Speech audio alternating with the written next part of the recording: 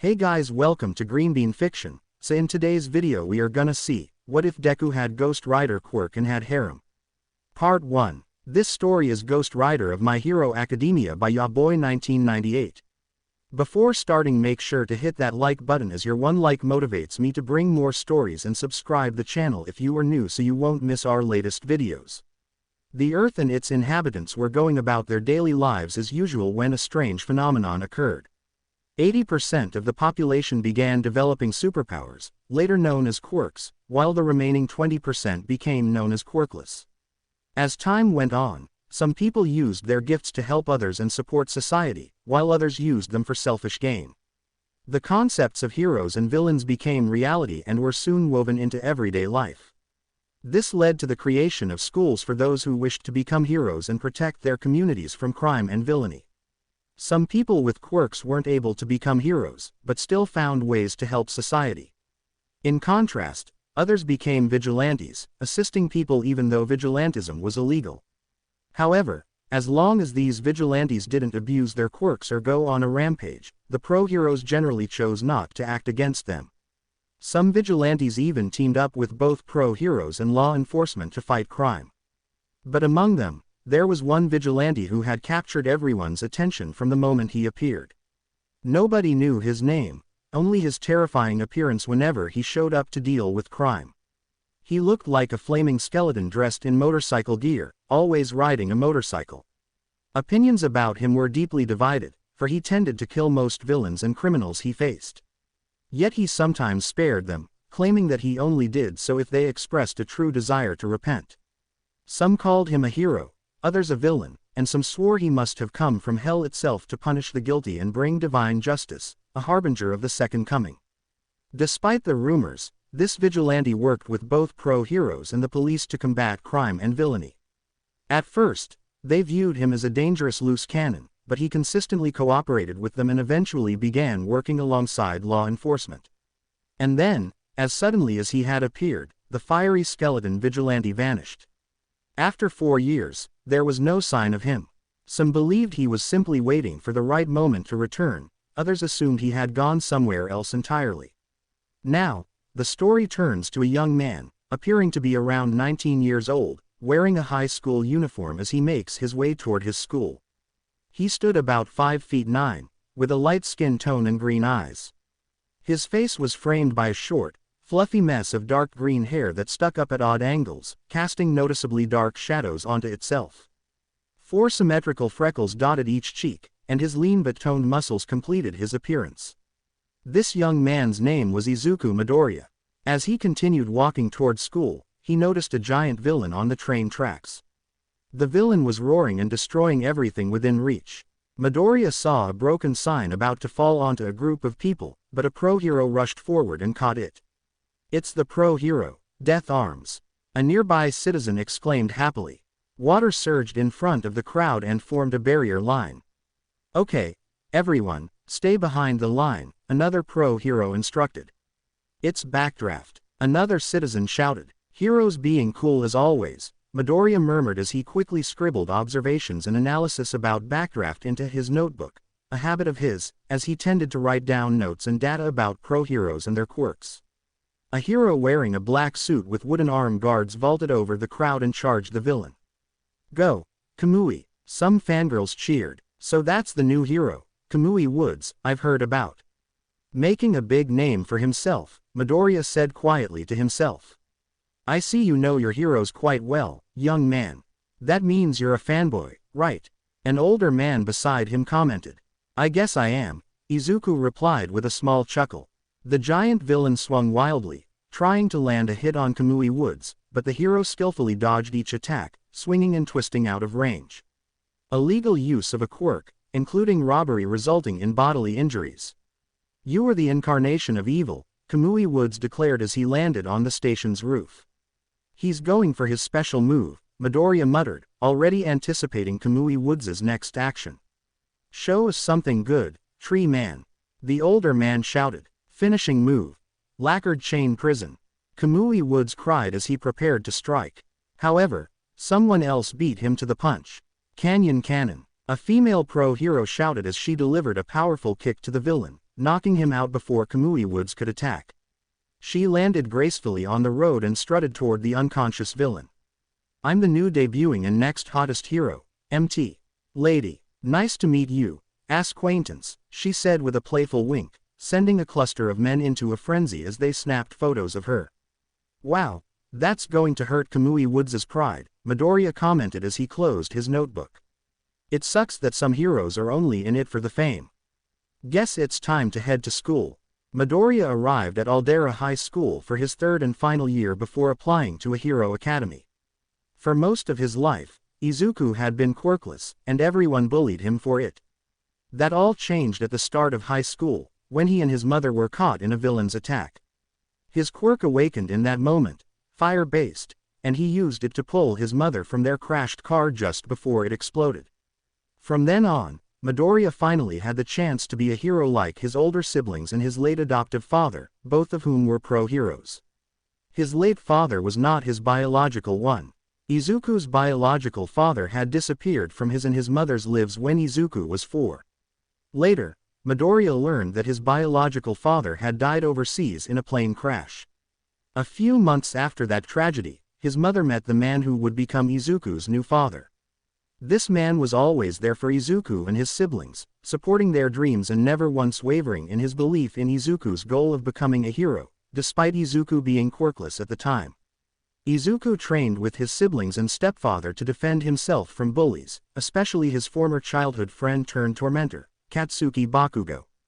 Some people considered Midoriya's quirk villainous, and claimed he wasn't hero material, mainly because his eyes turned red whenever he activated it.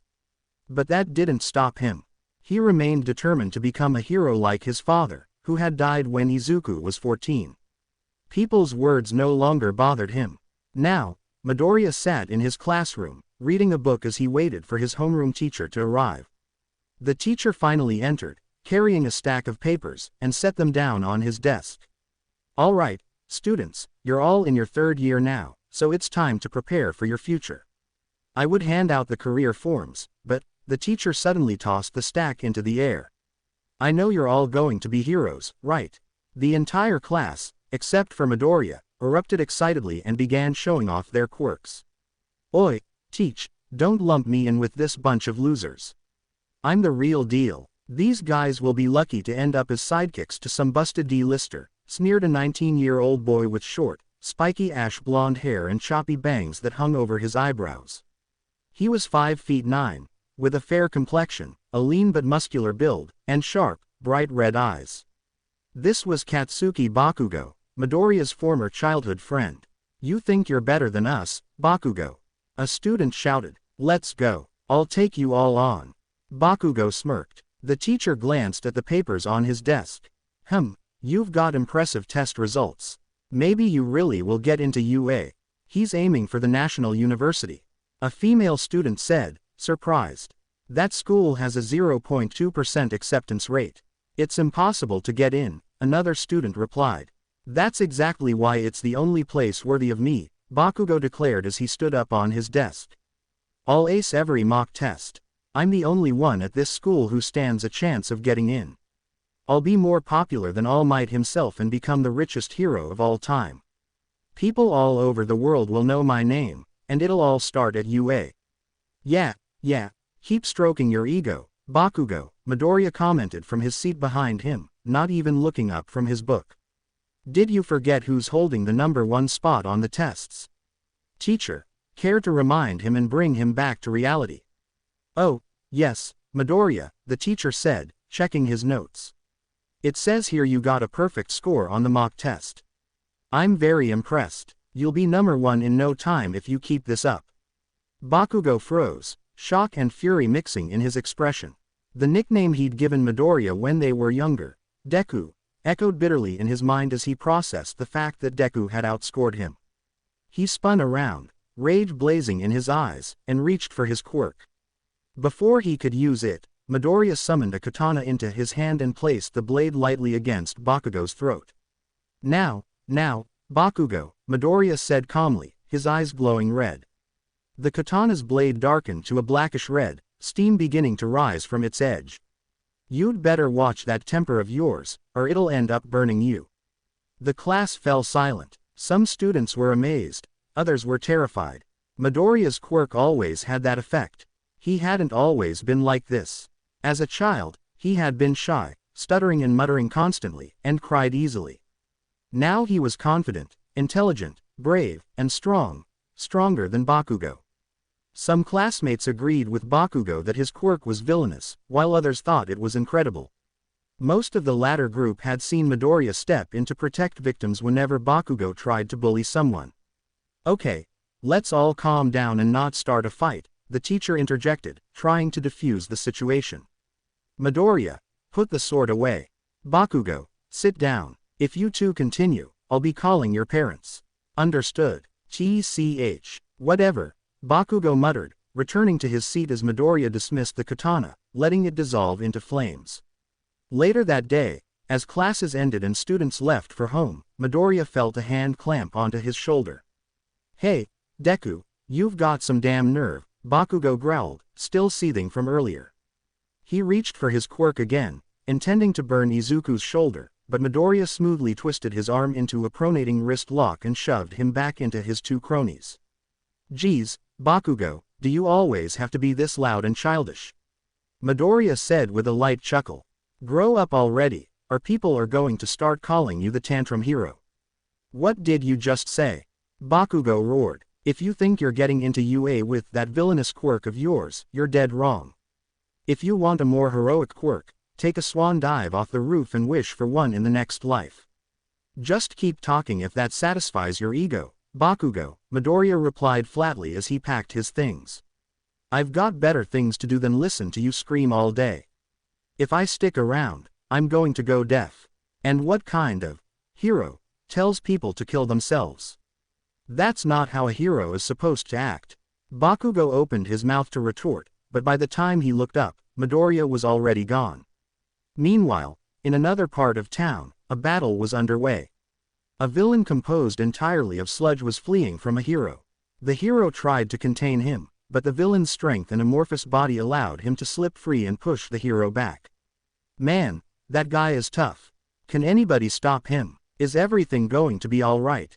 A citizen murmured anxiously. A very skinny man wearing baggy clothes and sporting sharp, angular features stepped out of a convenience store and saw the commotion. He had long limbs and an elongated neck, with no visible eyebrows. His hair was yellow, and his eyes were blue. Taking in the situation, he made a decision. In a flash, his appearance changed. He transformed into a towering man with an extraordinarily muscular, well-defined physique. His face took on chiseled, heroic features with a strong jawline, pronounced cheekbones, and thick, bushy eyebrows. His short blonde hair swept backward, with two distinct tufts jutting upward on either side of his head. His robust features cast a dark shadow over most of his face, leaving only his bright blue eyes clearly visible. Of course it will be, he declared. Why? Because I am here. The nearby civilian turned and gasped. Whoa, no way, it's All Might. The man, All Might, launched himself toward the sludge villain. He engaged the villain in battle, but the creature retreated into the sewer system, forcing All Might to pursue him underground. Back with Midoriya, he was walking through a tunnel on his way home from school when a manhole cover exploded upward. The sludge villain All Might had been fighting burst out of the sewer. What the? Midoriya exclaimed as the villain lunged toward him, trying to take over his body. Before the sludge could fully envelop him, Midoriya's entire body ignited in roaring flames. The villain recoiled, peeling away from the inferno, and stared in shock as Midoriya's flesh and skin burned away, revealing a flaming skeleton. Midoriya summoned his katana, pointing the blade at the villain. You, guilty, he said, his voice warped into a demonic, distorted growl. No way, the sludge villain shrieked. They said you disappeared, but if I take your body, I can easily kill All Might with the power you supposedly have. He charged at Midoriya. Midoriya's katana erupted in flames. With a single slash through the air, he unleashed a sweeping wave of fire. The blazing arc crashed into the sludge villain, splattering him across the tunnel. Midoriya reverted to his human form, but his vision blurred. The villain's brief attempt to possess him had taken a toll. He staggered, losing his balance. Just before consciousness slipped away, he saw a figure leap out of the open manhole. Everything went black. A stinging sensation on his face dragged him back. Hey, hey, hey, wake up, a familiar voice urged. All Might was lightly slapping his cheeks. Midoriya's eyes fluttered open. There we go. Thought we lost you there, All Might said with clear relief. Midoriya's mind reeled. Oh my god, it's him. The #1 hero and the symbol of peace, All Might himself, and he looks even cooler in person. He thought. Haha. Sorry about that, All Might said cheerfully. Usually I keep innocent people far away from danger, but the city's sewer system is harder to navigate than I thought. He held up a glass bottle containing the splattered sludge villain. Well, I'd better get this villain to the police. By the way, did you attack him? He asked, nodding toward the scorch marks blackening the tunnel. Midoriya followed his gaze and saw the charred aftermath of his earlier attack. He scratched the back of his head. Whoops. Guess I went a little overboard. It's been a while since I used my quirk to defend myself, he admitted as he pushed himself to his feet. Then something important occurred to him. Wait, I need to get his autograph. He thought frantically, fumbling for a notebook labeled, "Sign my notebook." He found it and flipped it open, only to see All Might's signature already scrawled across a page. Wow, you already signed it. You really are amazing. I'll treasure this, Midoriya said, beaming. Haha, no problem. Now, stand back. Taking off generates a lot of force, All Might warned as he crouched and leapt into the sky. He immediately felt a tug on his left leg. Looking down, he saw Midoriya clinging desperately to him. Hey, what do you think you're doing? I love my fans, but this is ridiculous. Please let go of me. All Might shouted. No way, we're in the air. If I let go, I'll die. Midoriya yelled back, tightening his grip. Oh, right, good point, All Might conceded. They landed together on a nearby rooftop. All Might set Midoriya down. Not very smart, kid, All Might said, slightly scolding. Knock on the door for a while, and someone will let you in. Now I'm off again. Wait, I wanted to ask you something. Midoriya called out. Before he could finish, All Might was suddenly enveloped in a cloud of smoke.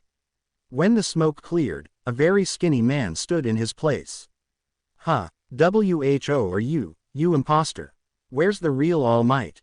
Midoriya screamed, whipping his head around. Look, kid, don't get the wrong idea. I'm really All Mig. The man was cut off as blood spurted from his mouth. Huh, was all Midoriya could manage. You know how guys at the pool suck in their guts to look buff. I'm like that, the man, All Might, explained weakly. What? No way, Midoriya said, shocked that his idol had such a weakness. What happened to you? All Might lifted his shirt, revealing a massive scar covering much of the left side of his chest. See this, kid, a villain did this to me 5 years ago. Because of that, I can only be a hero for 3 hours a day, he said. 5 years ago, was it Toxic Chainsaw who did that? Midoriya asked, examining the wound carefully.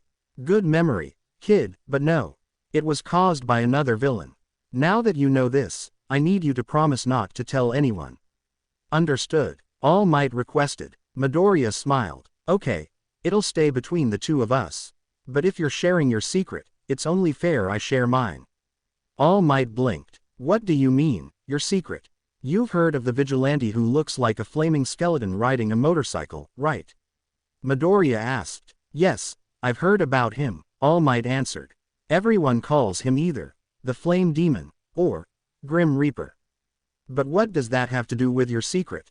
Midoriya immediately transformed, flames roaring over his body until he once again took on the appearance he'd had when fighting the sludge villain. Because that vigilante was me, he said. Originally, I was quirkless, but I was hell-bent on becoming a hero. My mother, father, and siblings all supported that dream. A few months after my dad died, my mom and I were driving home when a villain attacked us. I managed to get out, but my mother was trapped inside the car. There were no heroes nearby, so I did everything I could to save her, until my quirk activated and I was finally able to pull her free. He continued, after that incident, I decided to become a vigilante so no one else would have to go through what my mother and I did. I never took on a name when I hunted villains. As you've heard, I sometimes killed them. But I only took the lives of those whose hands were stained with the blood of innocent people. Others I spared because they honestly said they were willing to repent and pay for their crimes. Still, most citizens see me as a villain, because they believe a hero should never take a life. He reverted to his human form. I stopped when you rose to prominence and became the symbol of peace, he said. Everyone finally had someone to make them feel safe. I only ever took a villain's life to prevent them from killing more innocent people. I just wanted to be a hero like my late dad, who died saving people. My older siblings became pro-heroes to continue his work, too. Midoriya looked at All Might, worry clear in his eyes. What do you think, All Might? Do you think I can be a hero, despite having the visage of a demon and the blood on my hands? Even though people say my quirk is that of a villain, I just want to help and save people like you, my dad, and my siblings. The pro-hero studied him for a moment, then smiled. He shifted back into his muscle form, walked over, and placed a firm hand on Izuku's shoulder. Yes, All Might said. You can become a great hero. Joy surged through Midoriya. Really, all right, he shouted, grinning from ear to ear. Thank you, All Might. I've gotta go now, thanks again, he said, impulsively hugging the hero before rushing toward the rooftop staircase. Yes, my boy, All Might said quietly as he watched him go. You will be a great hero. Perhaps even worthy of inheriting one for all. He turned back to grab the bottle containing the sludge villain, only to find nothing there. What the? It's gone. He blurted. I must have dropped it when the kid grabbed onto my leg. I need to find it. Before he could move, an explosion echoed in the distance. That must be where he is. I need to hurry, All Might said, leaping into action. A few minutes earlier, in an alleyway, Bakugo and his two goons were walking and talking. Damn it, who does Deku think he is, talking to me like that? Bakugo growled. Come on, Bakugo, weren't you two best friends before? You know, everything happened. One of his cronies asked. Because he was weak, that's why. Bakugo snapped. Then he suddenly thinks he's so much better than me. It just pisses me off. He kicked a bottle lying near his feet, not realizing it contained the sludge villain All Might had captured. The bottle shattered, releasing the villain. And I'm free, the sludge villain chuckled darkly. Looks like I've found a new meat shield. He lunged at Bakugo and his goons. Bakugo fought back with explosions, but the clash triggered a massive blast. In the present, Backdraft was busy putting out the resulting fires. Kamui Woods rushed terrified civilians to safety, but the narrow streets prevented Mt. Lady from helping, as she had no room to use her quirk. Death Arms couldn't land a clean hit on the villain. Physical attacks didn't work on the sludge, as he'd already learned. Kamui Woods couldn't get close enough to rescue Bakugo due to the constant explosions.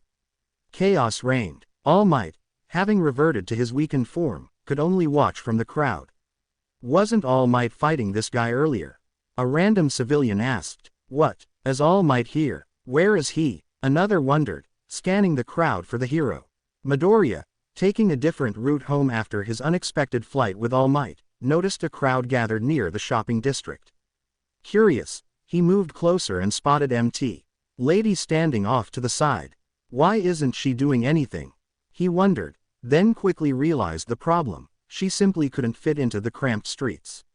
He pushed forward through the crowd and froze when he saw the sludge villain from earlier, and Bakugo trapped within its body. He watched Kamui Woods retreat.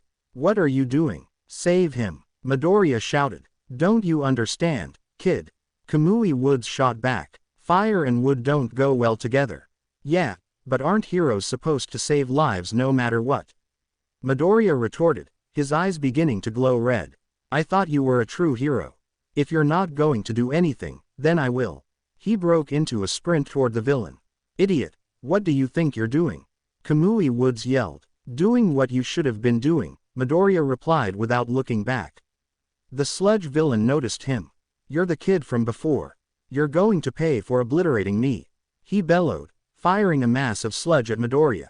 Before it could hit, Midoriya ignited his fist and punched the projectile, cauterizing it on impact.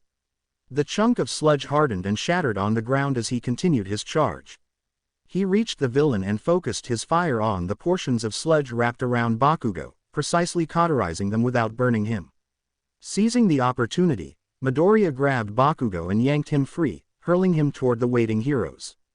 "Take care of him," Midoriya called to them as he dodged another tendril of sludge.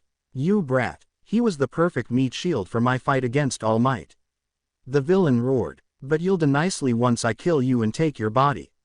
He launched multiple sludge tentacles at Midoriya. Midoriya ignited both fists, punching each tendril out of the air, cauterizing them one by one. The sludge villain screamed in pain. "How? Physical attacks shouldn't hurt me. How can your flames damage me?"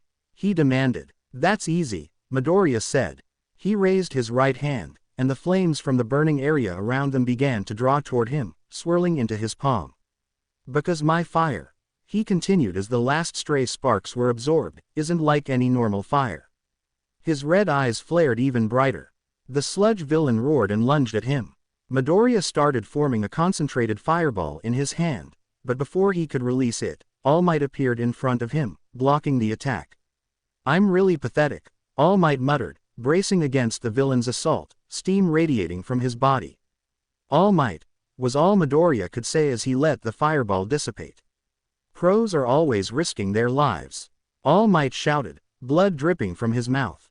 Detroit Smash. His punch unleashed a small tornado that tore the sludge villain apart, scattering him in all directions.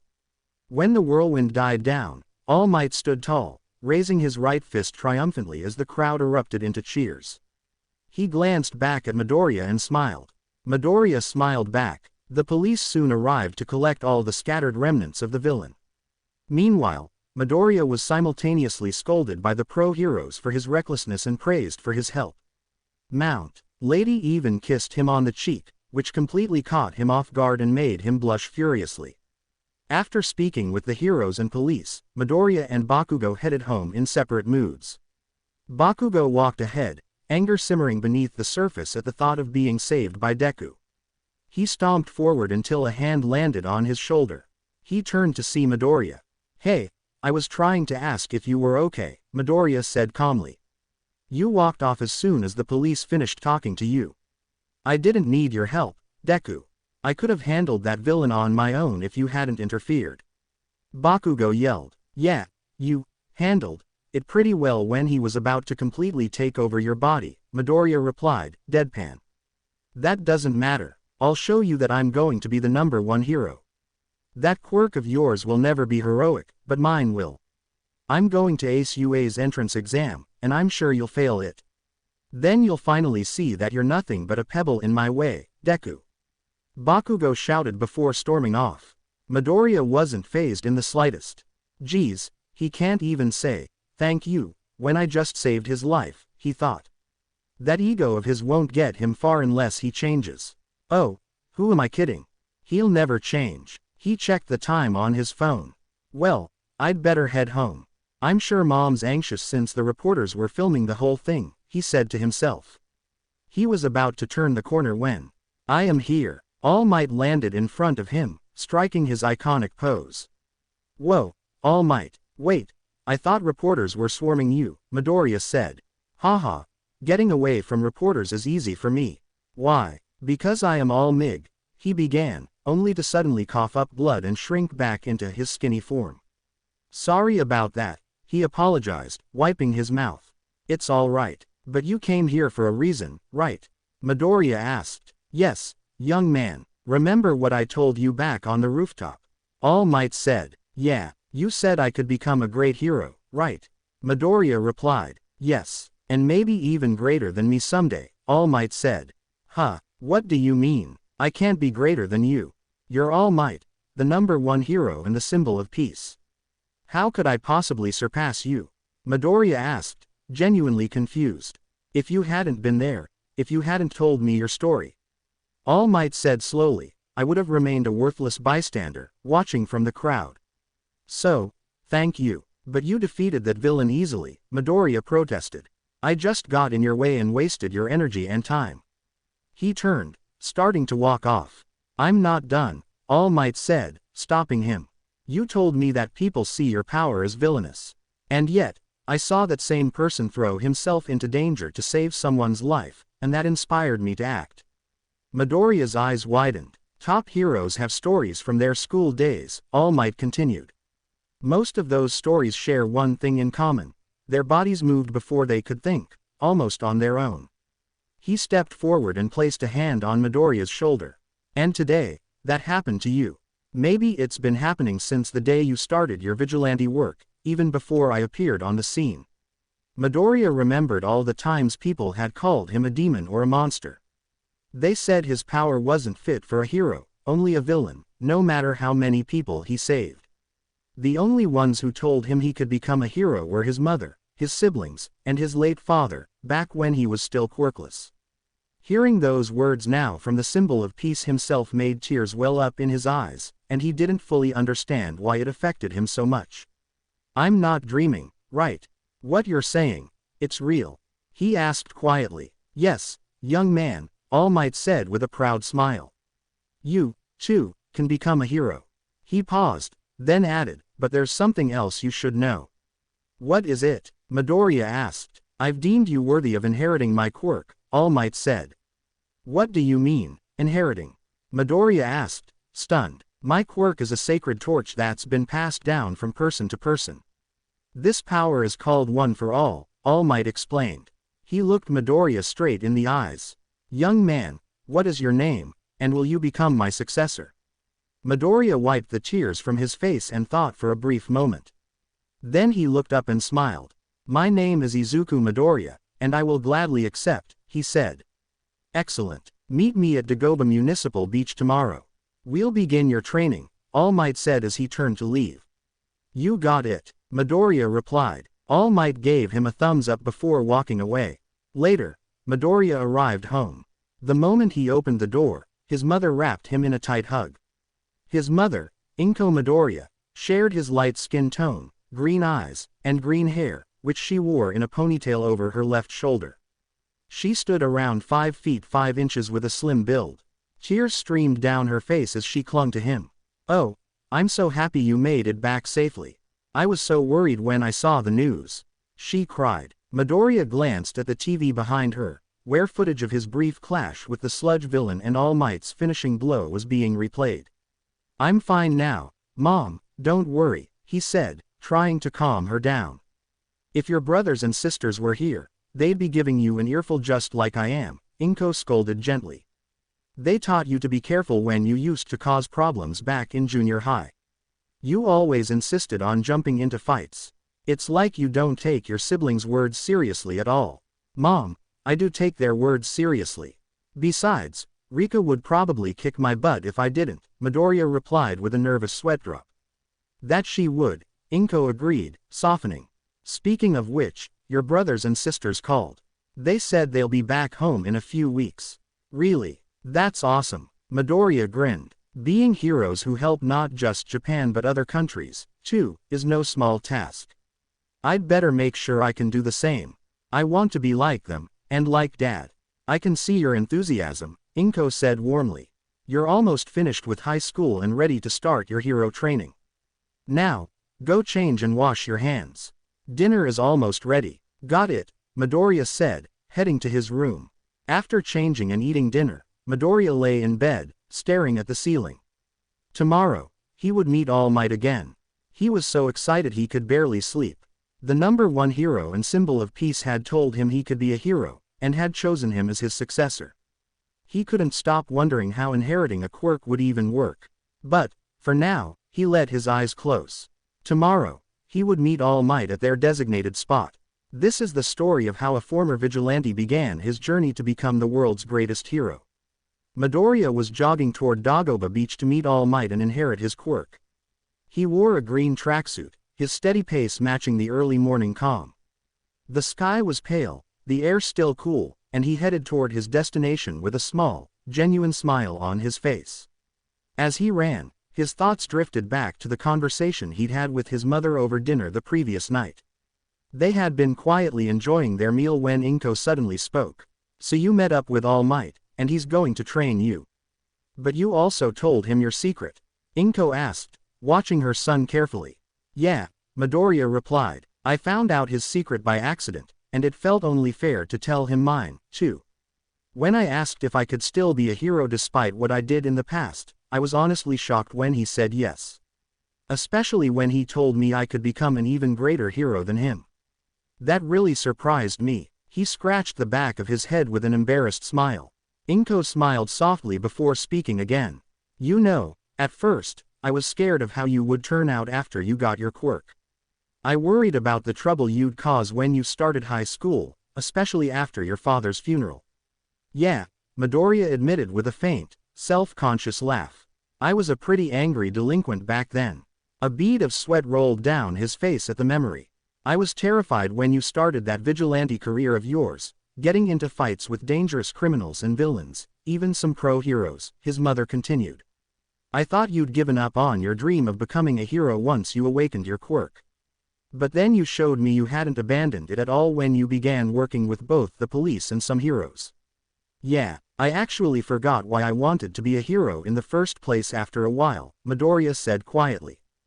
Being a vigilante, it warped my priorities. But then my brothers and sisters knocked some sense into me and reminded me why I wanted to be a hero to begin with. I wanted to be like All Might, saving people with a smile on my face.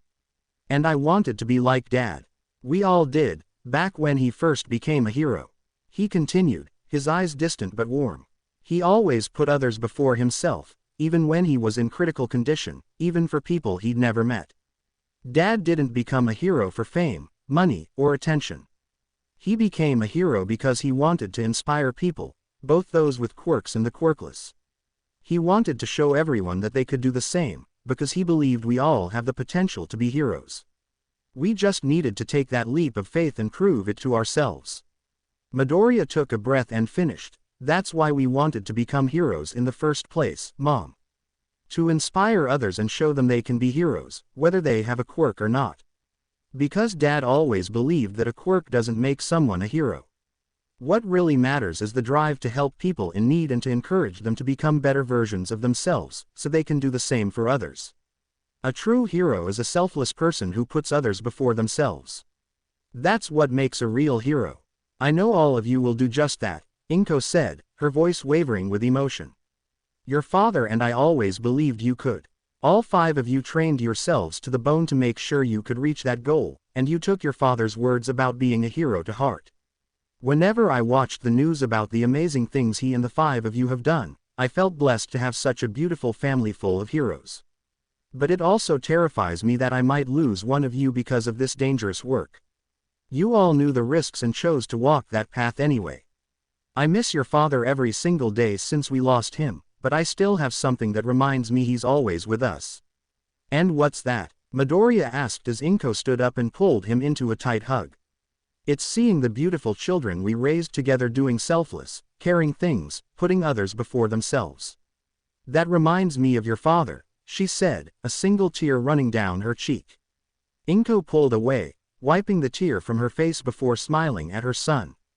So do your best. Become the amazing heroes your father and I raised you all to be, just like your siblings. And you, Izuku, become the #1 hero. I know without a doubt that you will. Midoriya had to fight back the tears her words stirred up, but a few still slipped free. You got it, Mom. He replied, his voice thick but filled with determination. Remembering the conversation, Midoriya let out a small sigh and smiled widely as he jogged. I've got one awesome mom, he murmured. Soon, he arrived at Dagoba Beach, and stopped in his tracks. The sight in front of him both shocked and pained him. Dagoba Beach had once been a beautiful spot for families, friends, and couples. Now, the shore was buried under mountains of garbage, the sand and waves almost hidden beneath illegal dumping. All Might, in his muscled form, turned as Midoriya approached. Ah, young Midoriya, you made it. The pro-hero boomed, a bit of blood spraying from his mouth. Midoriya smiled and nodded. For the next 10 months, All Might declared, sweeping his arm across the ruined coastline, you will restore this beach to its former glory as part of your training. Before it became an illegal dumping site, it was a beloved place, and you will bring it back. But first, let me see how much muscle you've built so I'll know where we need to improve. Midoriya nodded and pulled off his tracksuit top. All Might's eyes widened at the sight of the well-developed musculature beneath. Here's the image in case you need to know. P.S. I don't own the image. It belongs to the owner. My goodness, I never imagined you'd already built such a physique at your age. With this, you might be able to handle 15, no, even 20% of One for All. All Might exclaimed. Midoriya couldn't help but smile proudly at the compliment. Yeah, I've been training like crazy with my older siblings since I was 5, Midoriya answered. All Might noticed the scars scattered across the boy's torso and arms, clear signs of years of grueling training, especially harsh considering how young he'd been when he started. Let's get this training started, Midoriya said, slamming his fist into his open palm, determination burning in his eyes. Excellent. I shall make sure you clean up this beach and further build your body so you can inherit my quirk. All Might replied with equal resolve. Over the next 7 months, Midoriya trained under All Might to further increase his strength and stamina in preparation for inheriting One for All. The pro hero gave him a strict workout schedule, which Midoriya followed without complaint, even while finishing his final year of high school. While cleaning the beach, he wasn't allowed to use his own quirk, a condition he accepted readily. All Might pushed his successor to the limit and was consistently impressed by the boy's relentless determination. After 7 months of grueling effort, All Might, now in his skinny form, returned to Dagoba Beach, expecting to continue Midoriya's training. Instead, he froze at the sight before him. The entire beach was clean. Mountains of trash had been gathered and stacked into a massive pile far from the water. On top of it stood Midoriya, fists raised, letting out a triumphant victory cry that echoed across the shore. All Might blinked, then laughed in disbelief. Oh my! Oh my! Oh my goodness! He roared, transforming into his muscled form out of sheer excitement. He grinned as his successor continued shouting in joy. Young Midoriya, come down from there. You've done an amazing job. Midoriya stopped his yelling and spotted the towering hero below. He leapt down from the junk heap, landing in front of All Might and wiping sweat off his body with his tracksuit shirt. I couldn't have done it without you, he said with a tired but satisfied smile. Nonsense, you give me too much credit, All Might replied. You exceeded my expectations. I thought this would take the full 10 months, but you finished 3 months early. Young Midoriya, it's time for you to inherit One for All. I'm ready, Midoriya said proudly. All Might plucked a strand of his own hair and held it out in front of Midoriya. Now, eat this. Silence filled the air. Midoriya stared at the hair, then at All Might, his expression blank. Say what now? He managed. The power needs to be passed on by consuming the previous user's DNA, All Might explained. The simplest way is by having you eat my hair. Midoriya gingerly took the strand and gulped. This is, by far, the weirdest thing I've ever had to do, he muttered. Well, down the hatch. I can't believe I just said that. He quickly swallowed the hair, then grimaced. Oh, wow, I'd rather have those MREs my sister Rika gave me when I trained with her, and some of those were awful. He waited a moment, then frowned. Other than that, I don't feel anything right now. Your stomach needs time to digest it completely. Give it a few minutes, All Might reassured him. A short while later, Midoriya suddenly felt a powerful surge rush through his entire body. His eyes widened. Whoa, All Might, I can feel it. This power is overflowing inside me. Is this just from One for All entering my body? It feels like I could take on an army by myself. All Might laughed. Ha ha ha, I know that feeling. I experienced the same thing when it was passed to me. Now, try using it. How do I use it, exactly? Midoriya asked. Just clench your buttcheeks and shout, smash. All Might said, shouting the last word for emphasis. Midoriya stared at him, deadpan, a sweat drop practically forming on his forehead. That has got to be the weirdest way to explain a quirk, but okay, I'll try. Just, not the butt-clenching part. He turned toward the crystal blue ocean, inhaled deeply, and focused.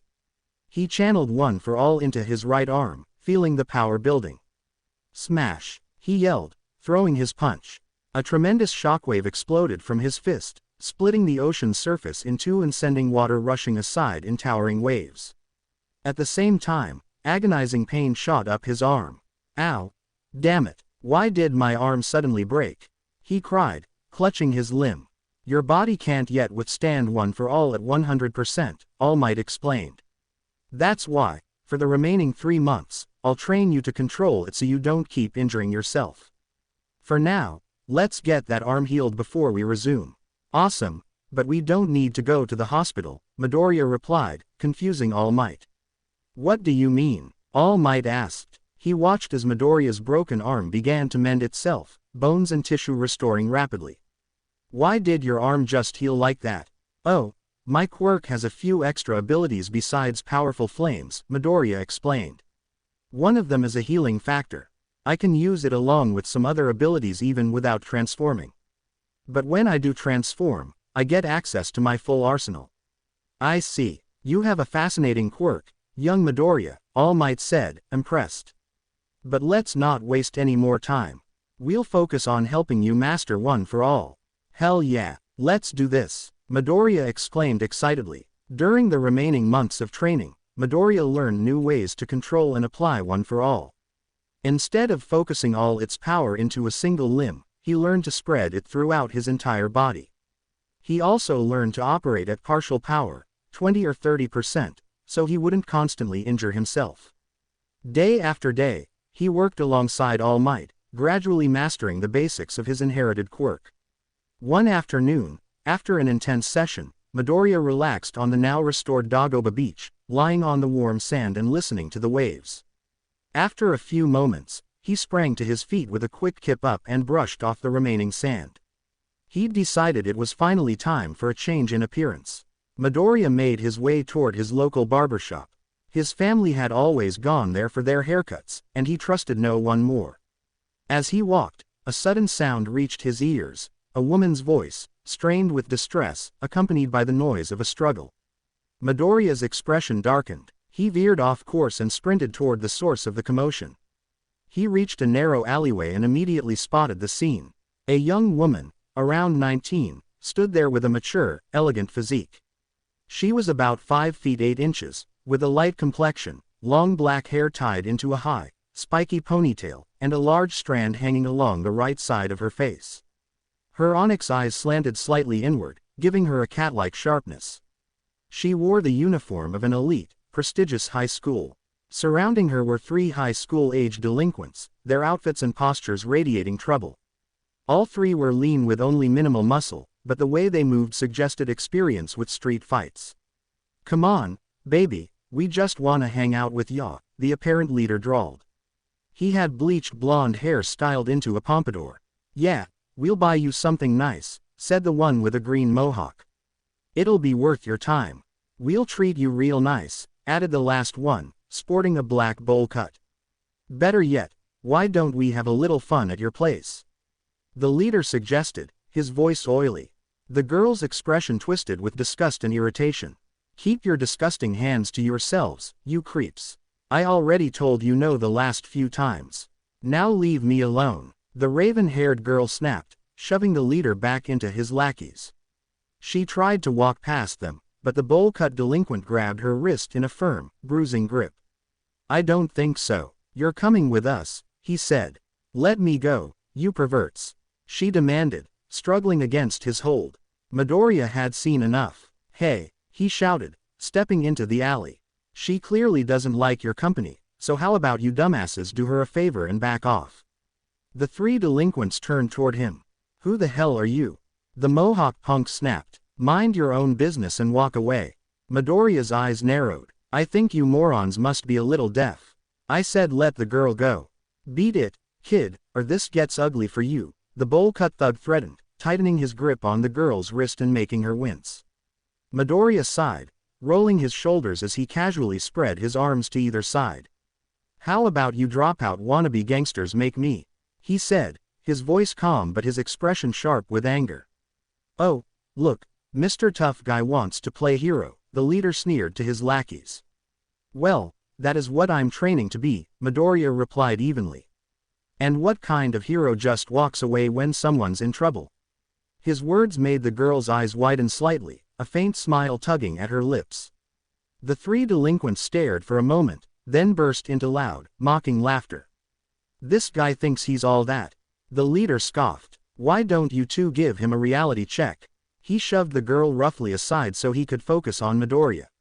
The mohawk delinquent pulled out a metal bat, while the bowl cut one drew an Italian stiletto knife from his pocket. Midoriya, however, remained calm, raising his hand in a "bring it on" gesture. The bowl cut thug lunged first, thrusting his knife toward Midoriya's torso. Midoriya stepped in and snapped a push kick straight into the man's face. The blow sent the delinquent crashing backward, his grip on the knife lost. The Mohawk punk, seeing his ally fall, charged in with a wild swing from the left, aiming the bat at Midoriya's head. Midoriya's hand shot up, catching the bat mid-swing with a firm grip. The delinquent's eyes went wide. Before he could react, Midoriya yanked him forward, ripping the bat from his grip, and twisted his arm into a tight hammerlock.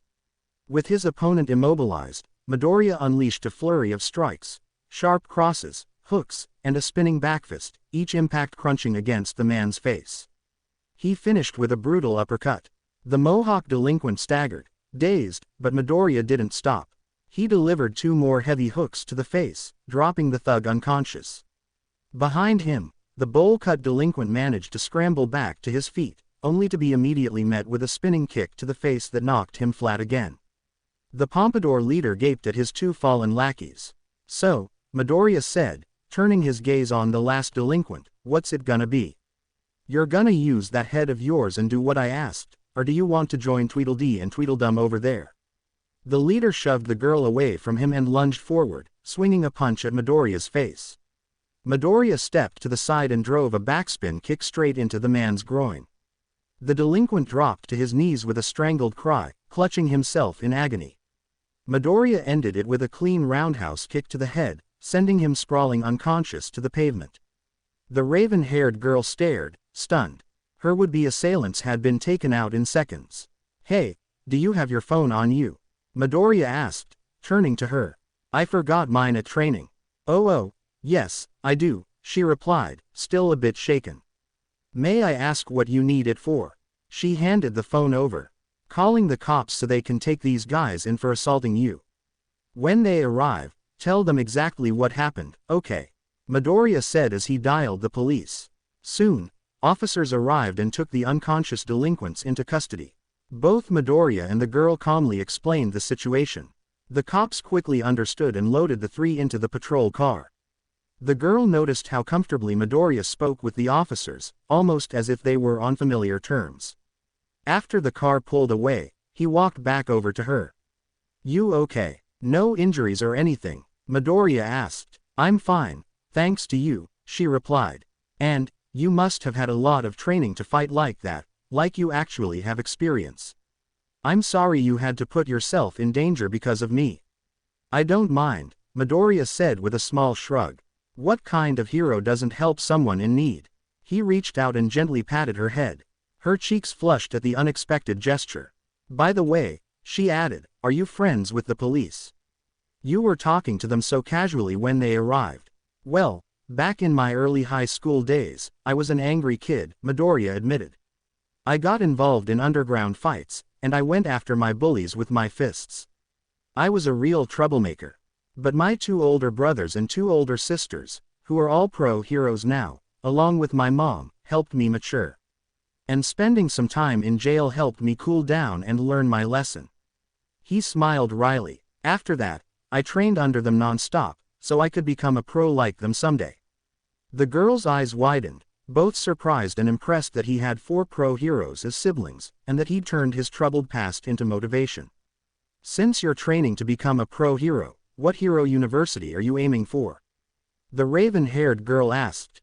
"I'm shooting for UA, and I'm gonna ace the entrance exam," Midoriya answered with a confident smile.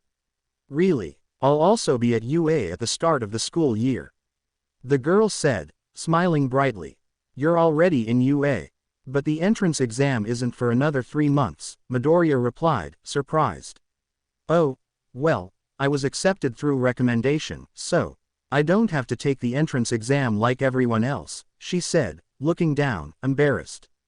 "Hey, don't look down on that," Midoriya said reassuringly. "That just means they saw great potential in you, and that you've got an amazing quirk." She blinked in surprise. Most people had criticized her for getting into the most prestigious hero school without taking the test. She'd half expected him to say something similar. Instead, He had praised and congratulated her, his warm smile making her feel strangely light and fuzzy inside. The raven-haired girl couldn't help but blush. "Thank you. Hearing that from you means a lot," she said softly. "Don't mention it. By the way, were you heading home before those guys started harassing you?" he asked. "Yes, I was," she replied. "Then how about I walk you home? Just to make sure something like this doesn't happen again," Midoriya suggested. "You really don't have to. You've already done so much for me," she said. "No, I insist," Midoriya replied. "What kind of man doesn't make sure a woman gets home safely?" The answer: a terrible one. She giggled at that. "Well, you've clearly shown you can handle yourself in a fight. And we could get to know each other better since we're both going to UA. So, I'll gladly accept your offer." They left the alley together and started down the street. As they walked, they talked easily, the earlier tension fading. Before long, Midoriya realized something. "Oh, I just noticed. I never got your name," he said. "My apologies, I forgot as well," the girl replied, bowing her head slightly.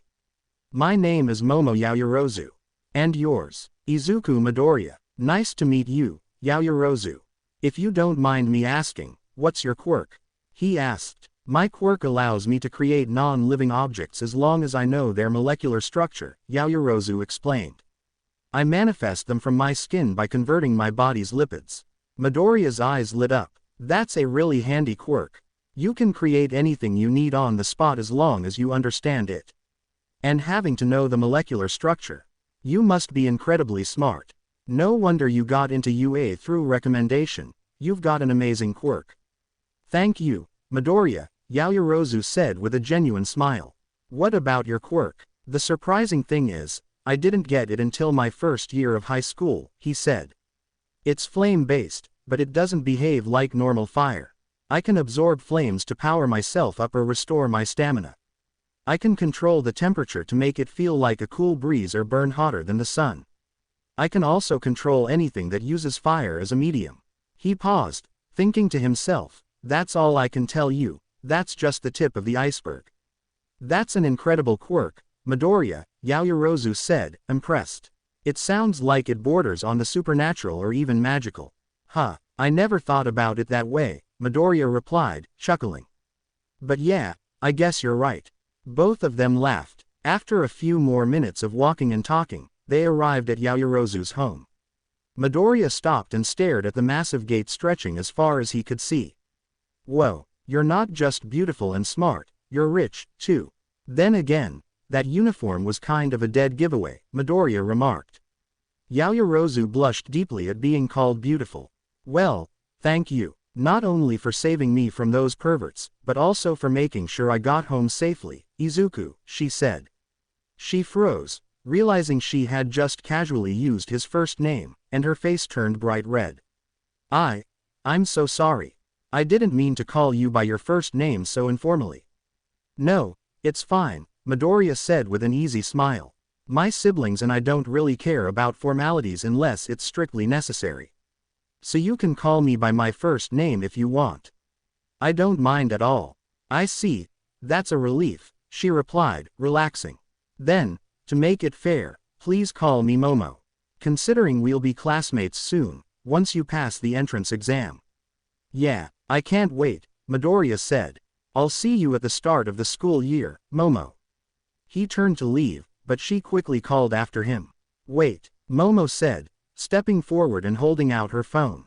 "Would it be all right if we exchanged contact information? That way, we can stay in touch for the next 3 months." "Sure," Midoriya replied, taking her phone. "I don't really have any friends at my high school, so I don't mind. And other than training, I don't have much going on over the next 3 months." He input his number and handed the phone back. "There you go. Just text me yours, and I'll add it. See you at UA, Momo." He waved as he started walking away. "I can't wait," Momo said with a soft smile, waving back before heading inside her home. Midoriya resumed his walk toward his favorite barbershop, but his thoughts lingered on Momo. "Man, I hope we get along at UA," he thought, a faint blush on his cheeks. "She's nice and adorable, and really beautiful, too." He shook his head quickly, trying to clear it. I'm also surprised she asked for my number so we could talk. Then again, Mom did say I need to make some friends, he mused. At last, he arrived at Akiyama's salon, and stepped inside. Ah, Midoriya, what a pleasant surprise. What brings you here today? A male voice called out, snapping Midoriya out of his thoughts.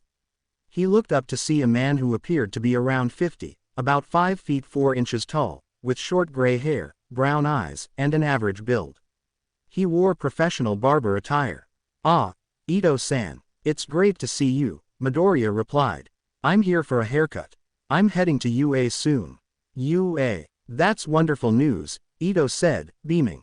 Now all of Inko's children are going to be pro heroes like their father. Well then, let's not waste any more time. I'll give you the perfect look to start your journey. He guided Midoriya to the washing area. A slim woman in her 40s, also about 5 feet 4, with shoulder-length black hair and green eyes, wrapped a towel around Midoriya's shoulders. Dressed in professional barber attire, she gently washed and scrubbed his hair with shampoo and conditioner. After finishing, she led him to a barber chair, and Ito draped a cloth over him. As Midoriya settled in, Ito stood behind him, scissors in hand. So, what will it be this time, Midoriya? Ito asked. Surprise me. You always give my family and me the best haircuts, Midoriya said. Then I shall do my best to give you a hairstyle worthy of a future hero, Ito replied proudly. He began cutting with careful precision, fully aware of how important this moment was for his young client. He checked each angle, every line, determined not to make a single mistake. Meanwhile, Midoriya kept his eyes closed, completely trusting Ito's skill. Afterward, Ito asked him to get his hair washed again. The same woman thoroughly rinsed out the stray hairs and dried his hair. Then Ito blow-dried and styled it, adding the finishing touches. Finally, Ito held up a mirror so Midoriya could see the result. Midoriya now sported a sharp double-bang hairstyle that framed his face and gave him a more refined, heroic look. He broke into a wide grin. Ito, you've outdone yourself again. This is one of the best haircuts you've ever given me. Thank you, Midoriya said sincerely. Ito smiled warmly at the praise. Thank you very much, Midoriya. I know you'll become a great hero, just like your siblings and your late father. This is what Midoriya's hair looks like now. P.S. I don't own the image. It belongs to the owner. Thanks, Ito-san. I'll make everyone in Shizuoka, my hometown, proud, Midoriya said, his voice full of determination. I'm sure you will, especially your family, Ito replied. Now, head home and rest up. You'll need all your energy for the entrance exam. You got it, Midoriya said. He paid both Ito and the woman who had washed his hair a generous amount before heading home. When he arrived, Inko immediately noticed his new haircut. She loved it, saying it made him look more handsome and might even make him popular with the ladies. Midoriya blushed at that but accepted the compliment with a shy smile before heading to bed. For the remaining 3 months, he would pour everything into his training and studies. Deep down, though, he had a strong feeling, almost a certainty, that he was going to ace the UA entrance exam. The big day had finally arrived. Izuku Midoriya stood at the entrance to UA, a small smile on his face. The retired vigilante still couldn't quite believe he was at his dream school, about to become a hero officially. His mother had wished him luck before he left the house, and All Might had done the same via text. Even his 4 older siblings had sent their support as he made his way to UA. 10 months of training were about to be tested, and Midoriya was ready to show what he could do. Of course, something had to come along and try to ruin his good mood. Out of my way, Deku! Bakugo yelled. If you think you're gonna beat me, you're wrong. I'm getting first place, and you'll fail. Still angry that everyone who watched the news saw me saving you from that sludge villain? Midoriya asked, which only pissed off his former friend more. TCH. That was Bakugo's only response, but it was clear that it was exactly why he was angry as he stalked toward the school. Midoriya sighed as Bakugo left the area. That guy will never change. And he says he's going to be a better hero than All Might. All of Shinto's kami, please help us all from his arrogance and ego, he muttered to himself. Kami refers to a god in Shinto. Before the green-haired teen entered the building, his phone buzzed. He checked the screen and saw a text from Momo Yaoyorozu. The message read, "Best of luck in the entrance exam, Izuku. I hope we end up in the same class. Also, I love the haircut you got yesterday. It makes you look mature." He couldn't help but smile as he responded, "Thanks, Momo. I also hope we end up in the same class. I have a feeling I'll ace it. See you soon." Putting his phone away, Midoriya started toward the school, only to immediately trip over his own foot.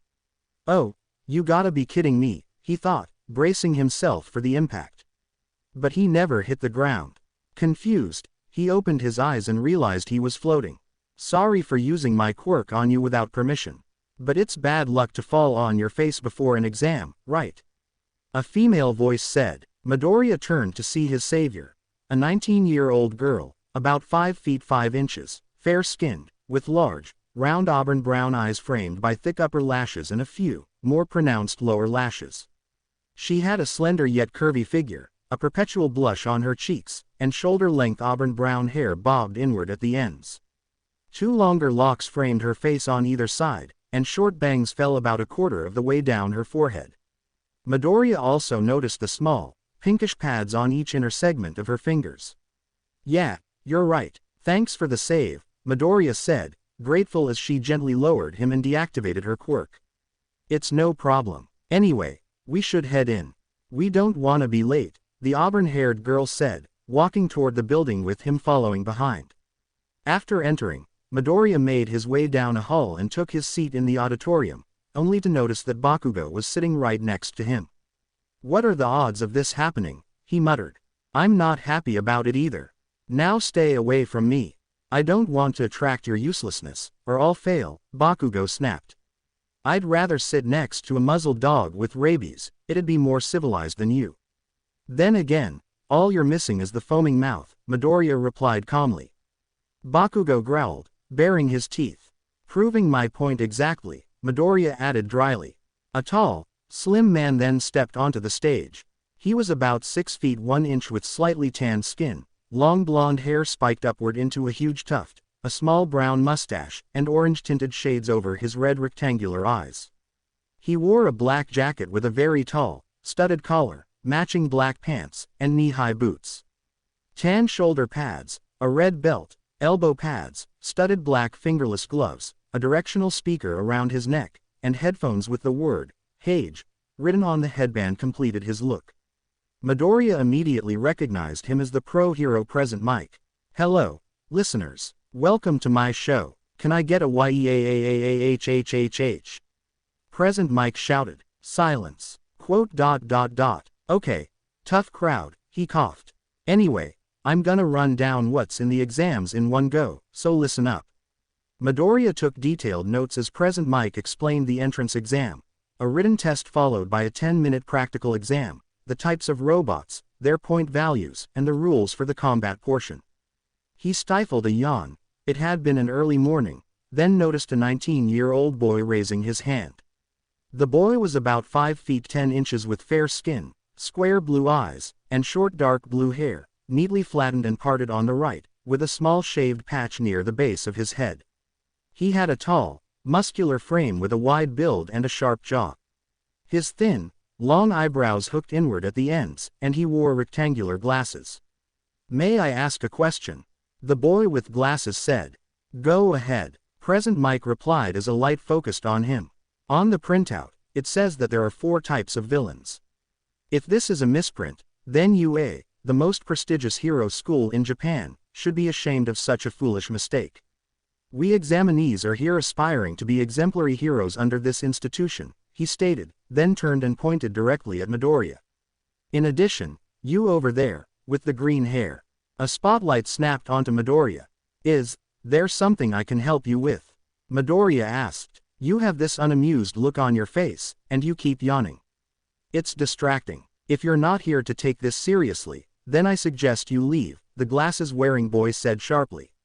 Midoriya's eyes narrowed, his irises flashing red for a moment, making the boy flinch. "Excuse me, am I not taking this seriously?" Midoriya asked coolly. "You're the one who interrupted Present Mike during his explanation. Besides, I believe he didn't mention the fourth type because it's an obstacle, it's worth 0 points, and we won't gain anything from it. Am I correct, Present Mike? A.N. Midoriya's glare. You're right on the money, young listener. Present Mike exclaimed. May I get your name, please? You're a perceptive one. Thank you for the compliment. My name is Izuku Midoriya, he replied. Midoriya is correct. The fourth robot is worth 0 points, so avoid it if you can. Also, Glasses Kid, next time, please wait until I'm finished. Present Mike said, addressing the crowd. Thank you for explaining, and I apologize for interrupting, the boy with glasses said with a bow before sitting down. Present Mike continued, this last part is from me. I'll tell you, listeners, the motto of our school, a quote from Napoleon Bonaparte, a true hero is someone who overcomes life's misfortunes. Go beyond, plus ultra, he shouted. Now, let's start with the written exam.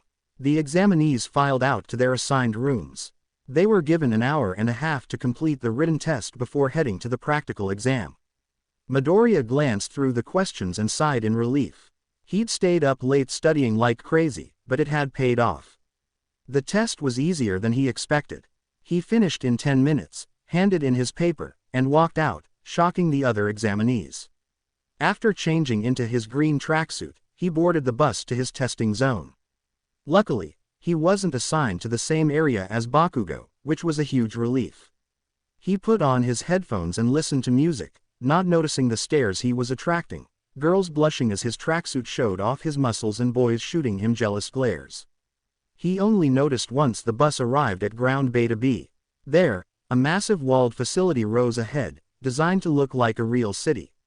As he took it in, he spotted the same girl who had saved him from falling earlier.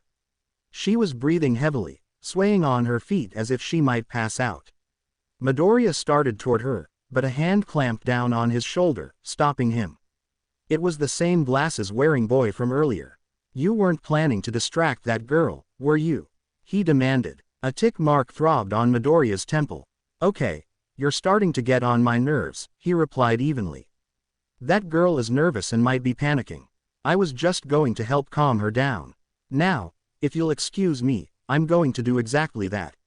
He brushed the boy's hand off his shoulder and walked over to the auburn-haired girl. She was trying to steady her breathing when she felt a gentle hand on her shoulder and jumped. Turning, she saw the green-haired boy she had saved earlier. You're nervous, huh? You just need to calm down and think straight, Midoriya said softly. Take a deep breath, slowly exhale, and clear your head so you can handle whatever the test throws at you. Trust me, give it a try, he added. The auburn-haired girl followed his instructions, taking a deep breath and slowly exhaling. Her shaking stopped, and her breathing evened out. Unbeknownst to them, several nearby examinees had copied his breathing exercise as well, with similar results. Midoriya smiled when he saw she'd calmed down. There we go. Now go show this school why you deserve to be here, he said, gently patting her head. Her cheeks turned bright red at the gesture. Suddenly, Present Mike's voice boomed across the grounds. Now, is everyone ready? Then go, he roared as the gates swung open. Midoriya's fists ignited with flame, and he immediately sprinted through the gates, leaving the others momentarily stunned. Present Mike laughed at their shocked faces. What are you waiting for? A countdown? There's no countdown in real life. Go already. Like that kid over there, he just scored 8 points. The examinees looked up in time to see 4 two-pointers reduced to scrap, then scrambled to chase after Midoriya. In this practical exam, the examinees weren't informed about the number of villains or their locations, a male voice explained in a dark room filled with monitors. Each screen showed a different testing zone and the examinees' performances. They have limited time in a vast area, so they must draw the villains out. In the room sat several UA staff members, quietly observing. One of them was the principal, Nezu. He stood just 2 feet 9.5, and didn't appear human. He was a stout creature that seemed to be a combination of several animals, a chimera resembling a dog, a mouse, and a bear. His head was mouse-like, with circular black eyes and a large scar over the right one. His rectangular ears slanted outward from the top of his head, and his elongated muzzle ended in a small, round nose. His fur was white, and he had large, dog-like paws with pink pads, along with a thin, cat-like tail. He wore a white dress shirt, a dark red tie, a black double-breasted waistcoat, and matching dress pants. On his feet were orange lace-up sneakers with incredibly thick soles that looked slightly too big for him. Information gathering to understand the situation before anyone else, he said as a screen showed a big, bulky examinee with tentacle-like appendages standing on a rooftop, scanning the area. Mobility, usable in diverse circumstances. Another monitor showed the boy with glasses from earlier, Tenya, using his speed to efficiently destroy multiple robots. Discernment, to remain calm in any situation. A third monitor displayed a blonde French boy unleashing a powerful laser from a device at his waist, obliterating a robot with practiced confidence. And pure combat ability. A fourth screen showed Katsuki Bakugo in another test zone, leaving a path of utter destruction. Destroyed robots and smoking debris littered the ground around him as he laughed maniacally, a crazed grin on his face. His behavior unnerved the staff, but his raw combat potential was undeniable. He was a wild card. These basic abilities needed to ensure peace in the streets are translated into points for this test, Nezu said. Doesn't this year's group look promising? The pro hero Midnight asked. She was about 5'9", with fair skin and sky blue eyes that tilted downward, framed by long lashes. Her abundant, spiky dark purple hair cascaded down in layers, the longest strands reaching below her waist. Her chin-length bangs were parted into 3 sections, 2 swept to the sides and 1 falling diagonally over her face. A small beauty mark sat below her left eye, and her nails were painted red. Her costume was a breastless black leather leotard worn over a thin, skin-tight white bodysuit that accentuated her voluptuous figure. A vertical strip down the center of the leotard was decorated with red, gemstone-like accents from her collar to her midriff. She wore translucent black thigh-high stockings attached to a burgundy utility belt studded with gold and fastened with a pentagonal buckle. Black knee-high boots, a small red eye mask, and a single handcuff on each wrist completed her ensemble. Suddenly, a series of sharp cracks echoed through the speakers, gunshots. The staff looked around, then quickly searched the monitors for the source. More shots rang out, this time accompanied by the deeper boom of a shotgun. They finally found the source, Midoriya. He was wielding a katana along with 2 pistols and a shotgun, moving seamlessly between them. The guns were a SIG Sauer 1911 TACOPS, an S&W SW 1911, and a Remington 870 MCS. Midoriya used all 4 weapons in tandem with his main quirk, efficiently destroying robots that charged at him. You may have some competition, Snipe. Looks like we've got a gunslinger among the examinees, Midnight remarked. Snipe, another pro hero and staff member, stood about 5 feet 11 inches with slightly tanned skin, dressed like a stereotypical Western cowboy. An old-school tan gas mask covered his face, shaped somewhat like a horse's muzzle, with triangular eye holes and silver ear defenders wired to the sides. Dark bluish dreadlocks, shoulder length, spilled from beneath the mask and from under his brown cowboy hat, which had a thick metallic plate on the front with a large S stamped in the center. He wore gray boots with silver-trimmed vamps and spur-fitted heel bands, a large red cloak buttoned at the top with frayed ends, and underneath, a black tank top with white armor strapped over the right side of his torso. A brown belt with a gun holster hung at his hip. Baggy black or very dark brown pants were covered by light brown or yellow chaps. Skin-tight black arm guards covered his arms up to the biceps, and tan gloves protected his hands. You're right, but I still can't believe that kid is the infamous vigilante known as Akuma, or Shinigami, Snipe commented. I'm surprised All Might met him, trained him, and brought him here to become a hero. And look at him, he's only using his firearms when no one's near him. He's fully aware of his surroundings, making sure not to hurt the other examinees. I'm impressed. Akuma is a malevolent fire spirit, Shinigami is a death god or death spirit, the Japanese equivalent of the Grim Reaper. I'm surprised as well, Nezu added. He faced various pro-heroes, including some of our own staff, during his time as a vigilante. But he never severely injured any heroes who confronted him. He always fought just hard enough to escape. Now, thanks to the symbol of peace, we've gained the opportunity for a powerful ally. That is, of course, if he passes the test. So let's see how they all react to this. Nezu pressed a large red button. On the testing grounds, Midoriya sliced the head off a 3-pointer with his katana, then blasted 2 2-pointers in one shot with his shotgun. He quickly drew his pistols and gunned down a cluster of 1-pointers charging at him. A 3-pointer tried to ambush him from behind, but Midoriya spun and drove his right fist, wreathed in roaring flames, straight through its head. And that makes a total of 240 points, he muttered, doing the math in his head. Should I get 50 or 60 more? No, I should leave some for the others. I'm not Bakugo. I'm sure he's hogging every robot in his zone to prove he's the best. Maybe I'll just relax on a rooftop until the exam's over. He climbed up a nearby building and pulled himself onto the roof. The ground suddenly began to shake beneath his feet. Midoriya looked up as several buildings collapsed in the distance. He and the other examinees turned toward the source and froze.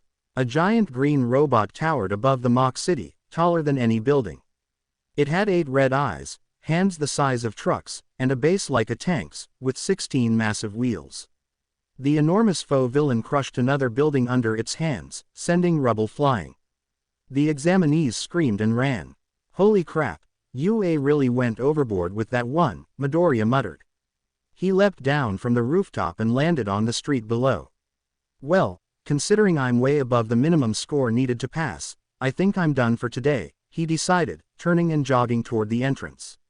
Then he heard it. Help. Midoriya stopped dead. He recognized that voice. He spun around and saw the auburn-haired girl from earlier, pinned under rubble, the 0-pointer looming over her, closing in. Oh hell no. Not on my watch, you robotic bastard. Midoriya roared, drawing his katana and sprinting toward the giant robot. The boy with glasses saw him charging and shouted for him to stop, but Midoriya ignored him. As he ran, he channeled one for all throughout his body. Power surged through his muscles, and he launched himself into the air, rocketing straight toward the 0-pointer's face. He gathered one for all into his left arm. Smash! He shouted, driving a devastating left cross into the robot's face, caving it inward. He didn't stop there. Landing on the robot's head, he rammed his katana straight into its metal skull. His eyes flared red as the sword glowed black-red and then ignited with roaring flames. Fire surged down through the 0-pointer's head as Midoriya ran, dragging the blade through its body and leaving a blazing, vertical trail. He leapt off the other side and landed back on the ground. Behind him, the 0-pointer's body split along the fiery line and began to detonate. Midoriya quickly absorbed the explosion's energy, drawing the flames into himself. The massive robot, sliced in half and melting, crumpled to the ground, leaving the other examinees completely stunned. Midoriya rushed over to the girl and carefully moved the rubble off her. Then he lifted her into a bridal carry, making her blush furiously, though he didn't notice. Hey, you okay? He asked. Only my ankle hurts, she replied. Time's up. Present mic announced as alarms blared, signaling the end of the exam. The examinees began murmuring in shock about what Midoriya had done to the 0-pointer.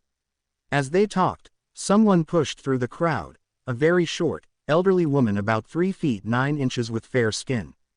Her gray hair was styled into a neat bun, with a large syringe-like ornament poking diagonally out to the left.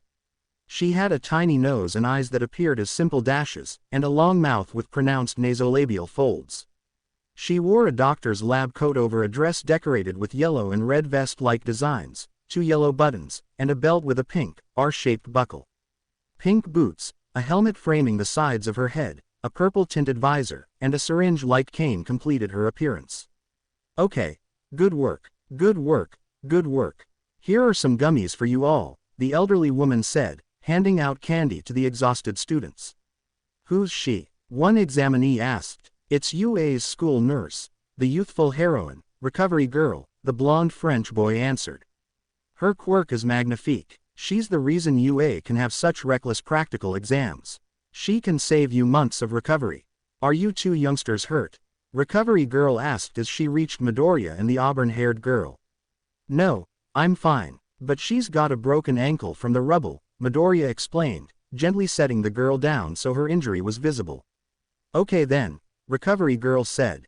She leaned in and kissed the girl on the forehead. A soft green glow enveloped the injured ankle, and in seconds, the damage was completely healed. She can walk now. I need to see if anyone else is injured, Recovery Girl said as she shuffled off. Midoriya helped the girl back to her feet and watched her take a few testing steps. Seems like I was able to repay you for helping me at the entrance, he said with a small smile. I hope you passed the exam. You have an amazing quirk. Why yeah, thank you. I hope I did pass, she replied, still blushing. I know you did. You took my advice and pulled through. We'll have to wait a week to be sure, but I hope to see you at UA, Midoriya said before jogging off toward the exit. The girl reached out, wanting to introduce herself properly to her savior, but he was already gone. 1 week later, at the Midoriya residence, Inko and her son sat together enjoying dinner. So, how was the exam? She asked. I think it went well. I know I got more than enough points to pass, especially with everyone wishing me luck, Midoriya answered. But you should have waited for that girl you saved at the exam to tell you her name. It was rather rude to just leave, if you ask me, Inko scolded lightly. I know, but I had to go. Some of my part-time jobs needed my help, Midoriya said, scratching the back of his neck. Still, you saved that girl from those gangsters after your training with All Might, and now you saved another one at the exam, Inko teased. Keep this up and you might be on your way to becoming a real lady killer. Midoriya nearly choked on his food but managed to swallow. Mom, it's not like that. I just helped them out, that's all. He protested, cheeks flushing. You keep telling yourself that, but life is full of surprises, Inko replied. The doorbell rang. Finish your dinner, sweetie. I'll go see who that is, she said, standing up. Midoriya finished his meal, and just as he set his chopsticks down, his mother rushed back into the room. It's here, Izuku. The letter is here, Inko exclaimed, holding up an envelope. Midoriya took it and headed to his room while his mother returned to clean the dishes. Inside his room, he carefully opened the envelope. Instead of a letter, a small disc dropped into his hand. He set it on his desk. The disc whirred to life, projecting a holographic image into the air. I am here as a projection. All Might's booming voice filled the room. All Might, wait. This came from UA, right? Midoriya blurted. All Might appeared in a yellow suit and blue tie, with a bright pink background behind him. I had to do some paperwork that took time, so I wasn't able to contact you sooner, the #1 hero explained. I'm sorry. You see, I came to this town to work at UA. Say what now? The symbol of peace is going to work at UA, Izuku exclaimed. A hand appeared at the side of the projection, gesturing to All Might. What is it? All Might asked. The hand signaled for him to wrap it up. Wrap it up. But there's something I must tell him, All Might protested.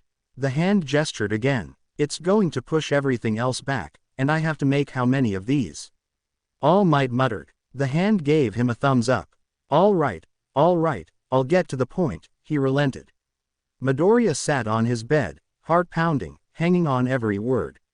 Congratulations, my boy, All Might declared. You passed the written exam with a perfect score and gained 240 points in the practical. Only 4 people in history have ever achieved over 100 points, one of them being myself. You passed with flying colors. Midoriya chuckled softly. Yeah, kinda figured, after our 10 months of training, All Might. Plus all the studying I had to do. But there was a secret component added to the test, All Might continued. Midoriya's eyes widened. A secret component. I'm an entertainer as well. First, take a look at this video. All Might said, pressing a button on a remote. A new scene appeared. The auburn-haired girl from the exam, now in her high school uniform, speaking with Present Mike. Hey, it's her. What's she doing with Present Mike? Midoriya wondered aloud. She came to negotiate directly in person after the exam, All Might's voice narrated. Negotiate what, you may ask. Keep watching and find out. The person who saved my life, the auburn-haired girl said. He has green hair with freckles on his face and the body of an MMA fighter. Is she talking about me? Midoriya murmured. Is it possible for me to give him some of my points? The girl asked, bowing deeply. There was still time left, and he would have earned more points if he wanted to. But he came and saved me from the zero-pointer instead. So I thought maybe he needed more points. Please, is it possible to do that? All Might paused the video. In addition to having a powerful quirk, your actions spurred others to act, he said, turning back to the camera. The entrance exam wasn't graded only by villain points. He resumed the video. Even if you ask, you can't give him your points, Present Mike told her, gently patting her head. Anyway, there's no reason to give him any female listeners. All Might paused the footage again. How could the hero course reject people who save others and do the right thing? He asked. Call that lip service. Bring it on. This is a job that requires risking one's own life to put that lip service into practice. Rescue points. He smiled broadly. A panel of judges awards them. It's the other basic ability we at UA look for. A scoreboard appeared, listing all the examinees from top to bottom. At the very top was one name. Izuku Midoriya, 80 rescue points. All Might announced proudly. You and Ochako Uraraka, the girl who came to negotiate with us, both passed the entrance exam. With 240 villain points and 80 rescue points, you have a total of 320 points. You, Izuku Midoriya, scored the highest total in UA history and are the only one to surpass 200 points. That also makes you the first-year representative. Tears welled up in Midoriya's eyes and threatened to spill over as the reality hit him. Am I dreaming? This is unreal. This is crazy. All Might extended his hand toward the camera. Come, young Midoriya. This is your Hero Academia. Yes, sir. Midoriya cried happily as the projection ended. He wiped the tears from his cheeks and took a deep breath. He stepped out of his room and found his mother sitting on the couch in the living room. So, what was the result? She asked anxiously. Midoriya inhaled deeply and slowly exhaled. I passed, Mom. I'm going to UA, he said. Inko rushed forward, throwing her arms around him as tears of joy streamed down her face. All of my children are now heroes. I'm the happiest mother of all time. You all make me so proud. Mom, stop crying, please. You're going to flood the building. Midoriya laughed, hugging her back. I'm sorry, it's just. I'm so proud to see the children your father, Takeru, and I raised become what they dreamed of being, Inko said, wiping at her eyes. Well, you should tell Ken, Rika, Yugo, and Maki the good news.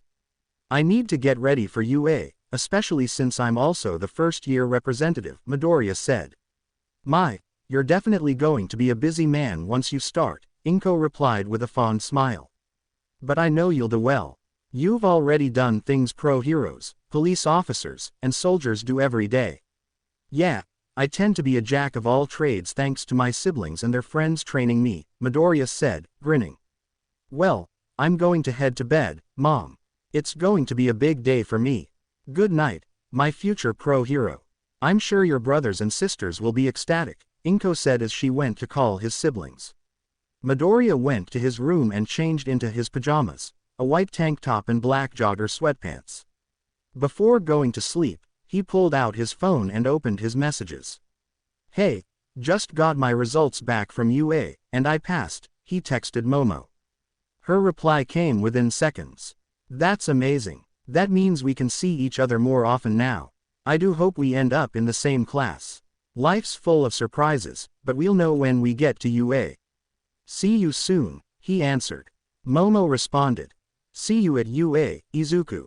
Good night. I've got a feeling we're going to have a busy first day. He chuckled and typed back. Yeah, I've got that same feeling too. Nonetheless, good night. Midoriya set his alarm, turned off his lamp, and lay down. As he drifted off to sleep, he couldn't help but feel accomplished. His start line to becoming a hero had finally begun.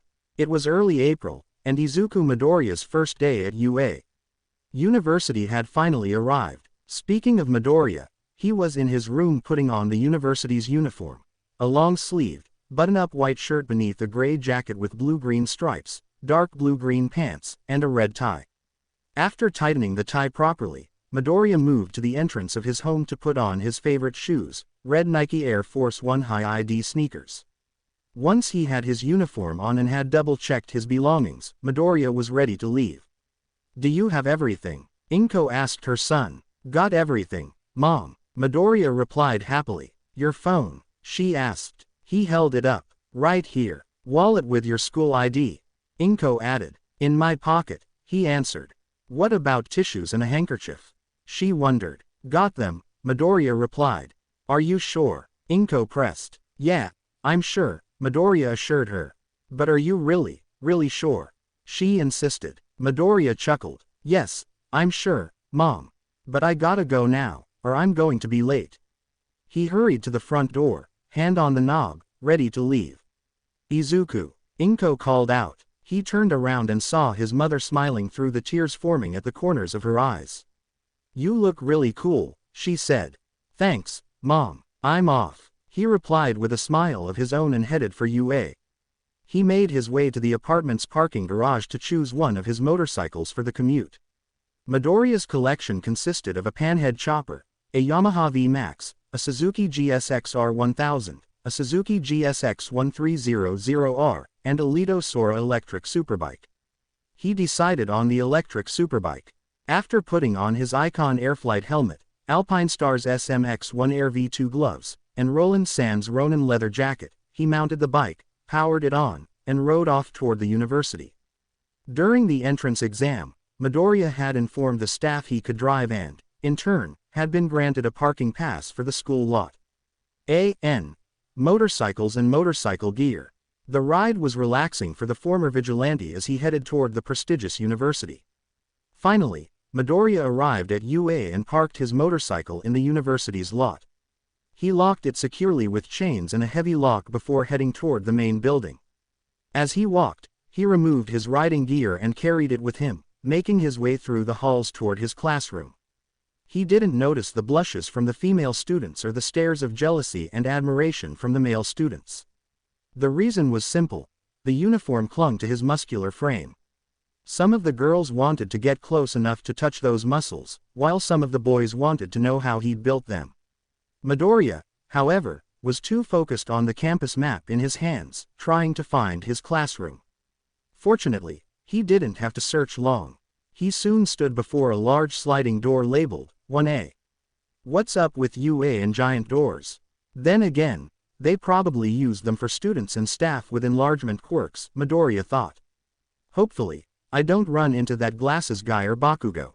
Otherwise, this is going to be a very annoying first day, he added inwardly, taking a deep breath before sliding the door open. You, get your feet off that desk at once. A male voice snapped. The hell did you say to me, you four-eyed bastard? Another male voice shot back. Unfortunately, Midoriya recognized both voices. The glasses guy was arguing with Bakugo, and the source of their dispute was obvious. Bakugo had his feet up on a desk. Of course, Lady Luck's only with me when I'm in battle, Midoriya thought. It's insulting for you to plant your feet on the desk made by our upperclassmen and school staff. Remove your feet at once, the glasses-wearing student demanded. Nah, I won't do that. What high school did you go to, side character? Bakugo shot back with a smirk. And there he goes again. Thinking he's the protagonist of a story. This guy's ego is off the charts. I really hope karma comes and punishes him for his arrogance, Midoriya thought as he stepped into the classroom, scanning for his assigned seat. My name's Tenya Iida. I attended Sume Private Academy. The bespectacled student declared, formally introducing himself as he patted his chest and waved his arms in stiff, robotic motions. Sume, a damn elite, huh? It's going to be more fun crushing you, Bakugo scoffed. Iida was taken aback. Crush me, are you sure you want to be a hero? While Iida and Bakugo bickered, Midoriya located his seat. He noticed that one desk over from his sat Momo Yaoyorozu, reading a book in her UA uniform. Unlike him, she wore the dark blue-green pleated skirt instead of pants. Momo looked up, noticed him, and smiled. She stood and walked over, then pulled him into a hug. He returned it without hesitation. I'm glad we're in the same class, Izuku. Momo told her savior as she stepped back. Yeah, I agree. It's great to be in a class with someone you're familiar with, Midoriya replied. Iida spotted Midoriya and abruptly ended his argument with Bakugo, striding over to him. Midoriya, you're here, he exclaimed as he reached him. In the back, Bakugo clenched his fists at the sight of Midoriya in the same classroom. Oi, Deku, what are you doing here? Bakugo roared. Midoriya ignored him, focusing on Iida instead. I must congratulate you. You're far superior. As you realized there was more to the practical exam, Iida said, punctuating his statement with his usual sharp arm movements. Midoriya blinked, confused, until the mention of rescue points clicked. Oh, you mean that? I actually didn't know about it until the results came in. I just did what any hero would do, Midoriya answered. Iida was shocked that Midoriya hadn't known about the rescue points. What you did during the practical exam was amazing, especially how you handled the zero-pointer, Momo added. Wait, you saw that? Midoriya asked. Yes, the recommended students were allowed to watch the practical exam. I was amazed by your combat skills and how you handled your weapons, she explained. The classroom door slid open again, and Ochako Uraraka entered. She immediately spotted Midoriya and hurried over. Oh, hey, it's you. Midoriya, right, you passed, just like Present Mike said. Uraraka chirped. Well, it was thanks to you. You spoke to him directly and tried to negotiate about giving me some of your points, Midoriya replied. Huh, how did you know about that? She asked, puzzled. Oh, it was in the results they sent me, he answered. Damn, both Uraraka and Momo looked good in their uniforms. No, Izuku, you shouldn't be thinking that right now. He scolded himself internally. But still, it was amazing how you took down that zero-pointer all by yourself. First, you punched it, then you sliced it in half. I think it only took you about 10 seconds. Uraraka said excitedly. Everyone within earshot froze, then burst into chatter. Many of them had been at the entrance exam and had only heard rumors about someone destroying robots in seconds or minutes. Bakugo listened to the conversations around him, his temper boiling. It was bad enough that Deku had gotten into UA, but now he was the center of attention on the very first day. Damn it, why is Deku stealing the spotlight? Destroying a zero-pointer in 10 seconds. That has to be a goddamn lie. But the way Round Face says it must be true, Bakugo fumed inwardly. That's impossible, he must have cheated his way in. But if he didn't, then I'll crush him. I know you all want to ask about what I did at the entrance exam, but we should get to our seats now. Our homeroom teacher is here, Midoriya told the class as he returned to his desk. Everyone exchanged confused looks, until a voice cut through the noise. He's right, if you're here to make friends, then I suggest you go home now, a tired-sounding man said. All eyes turned to the doorway, where a man lay in a yellow sleeping bag on the floor. Something weird just appeared, everyone, except Midoriya and Bakugo, thought in unison. The man unzipped the bag enough to sip from a juice pack, then fully unzipped it and stood. He stood around 6 feet tall, with a slender build, pale skin, and messy, shoulder-length black hair that partially shaded his half-open black eyes. Unkempt facial hair and an exhausted expression made him appear even more worn out. He wore a ragged black outfit consisting of a long-sleeved shirt and matching pants tucked into his boots. A utility belt circled his waist, and a strange scarf was wrapped around his neck. It took all of you 8 seconds to quiet down. We need to work on that, the man said as he walked to the front of the classroom. Welcome to the hero course. My name is Shota Aizawa. I'll be your homeroom teacher for the next 3 years. Nice to meet you, he introduced himself, then reached back into his sleeping bag and pulled out what appeared to be PE uniforms. I know this is sudden, but put these on and meet me on the PE grounds. Meanwhile, in the teacher's lounge, All Might flipped through the teacher directory. The UA system doesn't follow the beaten path. Depending on the homeroom teacher, even the first day, All Might mused internally as he read. Back outside, Class 1A assembled on the PE grounds, now dressed in their athletic uniforms.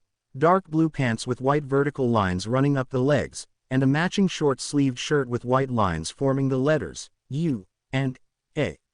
A Quirk assessment test, the class shouted. But what about the opening ceremony and orientation?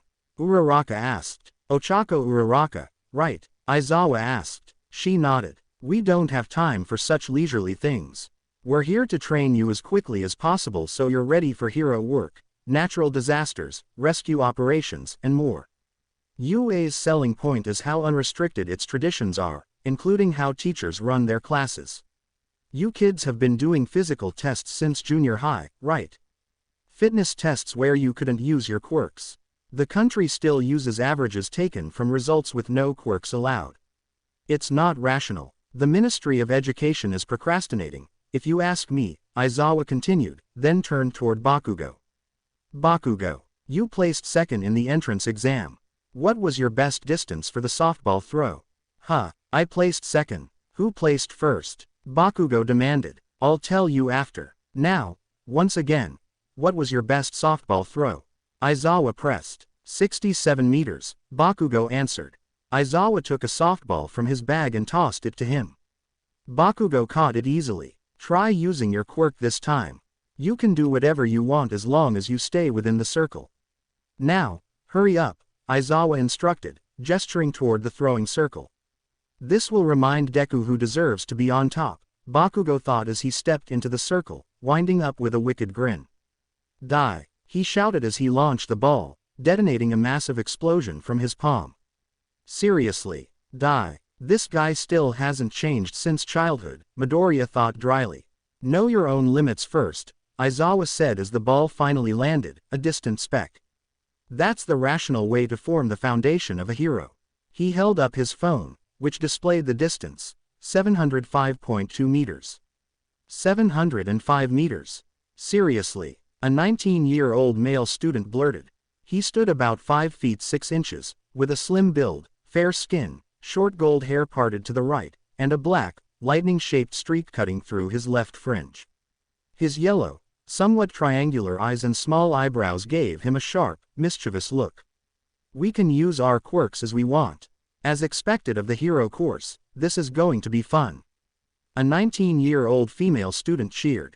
She stood around 5 feet 4, with light pink skin, square-shaped eyes with black sclera and yellow irises, long lashes, and short, fluffy, slightly darker pink hair. Two thin, pale yellow horns curved diagonally from her head.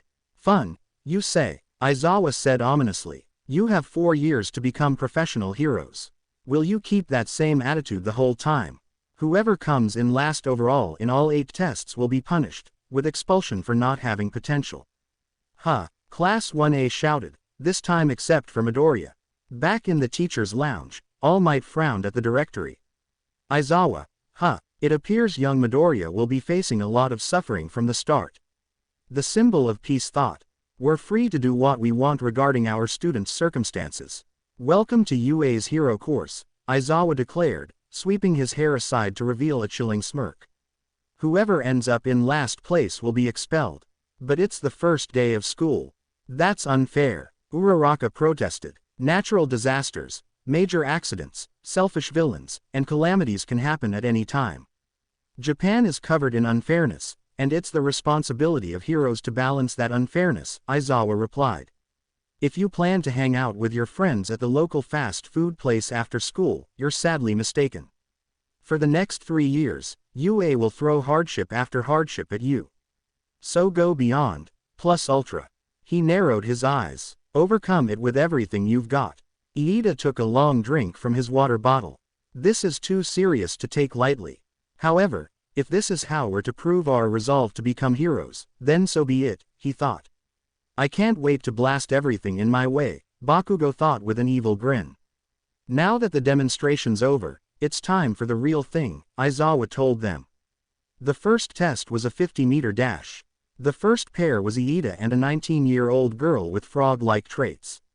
She was around 5 feet 0, with fair skin, a slender build, large hands, and a wide mouth. Her oval black eyes had prominent lower lashes, and her dark sea-green hair reached her waist, tied together at the ends in a large bow. 2 shoulder-length pieces framed her face, with shorter bangs falling between her eyes. They lined up at the start line, a camera-like robot stationed at the finish line. On your mark, get set, the machine announced, then fired an electronic starting pistol. Iida blasted forward, engines in his calves roaring to life from the 3 exhaust pipes on each leg. He crossed the finish line in 3.04 seconds. The frog-like girl finished shortly after with a time of 5.59 seconds. Aizawa jotted down the results on his clipboard. Hero, the girl croaked as she came to a stop. Well, he's like a fish in water when it comes to this kind of test. But speed isn't the only attribute essential for a pro hero. Let's see how the others do, Aizawa thought. Next up were Uraraka and a 19-year-old boy with a tail. He stood around 5 feet 7 inches with fair skin, a solid muscular build, short blonde hair swept forward, and thin black eyes. A long, hairless tail swayed behind him, tufted only at the tip. "Lighten up my clothes and shoes," Uraraka murmured, tapping them with her fingers before stepping up to the start line. The shot sounded, and both took off. The tail-wielding boy crossed first with a time of 5.49 seconds, while Uraraka finished at 7.15. "All right, better than what I got in junior high and high school," Uraraka said happily. "HMPH, everyone's not being creative enough. I'll show you what it's like to use your quirk properly," a blonde Frenchman announced. He, too, appeared 19, with fair skin, a slim build, and a somewhat feminine face. His long blonde hair lay flat around most of his head but spiked outward at the bottom. His fringe curved up before dropping down at the side, and his long lashes framed bright indigo eyes. At his waist, a golden ring-shaped buckle with a blue crystal glinted. At the signal, he turned around and fired a laser from his belt, propelling himself forward, but he stopped halfway, then fired again to reach the finish line with a time of 5.51 seconds. "If I shoot for more than a second, I get a stomachache," he explained as he straightened. "What the heck?" several of his classmates thought, sweat dropping. Knowing the upper limits of your quirk and seeing your room for growth in each result shows what you can and can't do, Aizawa noted inwardly, glancing toward the next pair, Midoriya and Bakugo. "Get ready to be left in the dust, Deku. I'll show you why I deserve to be here and not you." Bakugo snarled. Midoriya rolled his eyes. "How about you stop barking and focus on the test instead of stroking your ego?" He shot back. He channeled about 5% of One for All throughout his body, feeling power hum through his limbs. That will connect to the creativity needed to survive, Aizawa thought as the starting gun fired. Explosive speed, Bakugo yelled, blasting himself forward with his quirk. But Midoriya's figure blurred and streaked past him. By the time Bakugo realized what had happened, Midoriya was already at the finish line. His time, 2.05 seconds. Bakugo crossed at 4.13 seconds. "When I use both hands, the force disperses," Bakugo thought, glaring daggers at Midoriya. 7 tests remaining. Should I hold back on my quirk and use all mights instead? Midoriya wondered. Aizawa stared at him for a long second. He could tell the green-haired student was still holding back. The second test was grip strength. Each student used a handheld device to measure their grip in kilograms. One 19-year-old male student managed 540 kilograms, surprising everyone. He stood about 6 feet 2, with slightly tanned skin and a muscular build. His pale gray hair swept forward, covering most of his face and bending downward at a sharp angle over one eye. 6 arms extended from his torso, connected by thin webs of skin. One pair ended in hands, while the rest were smaller stubs. His slightly elongated face, widely spaced black eyes, and blue mask, covering from just below his eyes down to the base of his neck, gave him an unusual, almost inhuman presence. Another beep sounded as Midoriya finished his attempt. 560 kilograms. A few students repeated, astonished. Midoriya smiled to himself. Man, all that weight training with everyone paid off, he thought. He hadn't even drawn on either of his quirks. The third test was the standing long jump. Bakugo cleared the sandbox easily, using a small explosion to propel himself. The French boy followed, using his naval laser to blast himself across. Midoriya stepped up next. He channeled One for All into his legs and leapt in a single, powerful bound, clearing the sandbox with room to spare. The fourth test was repeated side steps. Only one student clearly outshone the rest. A 19-year-old boy around 3 feet 8 inches with fair skin, a large, round head, and very puffy cheeks. His nose was small and upturned, his large black eyes sat above a distinct philtrum, and his short dark purple hair was arranged in 4 big spheres, like a rounded mohawk. He placed strange, sticky purple balls from his head onto the ground and used them as anchors to bounce rapidly back and forth, racking up an impressive count. Uraraka's turn came for the softball throw. She touched the ball, lifting its weight, and hurled it skyward. It kept going and going, quickly disappearing from view. Aizawa held up his device. Infinity, he announced. The class gaped. Midoriya, however, remained calm. He'd expected as much from her. Next were sit-ups. Most students began to slow down around 50 to 70 reps, collapsing in the grass, winded. Midoriya, on the other hand, breezed through one set after another. Aizawa finally told him to stop when he hit 300, still not out of breath. For the seated toe touch test, some could barely reach past their knees, while others strained to tap their toes. Despite his muscular build, Midoriya folded forward easily, palms wrapping around his feet, surprising the others. The long-distance run followed. Students circled the field, gradually slowing as fatigue set in.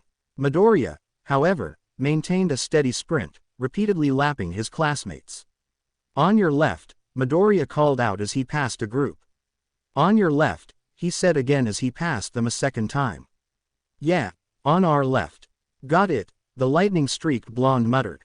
The pink-skinned girl spotted Midoriya closing in again and groaned. "Please don't say it. Don't say it, please don't say it," she pleaded under her breath.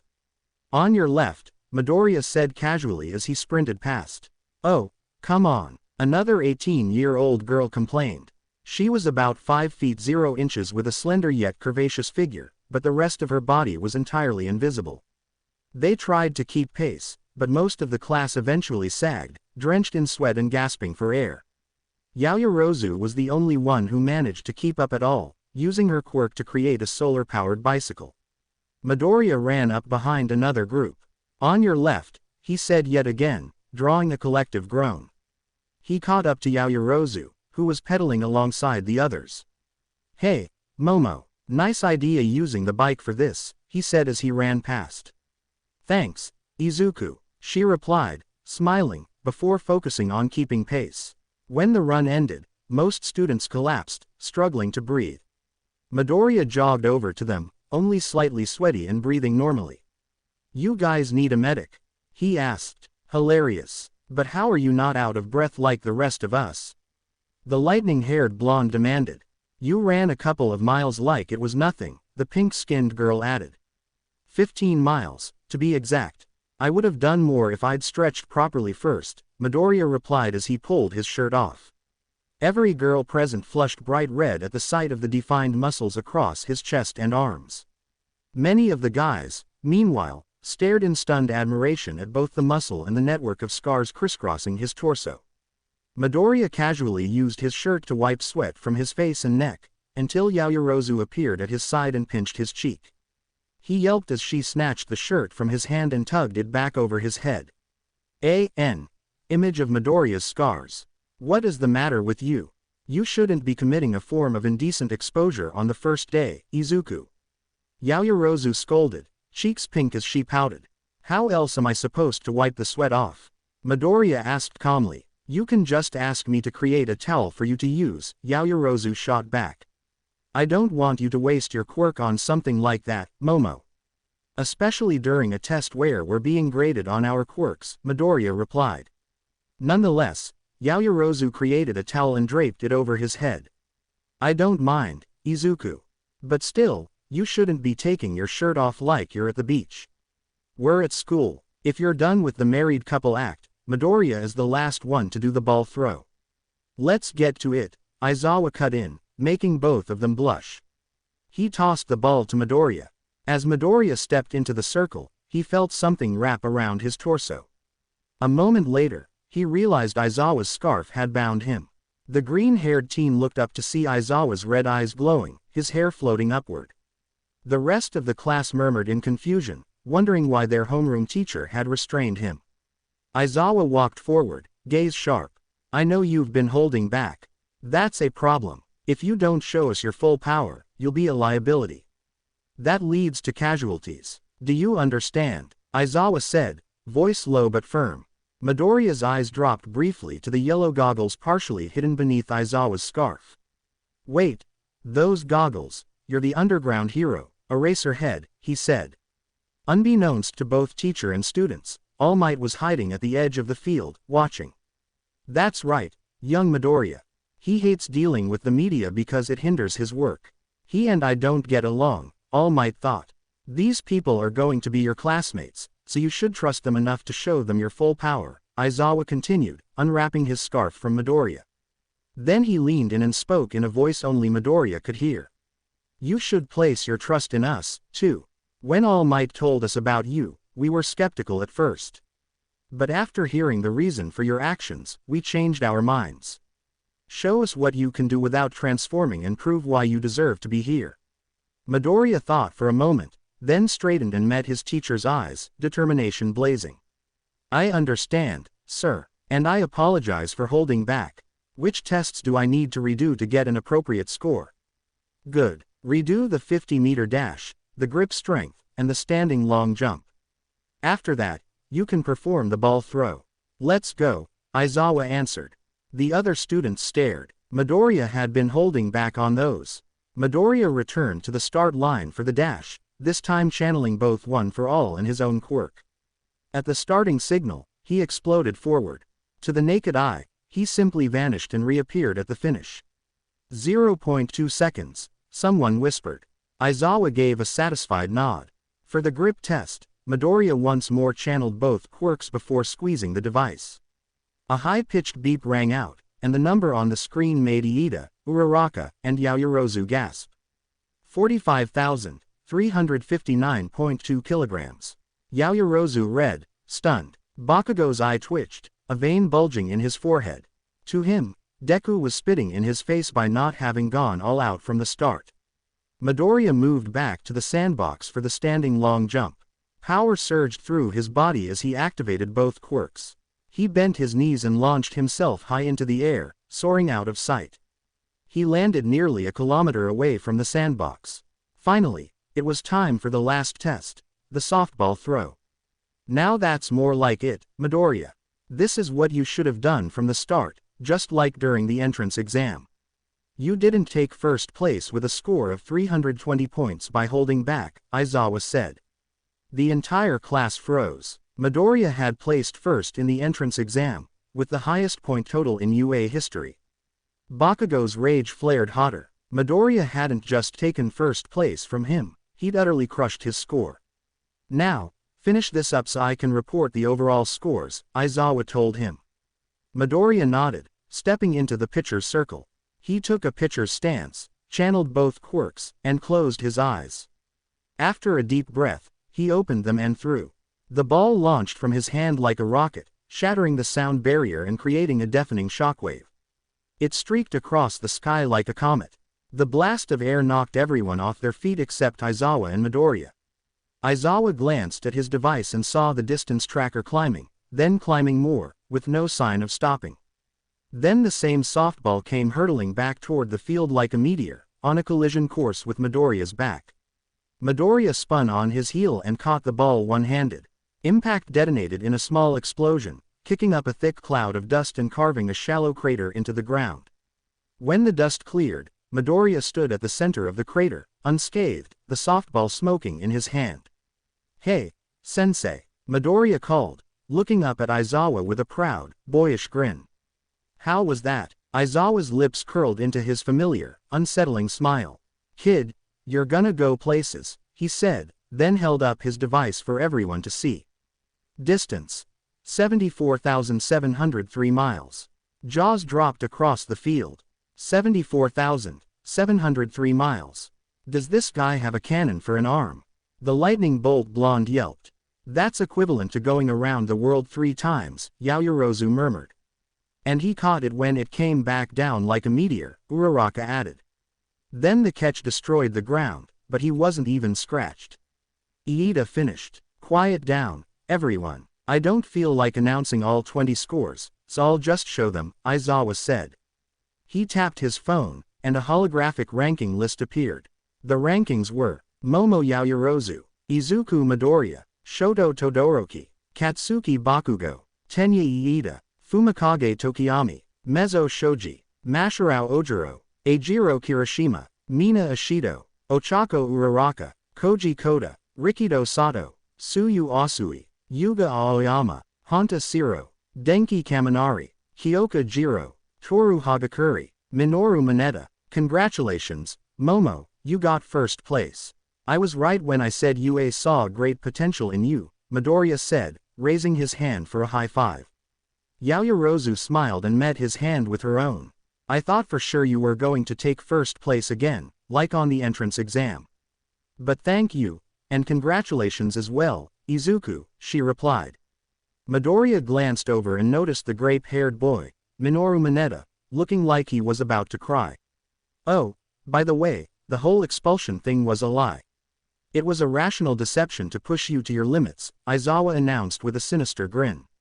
What? Everyone shouted this time, except Midoriya and Yaoyorozu. Well, if you'd used your heads, you should have seen that coming. Sorry, I guess I should have said something, Yaoyorozu apologized. Mineta, the lightning-haired blonde, and another 19-year-old girl stared at her in disbelief. The girl stood around 5 feet 3 inches with fair skin, a slender build, lazy onyx eyes framed by long lower lashes and small eyebrows. Her short, dark purple hair fell to her chin, with an asymmetrical fringe and 2 heartbeat-shaped highlights at the sides. Most notably, long, flexible earphone jacks dangled from each of her earlobes, attached to thin cords. Yeah, you think, all 3 of them thought. I don't know about that. He expelled an entire class of first years on the first day for not having potential. But since he didn't expel any of us, it means he sees potential in us, Midoriya said. Before anyone could respond, a series of explosions crackled from behind him. Midoriya turned to see Bakugo blasting toward him, face contorted in rage. How did you get first place, Deku? Where did you get that power? Tell me, Bakugo screamed. Midoriya quickly stepped in front of Yaoyorozu, shielding her, and surged forward, aiming a running bicycle knee strike. Aizawa's capture weapon lashed out, wrapping around Bakugo mid-charge. But Midoriya couldn't pull back in time. His knee slammed up into Bakugo's chin, sending the explosive boy crashing to the ground. Bakugo struggled, trying to free himself. What the hell is this? Why can't I break free?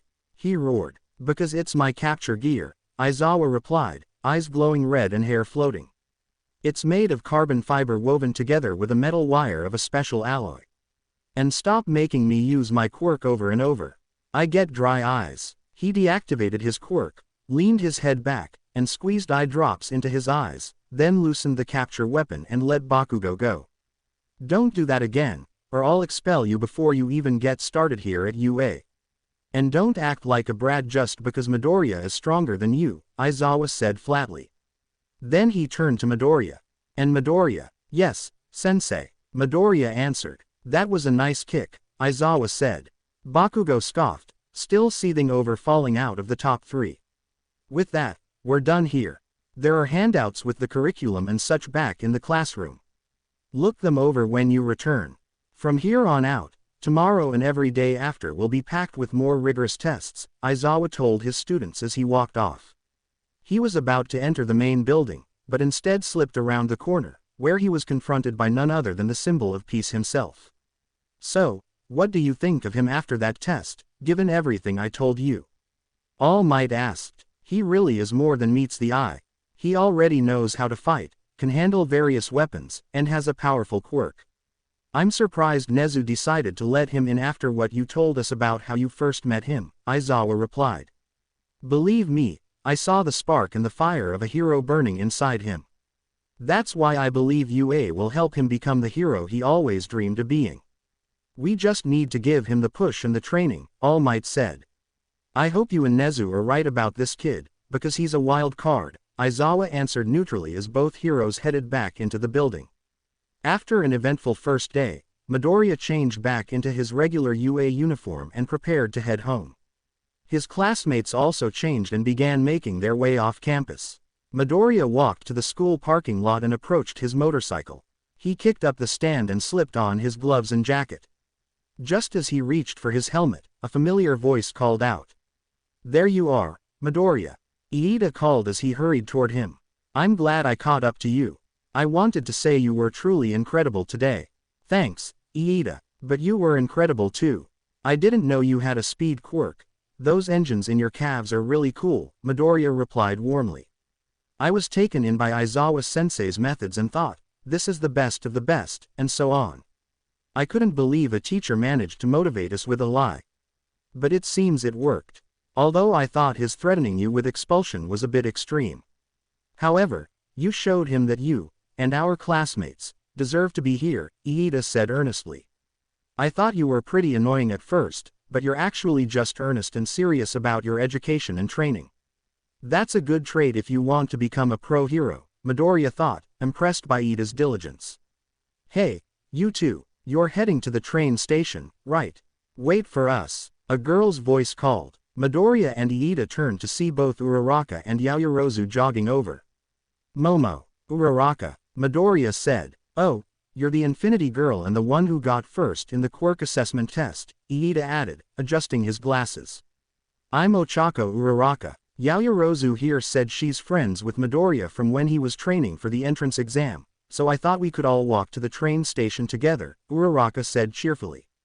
Indeed, I was trying to catch up with you too, and I thought, why not bring her along as well? Yaoyorozu added with a smile. If I remember correctly, you're Tenya Iida, right? Uraraka asked, pointing to him. And you must be Deku. She added, pointing at Midoriya. Midoriya's eyes widened at the name. Deku, why did you call me that? He asked. Well, during the fitness test, that guy Bakugo shouted, how did you get first place, Deku?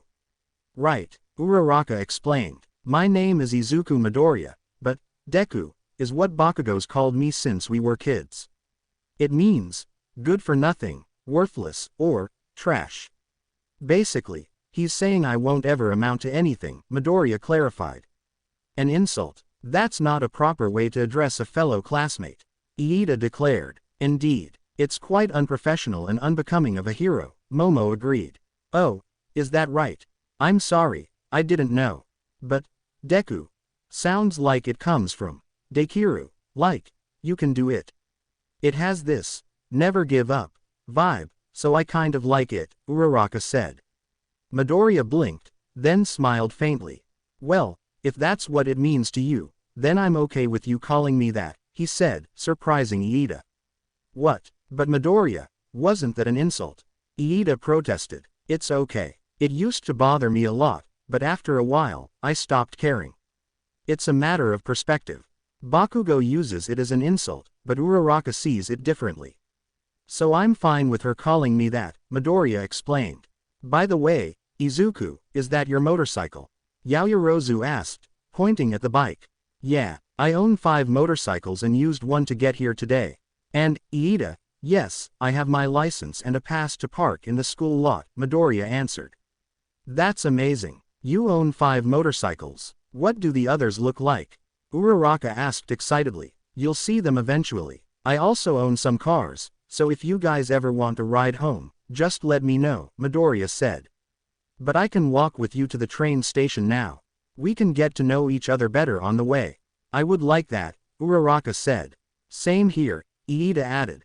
Well, let's get going, or we'll miss the train, Momo suggested. The group set off toward the station, chatting and laughing as they walked. Midoriya found himself genuinely enjoying their company. He'd never had friends in junior high or high school.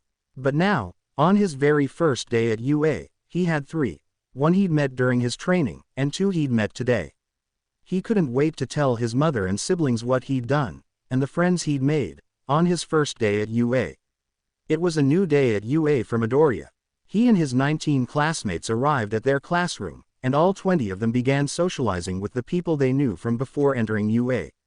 Midoriya and Yaoyorozu talked with Iida and Uraraka, wondering about their official first day at UA.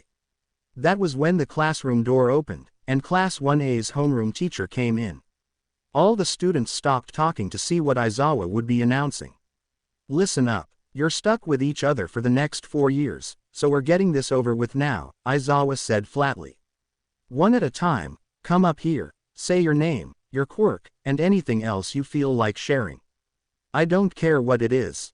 Just don't waste my time. Sir, Iida shouted, shooting his arm into the air with mechanical precision. A sharp pop accompanied the sudden motion. How shall we determine the order in which the students will introduce themselves? I don't care. Just figure it out while I take my nap, Aizawa said with a deadpan expression. The underground pro hero pulled out his sleeping bag and dragged himself toward the wall, soon sliding into his yellow bag to slumber. The first one to step up front was the completely invisible girl. Hey, this is a little embarrassing with everyone looking at me, but whatever. Hi, my name's Toru Hagakure. My quirk is invisibility, and it's obvious what it does, right? Something else about me, oh. I really like cute things.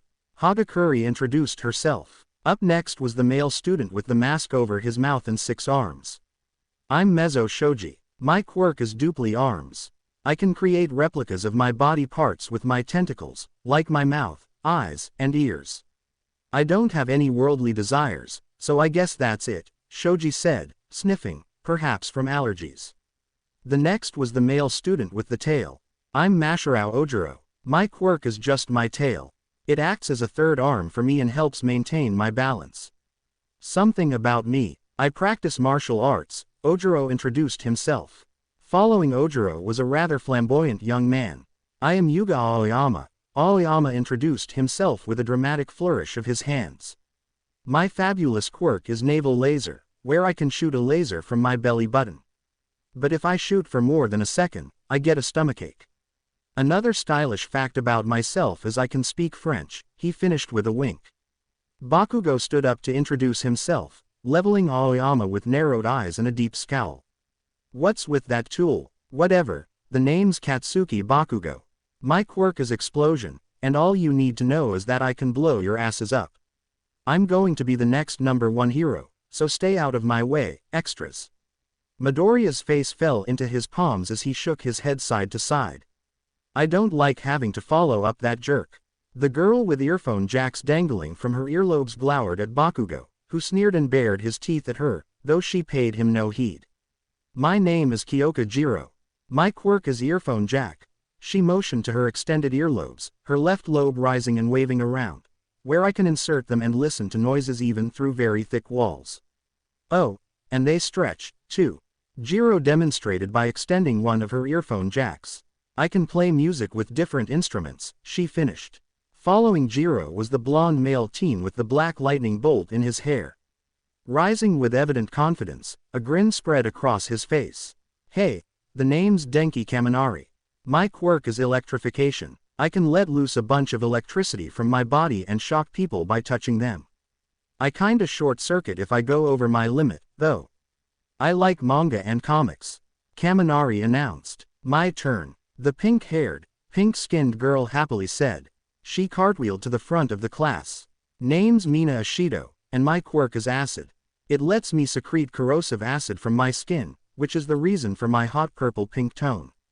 I can control its solubility and viscosity, and I like to surf whenever I want.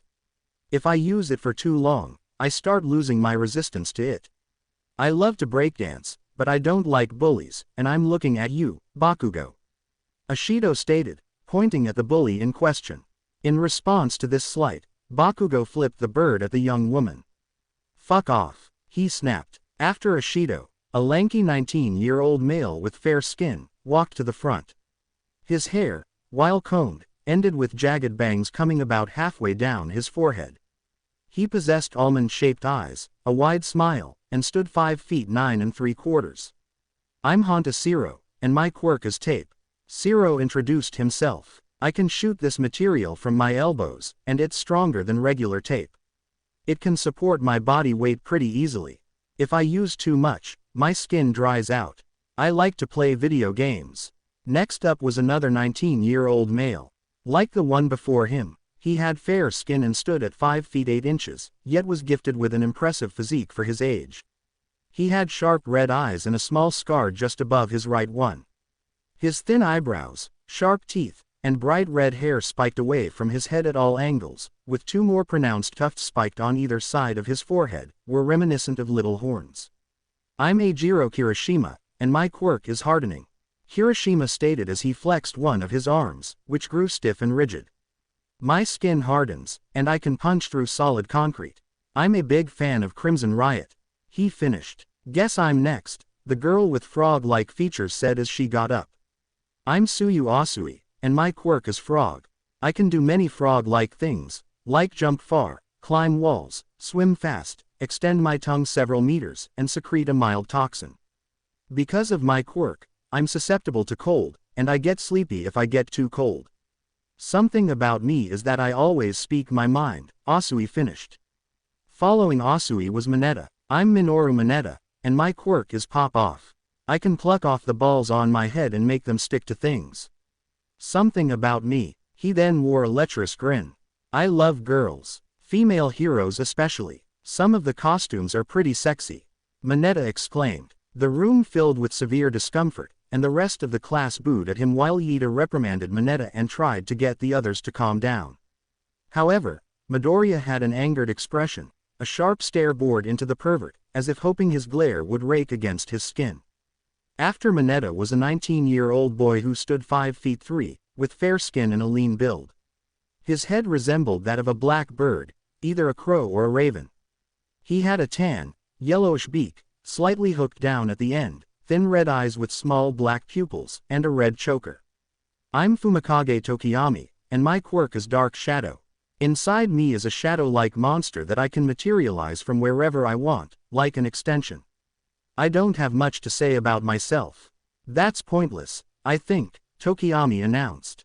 After Tokiyami was a 19-year-old boy with peach-colored skin who stood 6 feet 1 inch and had a wide, muscular build. His head was like a rock, unevenly shaped and pointed at the top, and his jaw was square-shaped. The male quickly wrote something on a small whiteboard he had with him and then turned it around to show everyone. Some of them had to move closer to see what he wrote.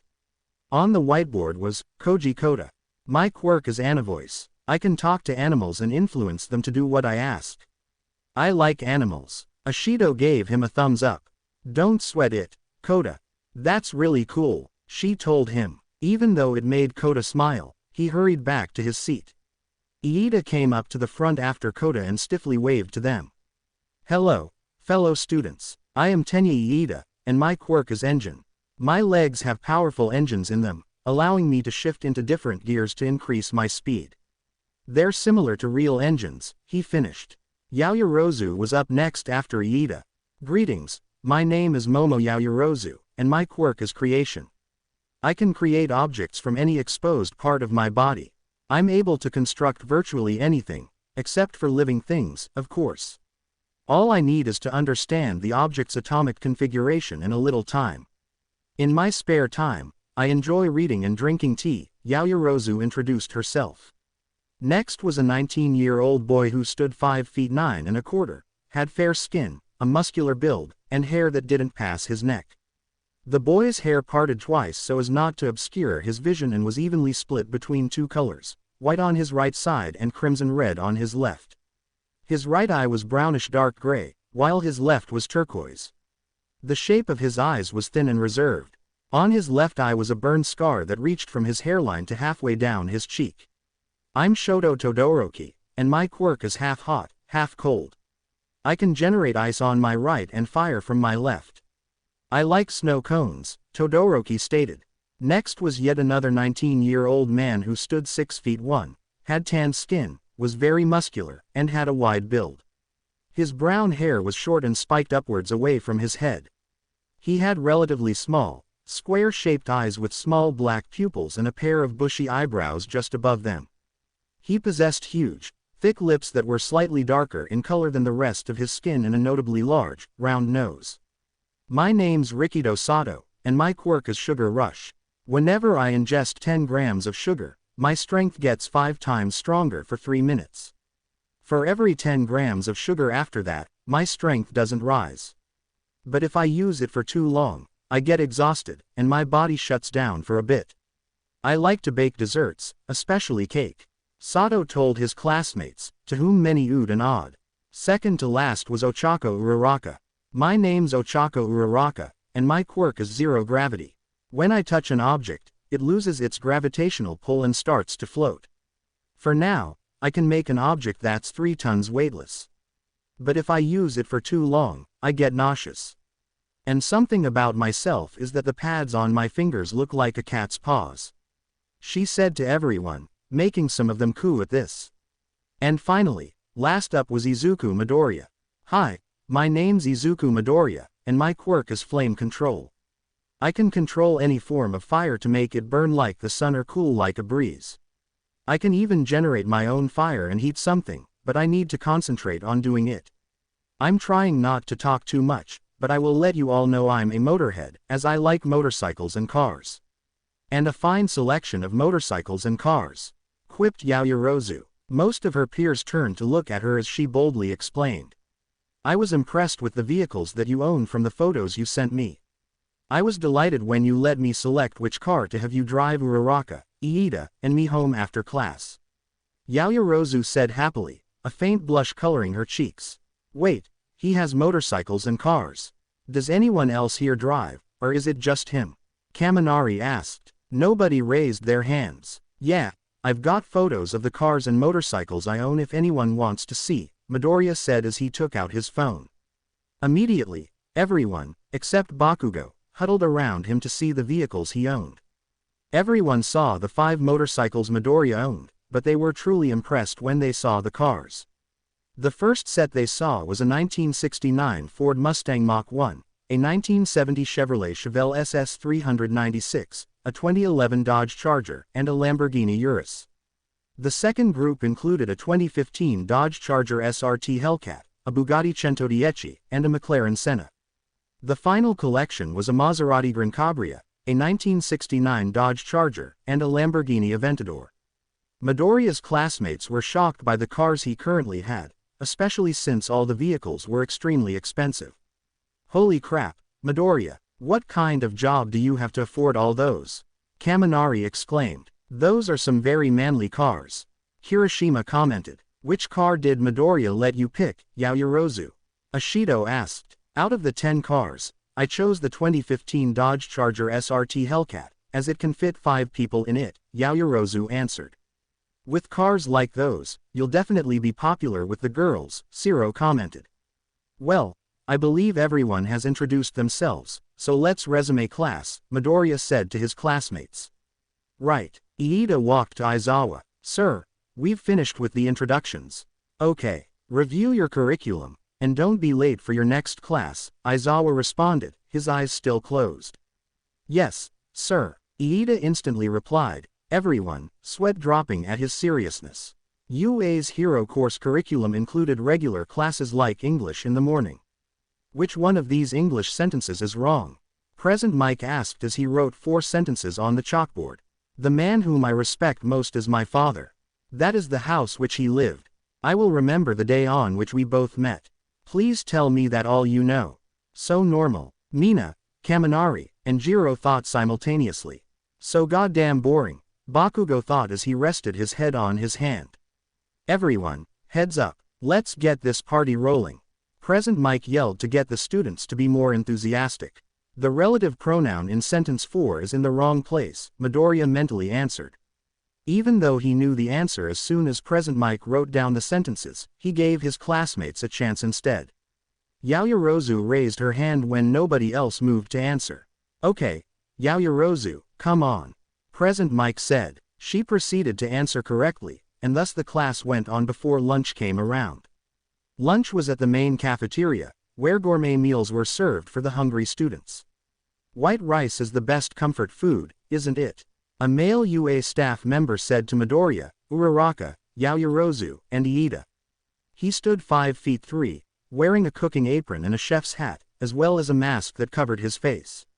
He also wore white gloves and shoes.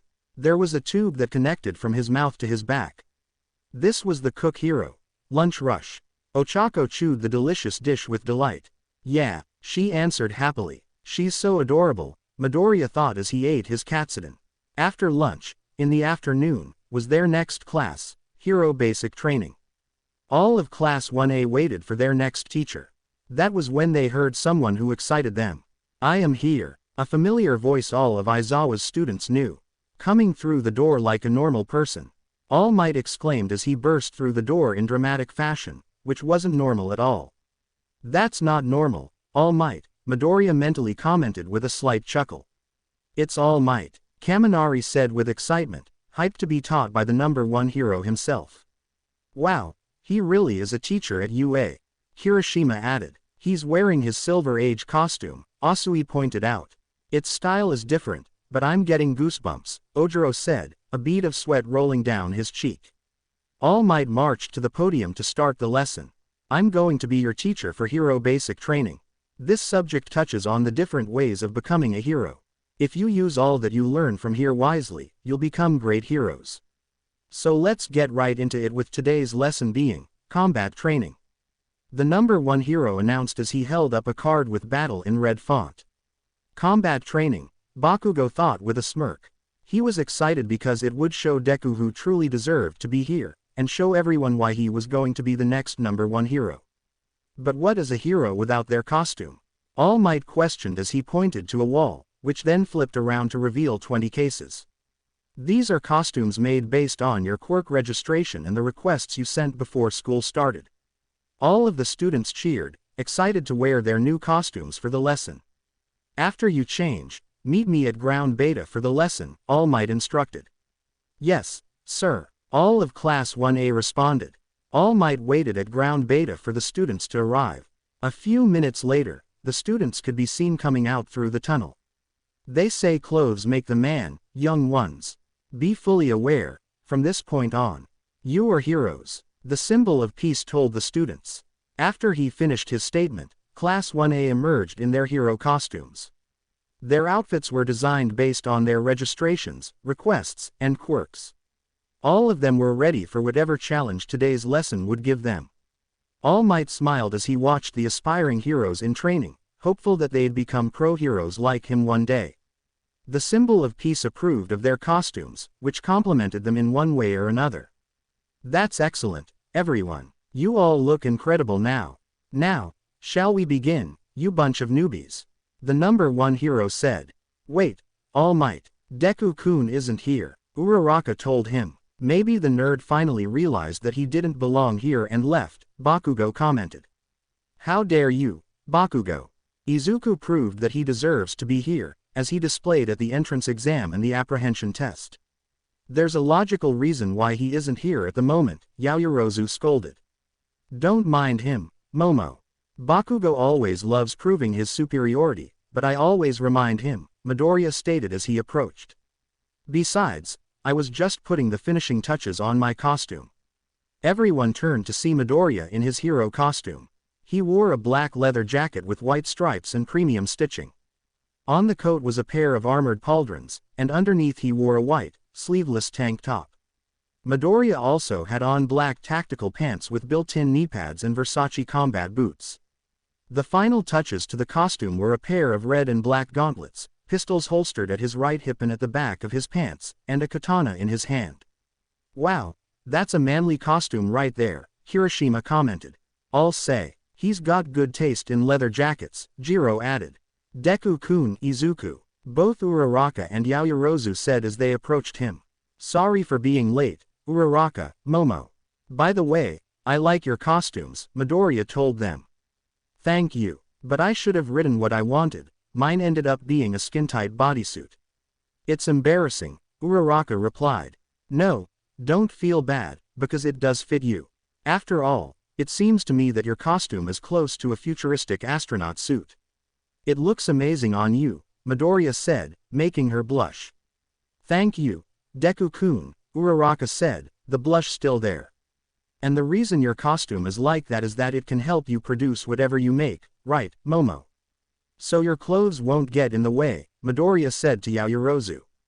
That's correct, Izuku, but I feel like everyone won't think like that, as it may give off the wrong impression, considering that it looks skimpy despite its purpose for my quirk, Yaoyorozu stated with a worried expression.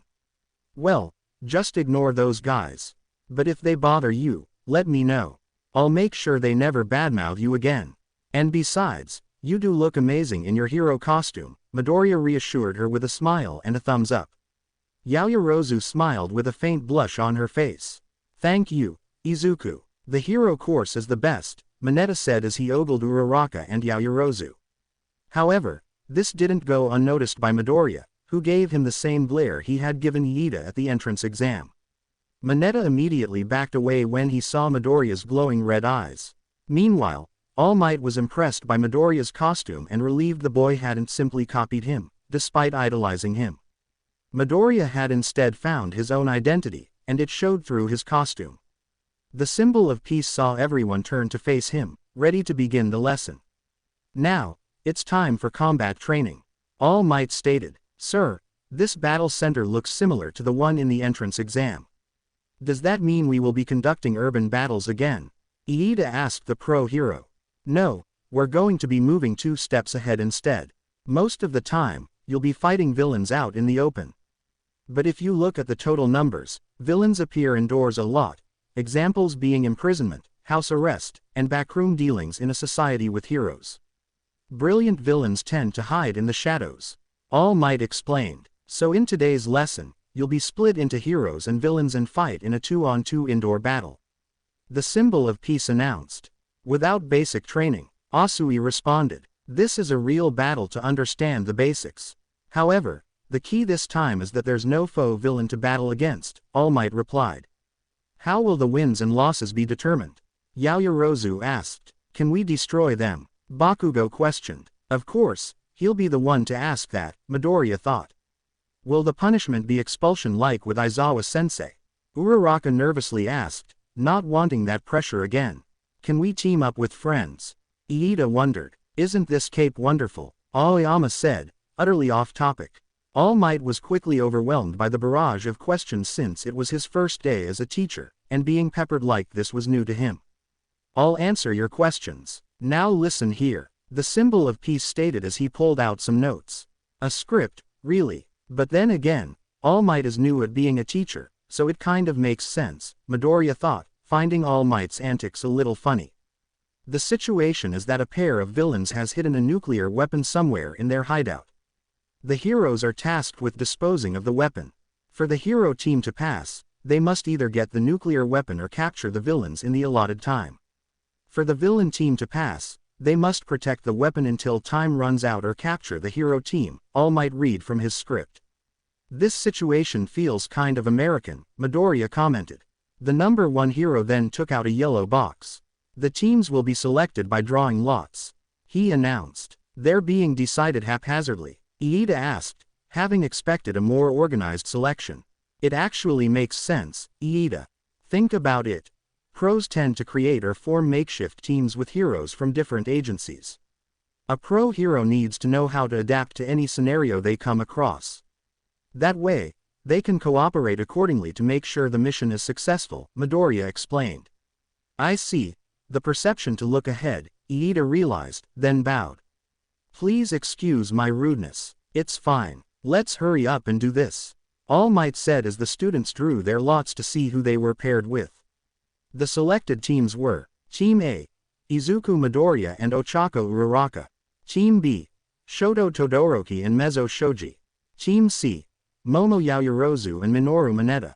Team D, Katsuki Bakugo and Tenya Iida. Team E, Mina Ishido and Yuga Aoyama. Team F, Rikido Sato and Koji Koda. Team G, Denki Kaminari and Kyoka Jiro. Team H, Fumikage Tokiyami and Tsuyu Asui. Team I, Mashirao Ojiro and Toru Hagakuri. Team J, Eijiro Kirishima and Honta Siro. Wow, Deku-kun, we're on the same team. It must be fate. Let's do our best, Uraraka said cheerfully with a thumbs up. Midoriya smiled and gave her an enthusiastic thumbs up back. Yeah, let's do our best. All Might placed his hands into 2 boxes, a white one labeled hero and a black one labeled villain. The first teams to fight will be, All Might said dramatically as he took out a black ball labeled D and a white ball labeled A. Quote. These guys. Team A will be the heroes, and Team D will be the villains. Bakugo wore an evil smirk as he realized he was facing Deku so soon. Hell yeah, perfect. I get to crush Deku with my own hands right off the bat. He thought. By the way, Midoriya, is that sword and those pistols real? Or are those training weapons? Kaminari asked the green-haired teen. All Might, you brought what I asked in case someone wondered if the weapons I have are real. Midoriya asked the pro hero. Indeed, I did, young Midoriya, All Might answered as he took out some clay pigeons. Midoriya took the clay targets and stepped away from the group. He threw all the targets into the air and drew his Sig Sauer 1911 TACOPS, destroying the first 3 with precision. Next, He took out 2 more by switching to his SW1911 pistol. Then, 3 were simultaneously blasted apart when Midoriya summoned his Remington 870 MCS shotgun. The final target was about to hit the ground, however, Midoriya sliced it cleanly with his katana. Everyone was amazed by the skill their classmate showed with his weapons. Midoriya then turned back to them as he sheathed his katana. "They're as real as they were made to be," he answered. "But I won't be using them in today's lesson," Midoriya added, handing All Might his 2 pistols, shotgun, and katana. "Instead, I'll be using this." He took out a collapsible metal baton. "I'll hold on to your weapons until the lesson is done," the symbol of peace told Midoriya before turning to the rest. "Now, everybody else, head to the monitor room." All Might told them. "Yes, sir." The rest of Class 1A responded. All the students, except for the 4 participating, left with All Might for the monitor room. They were excited to see how the battle would play out and to form strategies with their teammates when their turn came. Midoriya noticed Bakugo glaring at him. In return, he gave the glowing red-eyed glare he had given Mineta earlier. Bakugo flinched and walked away with a low growl. "Villain team, go in first and set up. In 5 minutes, the hero team will enter, and the battle will start." All Might said through the intercom. "Yes, sir." The students, minus Bakugo, responded as the villain team made their way into the building. Young Iida, young Bakugo, learn to think from the villain's perspective. This is close to a real battle. Go all out, and don't be afraid to get hurt. If things go too far, I'll stop it, the symbol of peace told the villain team. "Yes, sir," Iida replied, while Bakugo remained silent. The reason for his silence was that Bakugo was still staring in Deku and Uraraka's direction. He saw the green-haired teen doing some warm-up stretches with Uraraka doing the same. Just looking at Deku made Bakugo growl in anger before he finally turned away.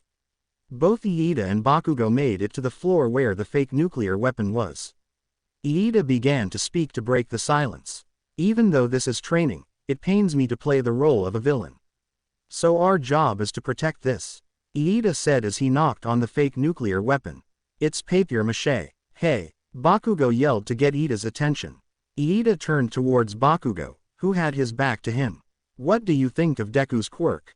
Bakugo asked. "Well, I find it very impressive. The fact that Midoriya can control any form of fire and generate his own, including that he can control its temperature to either lethal or non-lethal, is impressive. However, you seem especially angry when it comes to Midoriya," Iida answered. Bakugo trembled in anger as a particular thought came to mind. "That damn Deku. First, he humiliated me in junior high and high school ever since he gained his quirk. And now he's humiliating me here at UA. I'm going to kill him." Meanwhile, Midoriya and Uraraka were outside discussing their battle strategy. There's so much to memorize about the entire building's layout. But All Might is the same as he was on TV. "It's a good thing there's no punishment like with Aizawa-sensei, so we can relax a little," Uraraka said. Midoriya continued to study the building's layout. "Yeah, but we shouldn't take this lightly," Midoriya responded. "By the way, what's Bakugo's problem with you?" Uraraka wondered. "Well, Bakugo always believed he was amazing from the praise he got when he awakened his quirk. My quirk didn't develop until I turned 15, so I was bullied by him and his peers for some time. But my siblings and late father trained me, since I was hellbent on becoming a hero. Bakugo always told me my quirk was villainous and that I would never become a hero. However, I always proved him wrong and beat him every time he challenged me to a fight," Midoriya answered. "Wow, that must have been tough to deal with," Uraraka said. "Yeah, but my determination paid off as I gained my quirk and took my late father's words to heart. To this day, my siblings and I still live by those words." "Do you know what they are, Uraraka?" Midoriya asked. "What are they, Deku-kun?" Uraraka wondered. "A quirk doesn't define nor dictate someone to become a hero or villain, it's their actions that decide it. So let's show everyone why we decided to become heroes," Midoriya said with a determined expression. Uraraka was moved by Midoriya's words and smiled. "Yeah, let's do our best and win," she exclaimed happily. All Might then spoke through the intercom. "Now, let's begin the indoor combat training with teams A and D." Midoriya turned to Uraraka. "Okay, I've known Bakugo for years, and he'll go after me to prove his superiority. So listen up, Uraraka, because here's the plan. Okay, everyone, you should also strategize with your teammate as well, All Might told the rest of Class 1A. All of them were gathered in the monitor room with screens all over to show different shots of the building. This allowed All Might and the students to see what was happening and assess everyone's performance. Young Midoriya, here you are, no more than a student. I'll grade you strictly without playing favorites. So do your best and remember the training that got you here, All Might thought as he and the others stared at the screens to see how things would play out. Both Midoriya and Uraraka entered the building through an open window. We've infiltrated successfully, Uraraka said as they landed on the floor. Be careful, there are a lot of blind spots, so keep your guard up, Midoriya told his teammate as they walked down the hallway. Midoriya suddenly grabbed Uraraka and pulled her back just as Bakugo came around the corner. Bakugo fired an explosion at Midoriya's previous position, but the blast only hit the wall. You okay, Uraraka? Midoriya asked with genuine concern. Yeah, thanks to your quick thinking, Uraraka answered as she got up and dusted herself off. Bakugo swiped his arm through the smokescreen to clear it. Come on, Deku, don't dodge and fight me like a man. Midoriya chuckled and popped back to his feet with a smooth kip up. Right on the money about you coming after me, Bakugo. Meanwhile, in the monitor room, a surprise attack from the start. Kaminari said, Bakugo, that's cheating. A surprise attack isn't manly. Kirishima angrily stated as he punched his palm with his fist. Actually, a surprise attack is a good strategy. They're in the middle of an actual battle, All Might explained, a grading book in his hand.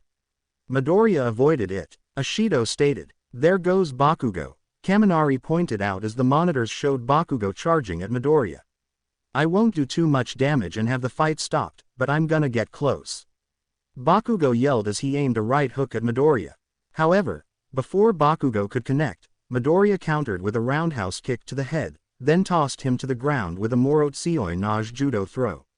Wow, you're like a martial arts master, Deku-kun. Uraraka cheered, while everyone in the monitor room was surprised by the clean counter. Bakugo, Midoriya said as Bakugo got up. You were really predictable, as you always start with a right hook. Do you know why I always beat you whenever we fight? It's because I've memorized your fighting style. I wrote an analysis for every hero I was amazed by in my hero journals, in the notebook I always have with me. What? Bakugo shouted in anger. That's why you'll never beat me, no matter how hard you try, Midoriya finished, his eyes glowing red. What did you just say to me? Bakugo roared as he charged towards Midoriya. But Midoriya met him with a knee strike to the stomach, followed by a sharp uppercut. Bakugo was then sent skidding back by a spinning kick that slammed into his clavicle. Bakugo grew even angrier until he heard Iida through his earpiece. Hey, Bakugo, give me your status. What happened? Iida demanded. Just shut up and defend the bomb. I'm furious right now, Bakugo snapped. I'm not asking you how you feel. Hey, but the connection was cut before Iida could finish. He hung up, going on his own like that. What is wrong with him? Geez, Iida said to himself. Back in the monitor room. Man, Midoriya is so cool. He fights like a total pro. I wonder how he got like that. Mina wondered. We can ask him after the battle, Asui replied. Sounds good to me, Hagakure added, also curious. Man, what are Bakugo and Midoriya saying? I can't tell with the camera in a fixed position and no sound, Kirishima said. Both hero and villain teams have small wireless radios. You can bring that, the building's floor plan, and this capture tape. Once you wrap this on your opponent, it shows you captured them. All Might explained. The time limit is 15 minutes, and the heroes don't know where the bomb is, right? Ashido asked. That's correct, All Might answered. The heroes are at a disadvantage here. Ashido exclaimed. Heroes should be able to turn any predicament they're in. Besides, Mr. Aizawa already told you, right? You know. Here we go, All Might said. Plus Ultra. The students finished. Monsieur, Bakugo is, Aoyama began. Huh, All Might replied as he looked back at the monitors. Bakugo now had his left hand behind his back as he began to ignite a powerful explosion. Midoriya saw what he was planning and yelled to Uraraka. Uraraka. Go. Follow the plan. Right. Uraraka replied as she ran for the upper floors. Looking away during a fight. You must be sure of yourself. Bakugo said as he propelled himself toward Midoriya. He launched a roundhouse kick with his left leg aimed at Midoriya's head. However, Midoriya blocked it with his right arm just in time and then grabbed onto Bakugo's leg. He charged one for all within himself and threw Bakugo across the hallway. Bakugo's back slammed into the wall as he watched Midoriya bounce lightly on his feet to get the blood flowing. The one who's full of himself is you. I got to where I am by working myself to the bone and nearly dying. You believe you're amazing because of the praise you were showered with. But right now, I'm going to hit you with both a wake-up call and a reality check, and show you the difference between pride and diligence, Midoriya told him, his red eyes glowing brighter as he settled into his fighting stance.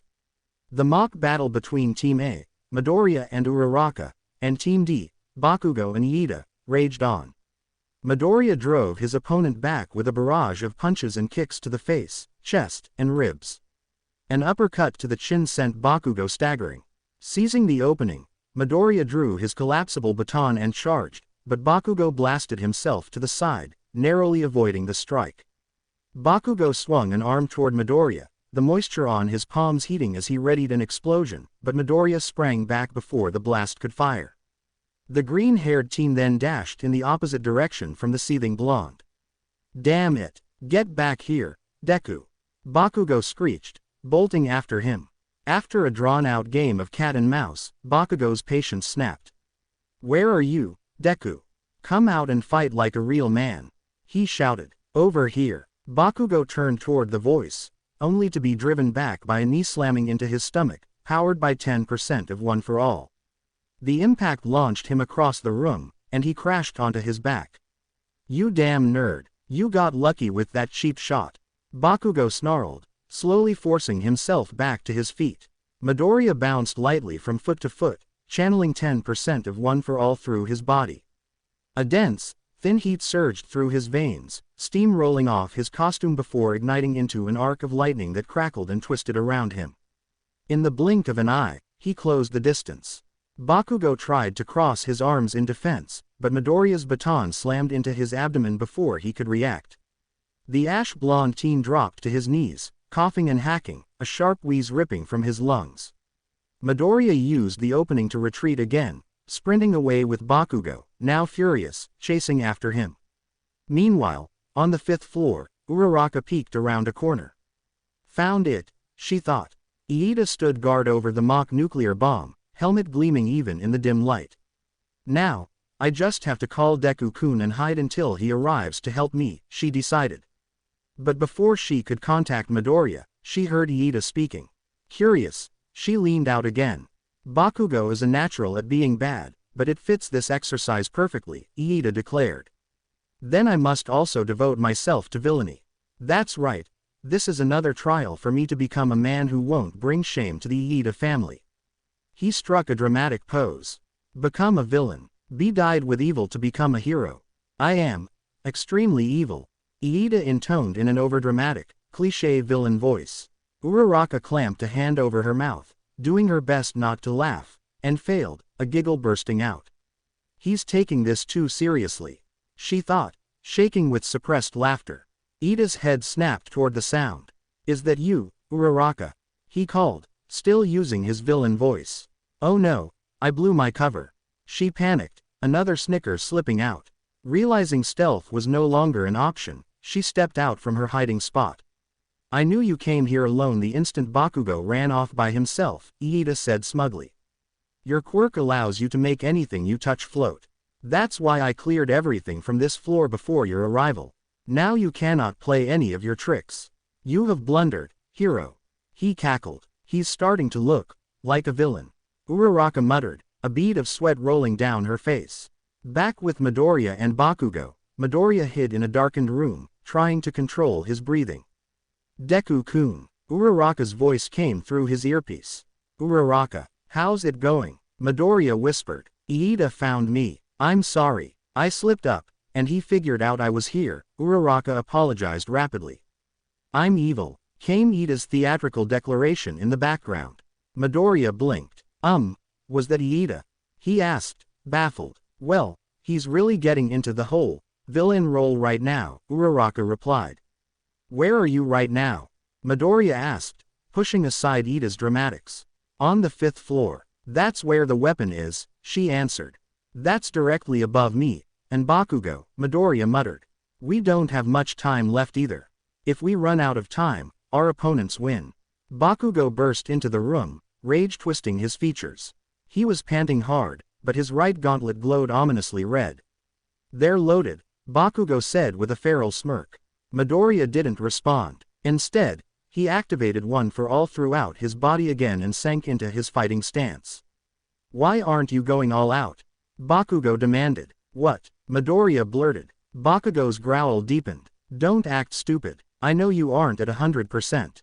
What you're using now doesn't hold a candle to what you did at Aizawa-sensei's test. The one where you threw that ball around the world 3 fucking times. He's gotten sharper, Midoriya thought, realizing he'd been exposed.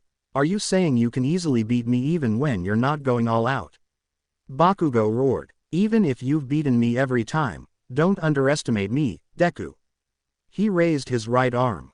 With all that running you made me do, you already know my quirk, Bakugo continued. My quirk lets me secrete nitroglycerin like sweat from my palms and make it explode. If they built these the way I asked, then these gauntlets store that nitroglycerin and... His finger moved to the firing pin of his grenade-like gauntlet. Don't tell me, young Bakugo, stop, are you trying to kill him? All Might shouted through Bakugo's earpiece. He won't die as long as he dodges. Bakugo barked as he yanked the pin. The resulting blast dwarfed anything Bakugo had produced before. The explosion roared toward Midoriya, rocking the entire building. Uraraka and Iida lost their balance and fell as the floor trembled beneath them. Even in the monitor room, the students felt the shockwave reverberate. This is supposed to be a lesson. Where the hell did his brain go?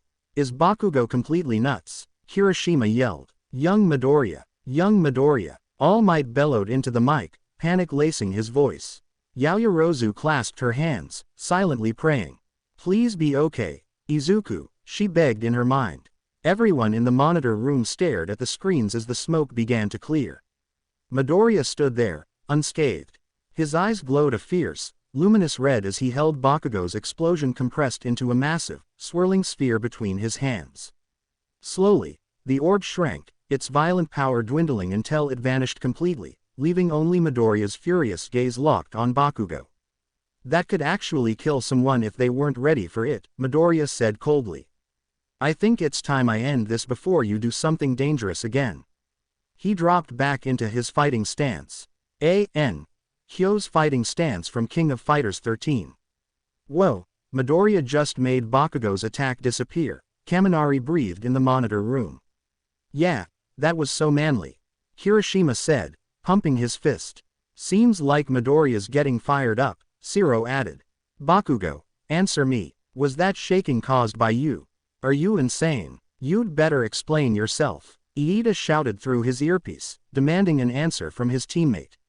This is my chance. I just need to touch the weapon, and we win.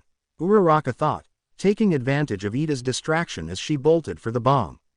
Iida quickly noticed her plan and shifted into a defensive stance. I won't let you, hero. Uraraka tapped her cheek, activating her quirk on herself. She floated up and vaulted over Iida. She can make herself float now. He gasped. I just need to touch the weapon to secure victory. Release, Uraraka thought, deactivating her quirk as she descended toward the bomb. But Iida's engines flared as he darted forward, snatching the weapon away just before she could lay a hand on it. Uraraka tumbled, rolling across the ground before crashing into the wall. Your quirk isn't threatening if you can't touch anything, Iida crowed, fully immersed in his villain persona. I'll hold out until the time limit is reached. He laughed maniacally. Deku-kun is trying his best. I can't give up, Uraraka thought, pushing herself to her feet. Back on the lower floor, Midoriya pressed his advantage. His fists blurred as he landed jabs and hooks across Bakugo's jaw and cheeks, then drove both knees into his stomach.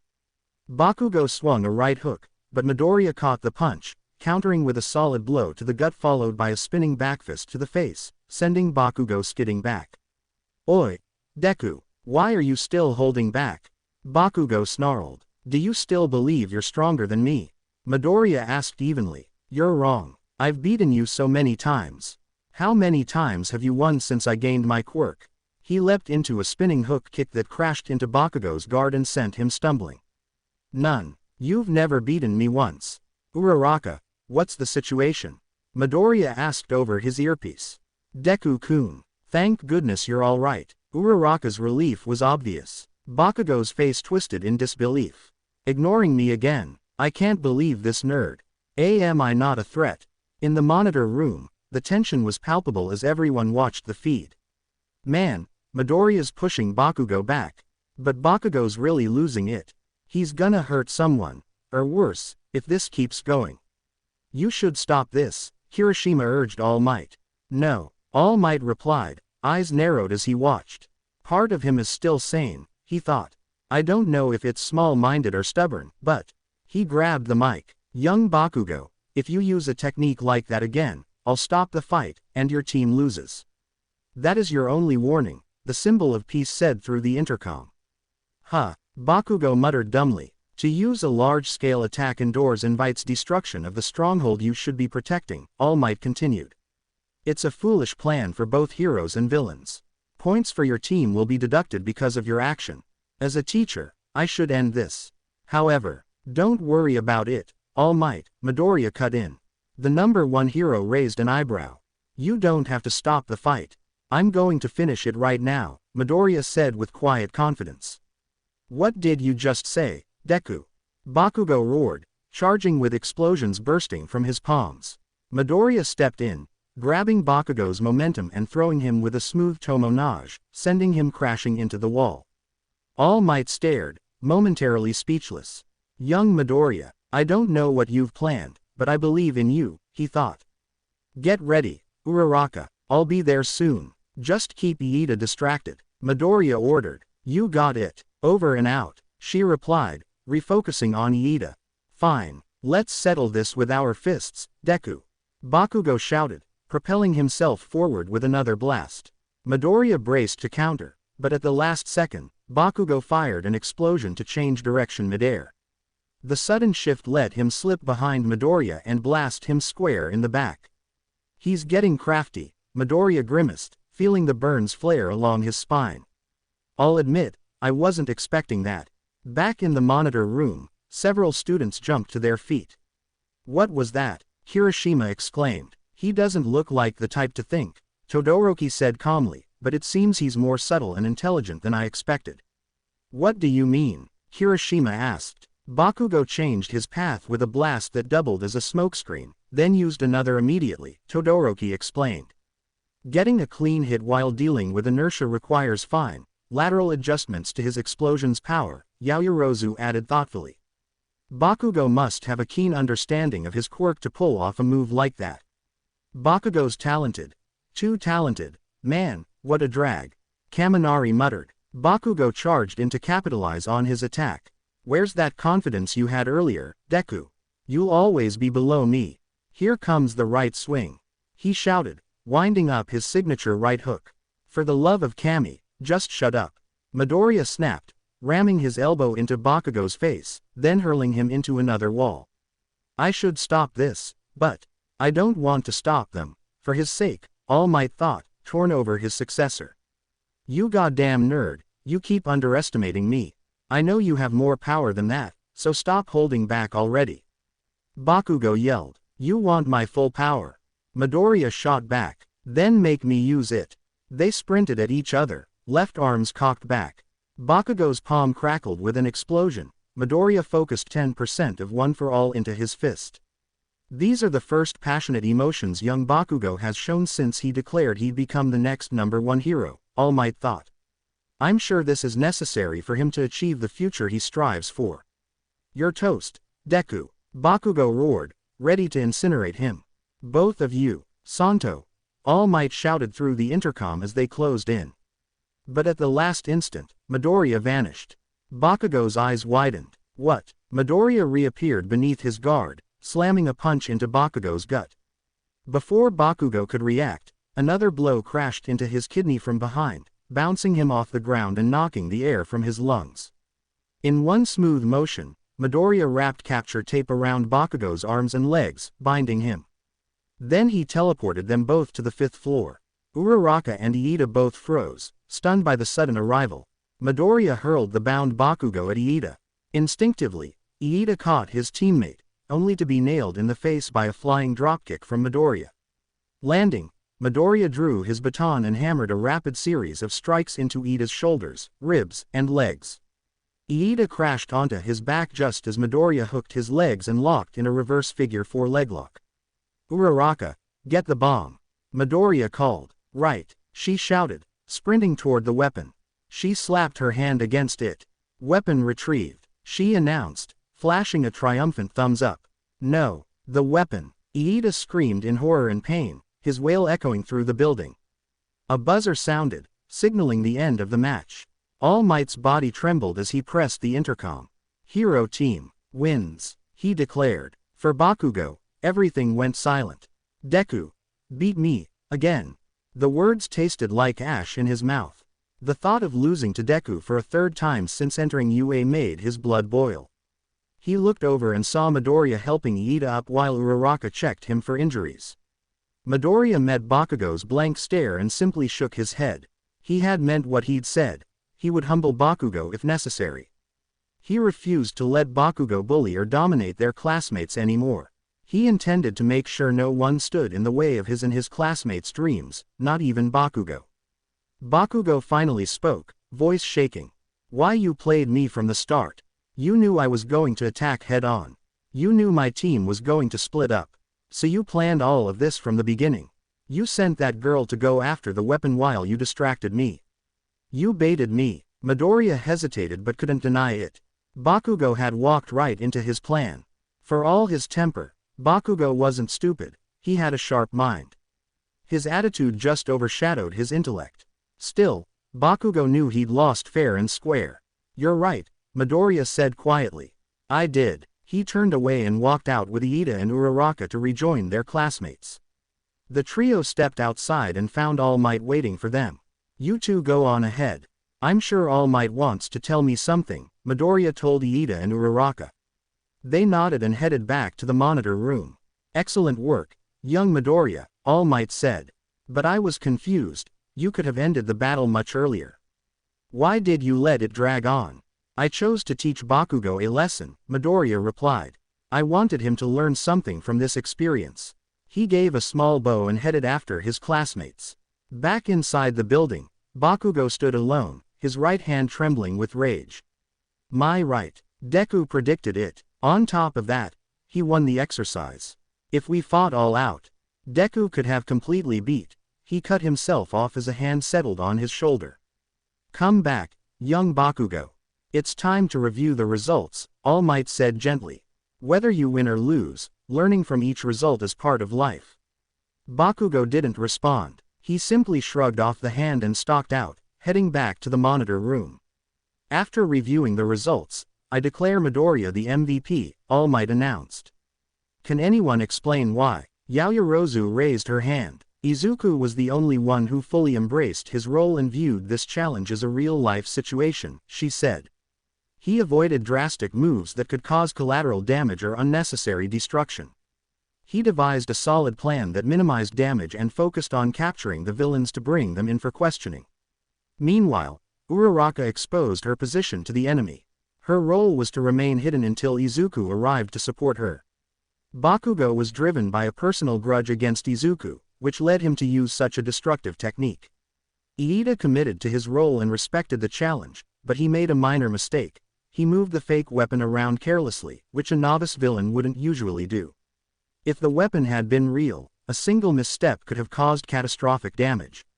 That is why Izuku is the MVP. He treated the exercise as if it were happening in reality, while the others did not. Bakugo growled under his breath, but the rest of the class stared at Yaoyorozu, impressed.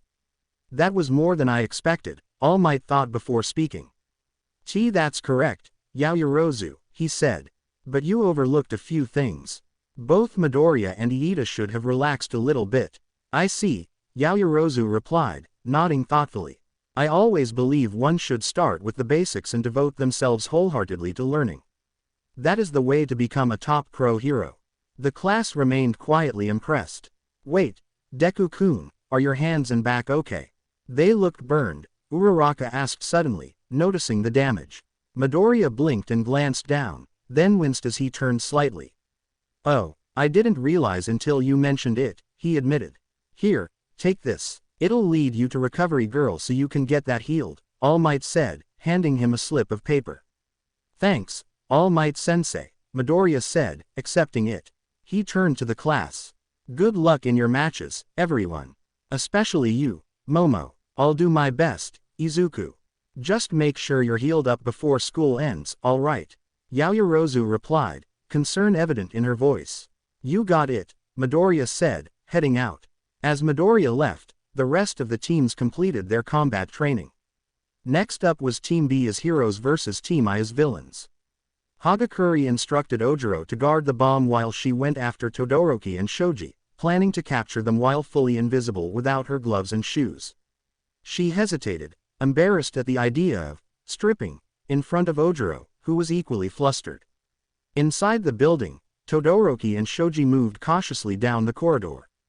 Shoji's dupli arms extended, ears searching for sound. They're on the 5th floor, Shoji reported.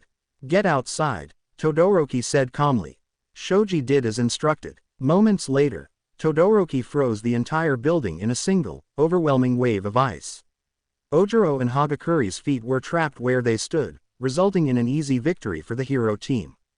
In the monitor room, everyone shivered as the temperature dropped noticeably.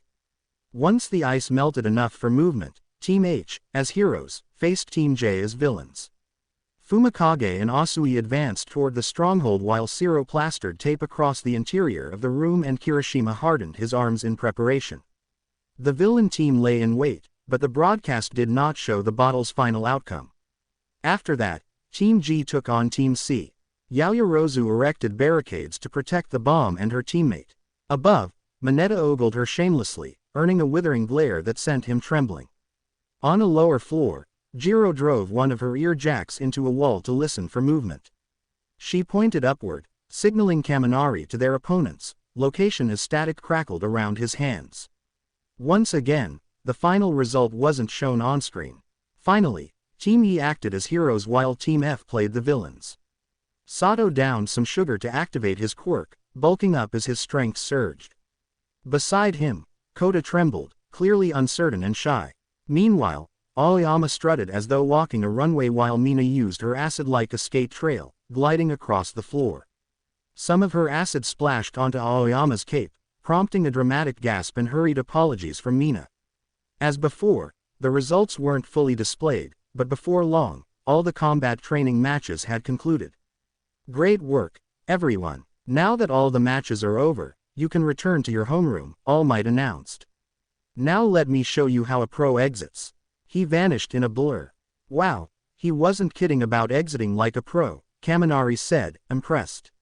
All Might raced toward Recovery Girl's office, making it just before his time limit ran out. His muscular form shrank back to his gaunt, true appearance as he reached the door and knocked. Come in, Recovery Girl called. He stepped inside to find Midoriya resting on one of the beds, bandages covering his hands and back. Was his injury that bad? All Might asked. He only suffered first-degree burns on his hands and back, and his muscles were slightly torn, Recovery Girl replied. It's a good thing one of his classmates noticed before it got worse. That's a relief, All Might said. But when he came in, I assumed it was because he overused the quirk you gave him. Recovery Girl snapped, thwacking his leg with her cane. Ow! Don't yell. Someone might be outside. Be careful, All Might hissed. Anyway, he's just resting now. That healing factor you mentioned seems to have finished its job. He should wake up very soon, she added. Right on cue, Midoriya stirred. He stretched his arms and yawned. Man, I didn't think that injury was that severe, he said, then noticed All Might and Recovery Girl. The burns on your hands and back, and the torn muscles, are fully healed, Recovery Girl informed him, unwrapping the bandages. You're clear to move, but be more careful next time. Yes, ma'am, Midoriya replied, climbing out of bed. Looks like you're up next, All Might. See you tomorrow. Of course, young Midoriya. I can't wait to see how you and your classmates grow from our teachings, All Might said with a smile. Still, I'm surprised the entire UA staff knows your secret, too, Midoriya admitted. But it shows UA is full of trustworthy people. I'm glad you told me I could trust them with my secret. I'm happy as well, All Might said softly. They're all great people in their own ways. Now head back to your homeroom, your classmates may be worried about you. Yes, sir, Midoriya said, leaving the nurse's office. On his way back to class, a thought hit him. I missed my afternoon classes. Aizawa-sensei is definitely not going to let this go, he thought with a nervous sweat drop. He slid open the classroom door, and was immediately swarmed by his classmates. Yaoyorozu rushed forward and hugged him. He returned it, surprised. Are you okay, Izuku? You're fully healed, right? She asked, eyes full of worry. Don't worry, Momo, I'm fine. Recovery girl healed me, Midoriya said with a reassuring smile as they stepped apart. Good work out there, Midoriya. I don't know what you were yelling in your match, but you were fired up. Kirishima grinned. It was awesome seeing the top two from the entrance exam go at it. Zero added, you did an awesome job dodging.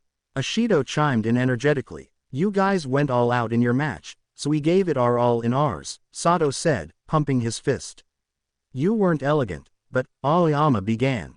You did an awesome job dodging. Ashido repeated, cutting him off.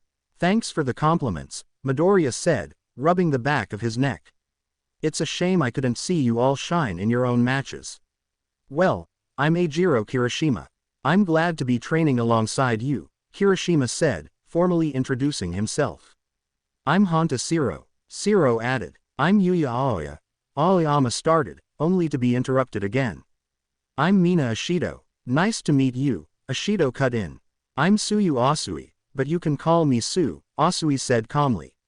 I'm Rikido Sato, Sato said. I'm Mineta, Mineta announced, popping up suddenly at the front of the group. I'm Yuga Aoyama, the one who never stops shining. Aoyama declared with a dramatic pose and sparkling flair. Where did you pop out from? You didn't do anything amazing during training, Ashido deadpanned. All of you are too loud, Tokiyami remarked, perched casually on top of a desk. Tokiyami, that desk is not a chair. Please get down at once.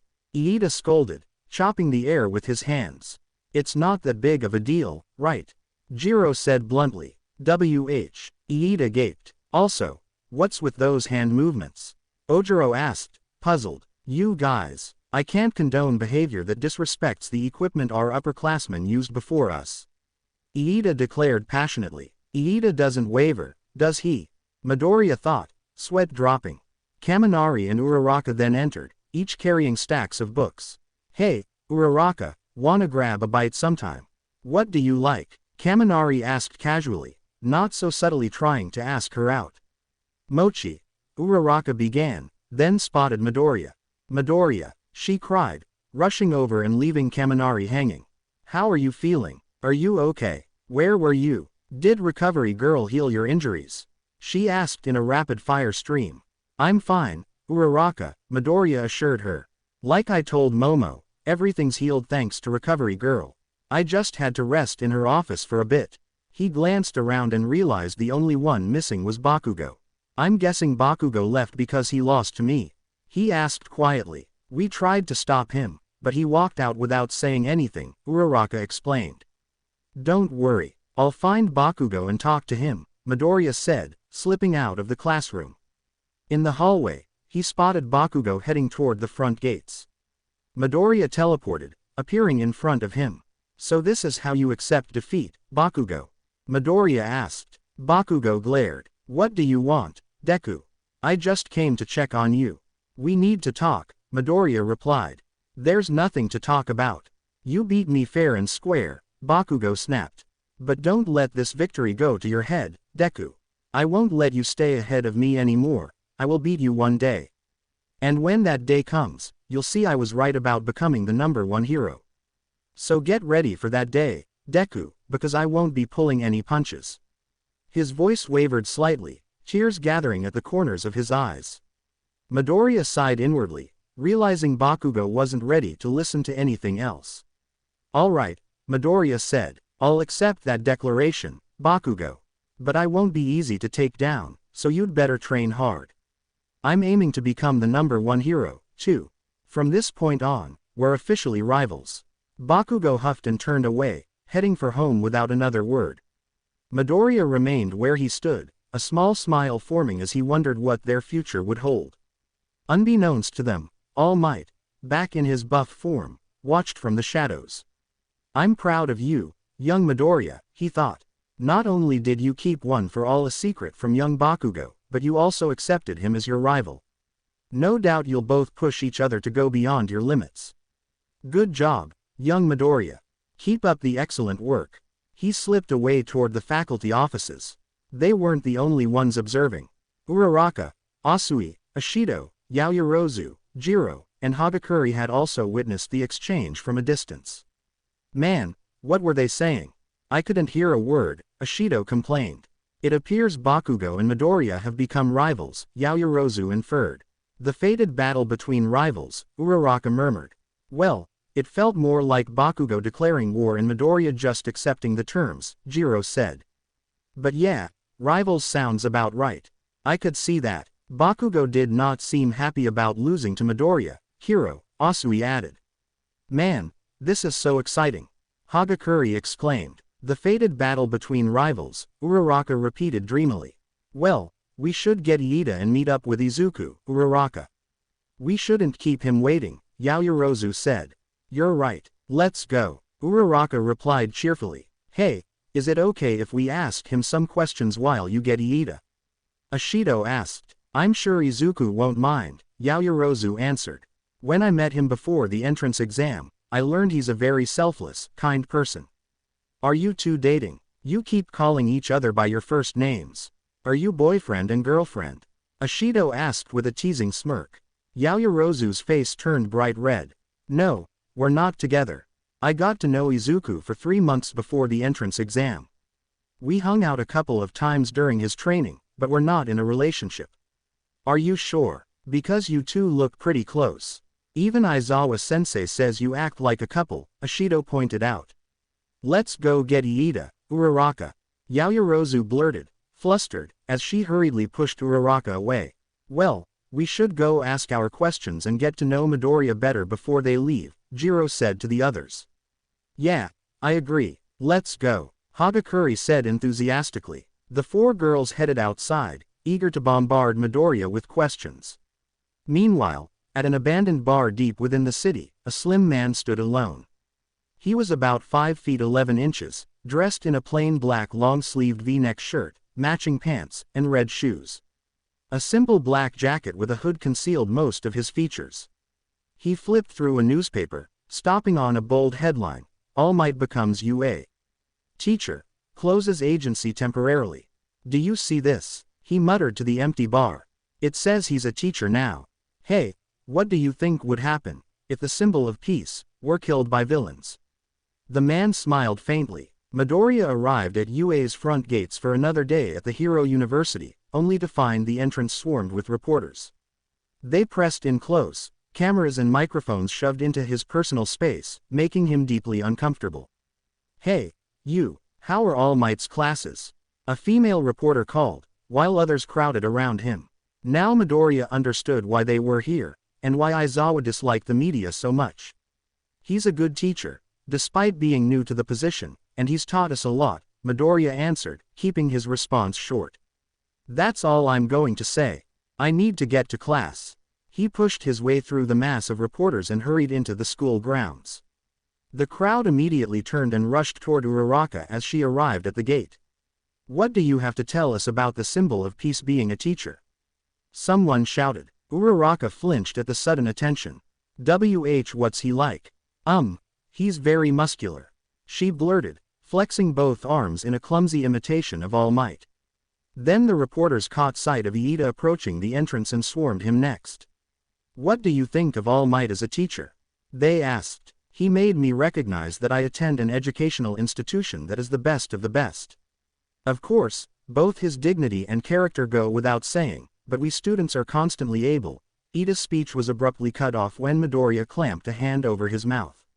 Midoriya grabbed his friend by the collar and dragged him toward the building. Don't encourage them, Iida. They'll just ask more questions, and we'll be late because of it. He sighed inwardly as they walked. Abysmal timing that all my motorcycles and cars are at my job's auto shop for a tune-up, he thought. Excuse me, can you tell me about All Might? Oh. The same female reporter started, then froze when she recognized who she was looking at. You're the one that green-haired kid saved from the sludge villain.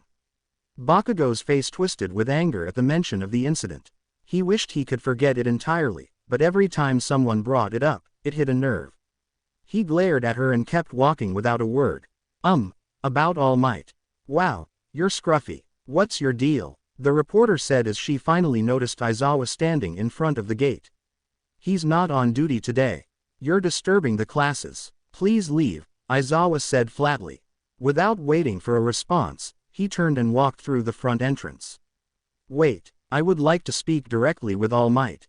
The female reporter demanded. Aizawa just sighed, shaking his head as he continued. The reporter grew more frustrated and tried to follow. Hey, just a little time is fine. Just let me see All Might. She stepped toward the gate. And a buzzer blared. Metal shutters shot down, sealing off the front entrance. What the? She yelped. It's the UA barrier, her cameraman explained. If someone without a student ID or visitor's pass tries to enter, the security system activates. There are sensors all over the school. What the heck? They think they're so high and mighty. They could at least give us a brief comment. We've been here for 2 days, and they still won't say anything. She complained. The revelation that All Might had become a teacher at UA had shocked the nation. The media descended on the university in droves, causing commotion for days. Everyone in Japan knew about the news. But far behind the crowd of reporters, a lone figure stood, watching silently. The wind tugged at their clothing, and for a brief moment, the ambient light revealed enough to make one thing clear. This was no random bystander, but someone with intent. Aizawa stepped into Class 1A's homeroom, where all the students were already present. Good work on yesterday's combat training. I saw the video and the results, he said as he surveyed the room. His gaze settled on Bakugo. Bakugo, you're talented, so don't act like a spoiled kid. Be mature, accept your losses, and learn from them. I know, Bakugo replied with an annoyed grunt, averting his eyes. Then Aizawa looked to Midoriya. Midoriya, excellent job treating the training like a real situation. But be mindful of your actions. Reckless moves will cost you greatly. Yes, sensei, Midoriya said, sitting up a little straighter. Now, let's get down to business. Sorry for the late notice, but today I'll have you. Aizawa trailed off, letting the suspense hang in the air. Is it another special test? Most of the class thought nervously. Decide on a class representative, he finished. A normal school activity. The room thought in collective relief. I want to be the class representative. Pick me, Kirishima shouted, both arms raised high. Sounds like a position I can handle. Kaminari added, throwing his hand up. Yeah, you're gonna need me, Jiro said, raising her hand as well. It's a job made for M. Aoyama began, only to be cut off. I'll be the leader, Ashido yelled over him. Pick me, and I'll make the girls' uniform skirts 30 centimeters above knee level. Mineta declared, only to be smashed in the head by Midoriya's elbow. In a standard class, this might feel like just another duty, and no one would get this worked up. But in the hero course, it's a role that helps you practice being a top hero, the kind who needs to lead others, Midoriya thought. He watched the chaos unfold as everyone shouted over each other, some of them making ridiculous promises. Even Bakugo had his hand raised. Pick me, you idiots. I'm the only one you need. Bakugo snarled. Silence, please. A voice called out. The noise died down as everyone turned to see Iida standing tall. This is a position with serious responsibility, leading others. It's not a job for just anyone who wants it. It requires the trust of those around you. Therefore, we should use democracy to decide who will represent us. Iida declared. Your hand is raised the highest, someone pointed out as Iida, still standing, had his hand thrust straight up. Why do you suggest that? Kaminari asked, genuinely confused. We don't know each other that well yet, so how can we trust one another? Asui asked, voicing a practical concern. Everyone might just vote for themselves, Kirishima added. That is precisely why whoever gets the most votes here can truly be considered the most suitable, Iida said. Then he turned to Aizawa. What do you think, Aizawa-sensei? I don't care. Just decide before homeroom is over. And don't make too much noise, Aizawa replied, already climbing into his yellow sleeping bag and lying down on the floor. Thank you very much, Iida bowed. A few minutes later, the election results were tallied. Izuku Midoriya 3 votes. Momo Yaoyorozu 2 votes. How in the hell did I get 3 votes? Midoriya screamed internally. He now stood at the front of the class beside Yaoyorozu, who smiled calmly. He had voted for her, yet somehow he had ended up with the majority. Who voted for me? He wondered. Okay. Who voted for the damn nerd? Bakugo roared, rising out of his seat. You honestly thought someone would vote for you? Shiro deadpanned. What did you say? Bakugo exploded, slamming his hands on his desk. Meanwhile, both Yaoyorozu and Uraraka whistled innocently and looked away, faces carefully neutral. I think it's best if I keep my mouth shut, both girls thought. Well, Bakugo, to be class representative, you need to have a calm head. You, however, don't, Midoriya said plainly. I give up. 0 votes. I knew this would happen. And I can't argue with the results, Iida muttered, an aura of dejection hanging around him. You voted for someone else, huh? Yaoyorozu asked gently. But you wanted to be class rep, too. What were you trying to do, Iida? Sato wondered, while Todoroki just closed his eyes and shook his head faintly. Then the class representative is Izuku Midoriya, and the class vice representative is Momo Yaoyorozu, Aizawa announced in his usual bored monotone. Well, thank you for voting for me. I promise to do my best to live up to your expectations, Midoriya said with a small, earnest smile. And I'll do the same alongside Izuku, Yaoyorozu added, smiling as well. But you know, it's weird, Midoriya said to her quietly. Yesterday you got first, and I got second in the apprehension test. Now I'm class rep, and your vice representative. Is the universe trying to tell us something, Momo? Possibly, Yaoyorozu replied with an adorable wink that made him blush.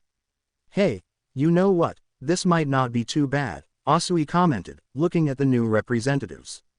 Yeah, I agree, Kirishima said. Midoriya can get fired up, but he can stay calm, too. He's the guy the first wouldn't mind being class representative. Yaoyorozu was also cool when we were going over the battle results. The class buzzed about the election results, most agreeing that the 2 chosen were good fits. Iida, however, stayed quiet, still stung by receiving 0 votes. Bakugo, meanwhile, simmered in annoyance over Deku getting the most. By the way, Aizawa said suddenly, eyes half open as he looked at Midoriya and Yaoyorozu, don't let me catch you 2 making out. Do that on your own time. Both of them immediately went bright red and jerked their gazes away from each other. The rest of the class burst into chuckles at the sight. Later, in the lunchroom. Wow, there's a ton of people today, Uraraka said, looking around at the packed cafeteria.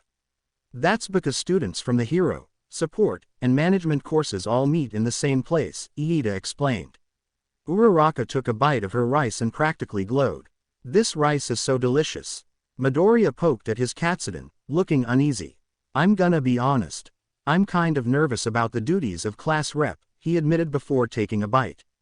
You're the right person for the job, Uraraka said bluntly, still chewing. I agree with Uraraka, Yaoyorozu added. You're completely capable of the position. You'll do great, Iida said firmly. Your courage and judgment during critical moments make you a worthy leader. Out of all of us, you may have the most heroic spirit. That's why I voted for you.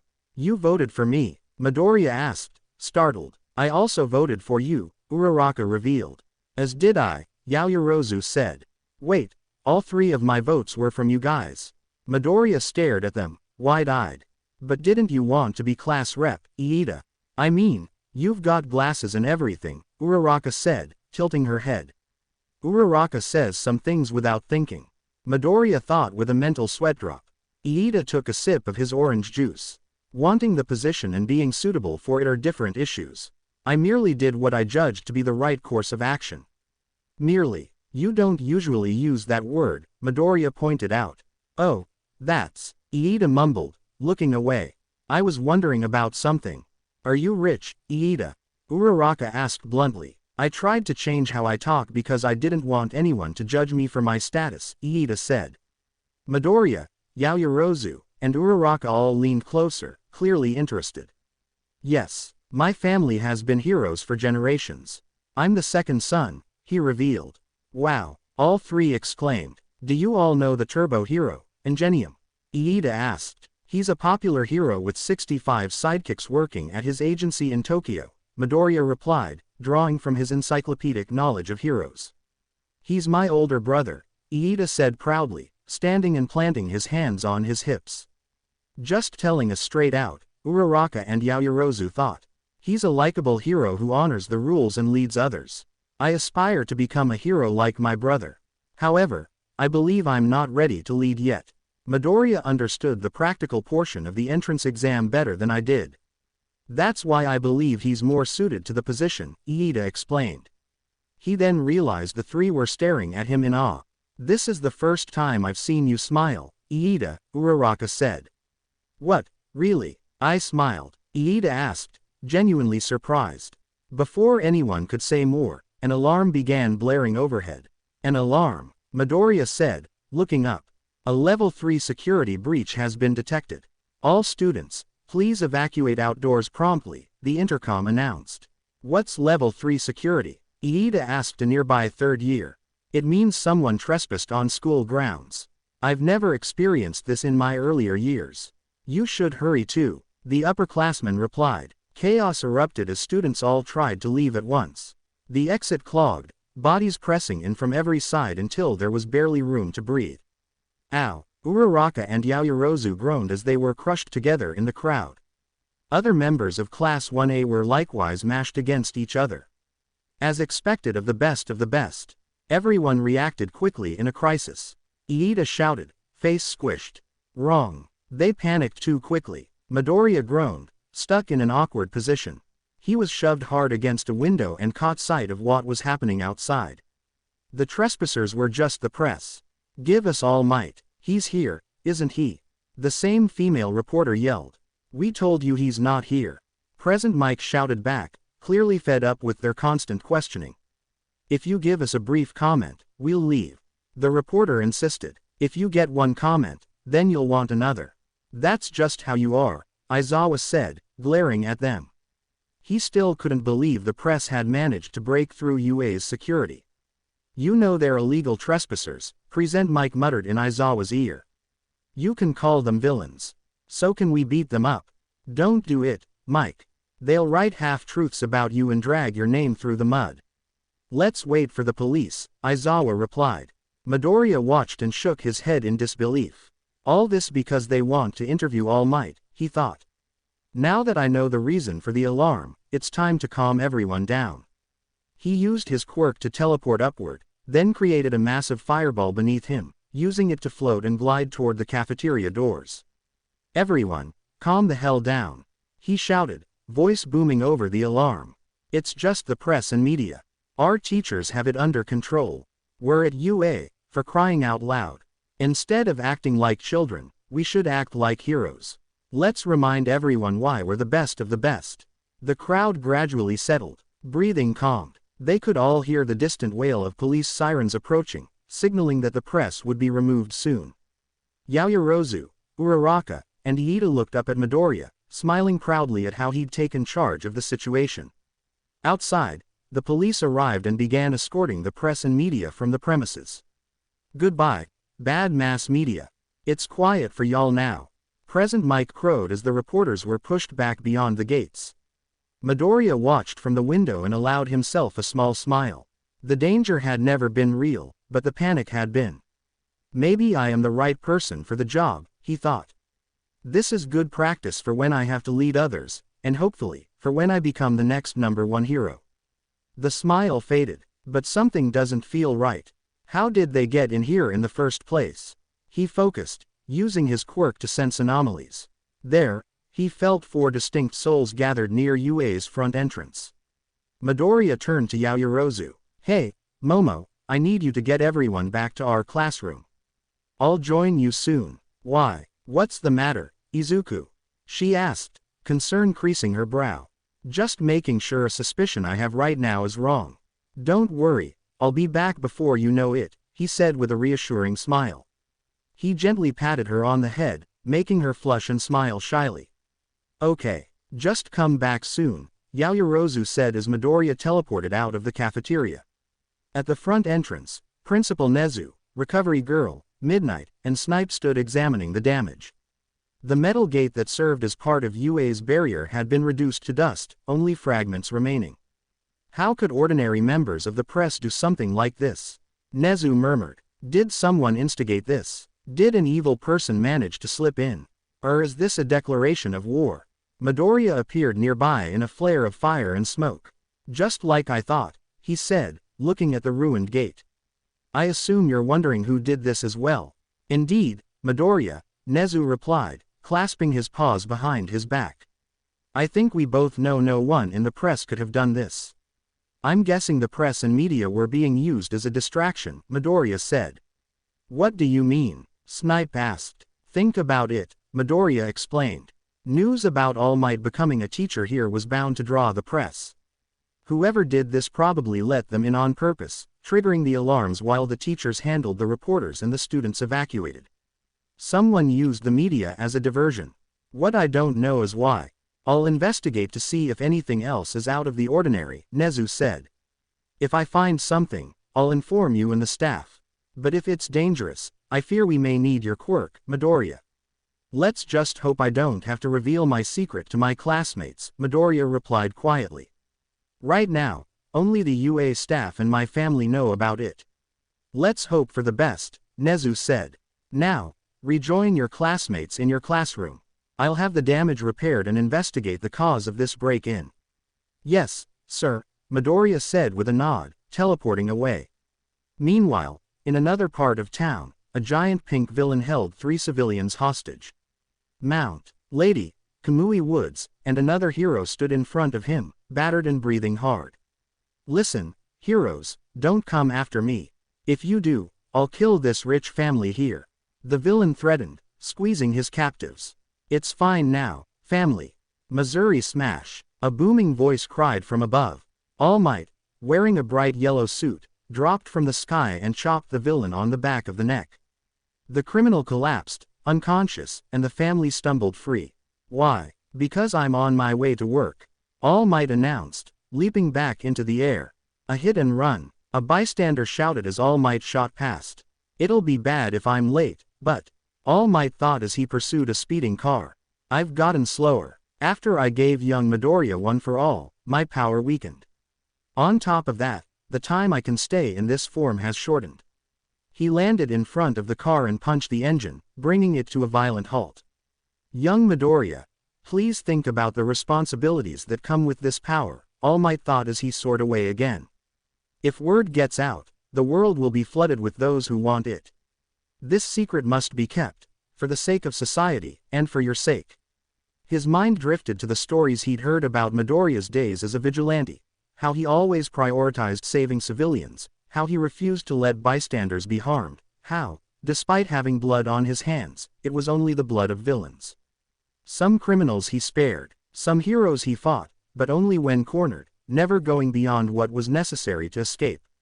Midoriya knew how to protect himself in a fight and understood the weight of the choices he made. Now he needed to learn the specific responsibilities tied to one for all. Deep down, All Might believed his successor would make him proud. Midoriya would become a symbol of peace in his own right. Someone barricaded themselves in the neighboring town.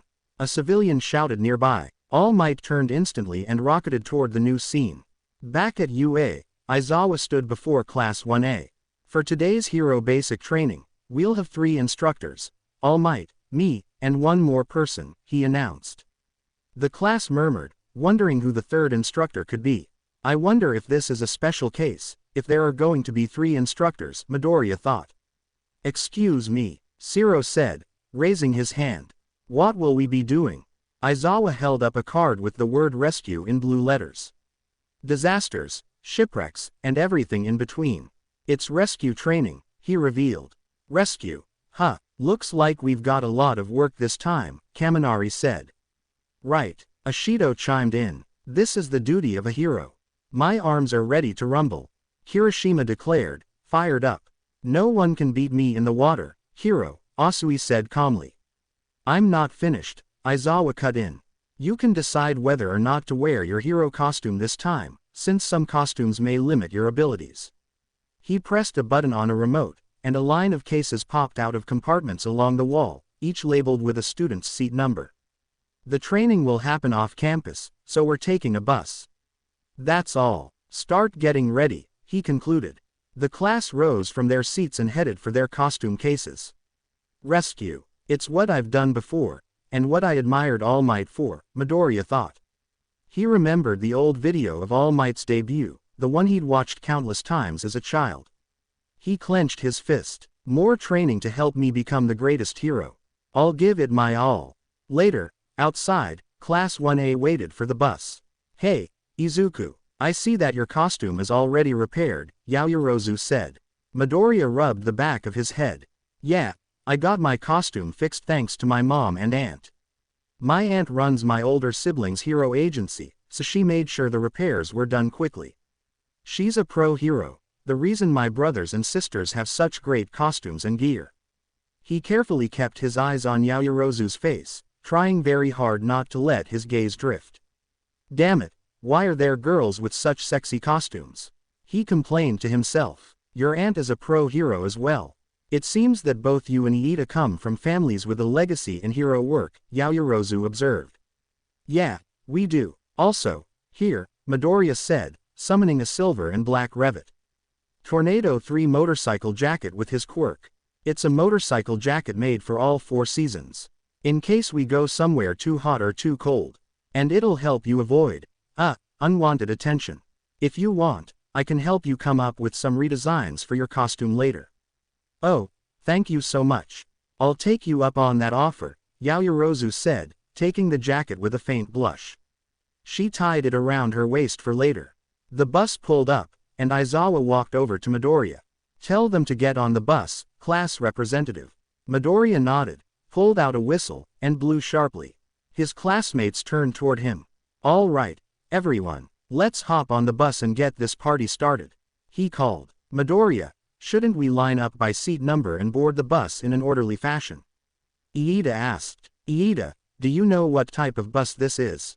Midoriya replied, sweat dropping.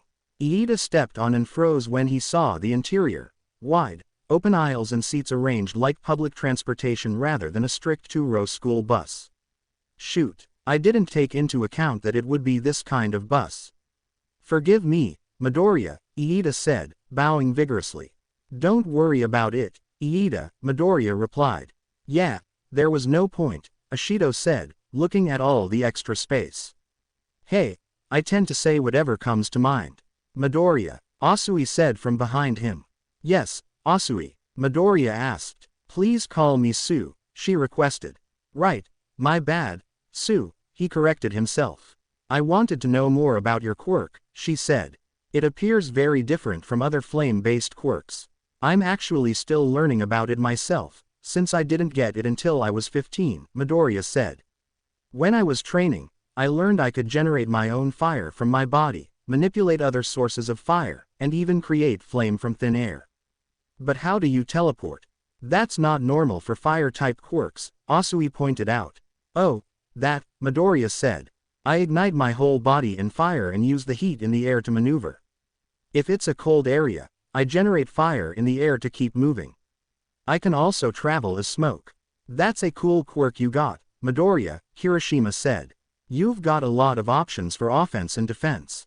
My hardening is strong, but it's not exactly flashy. He hardened his left arm, sharp ridges jutting out. Don't sell yourself short, Kirishima.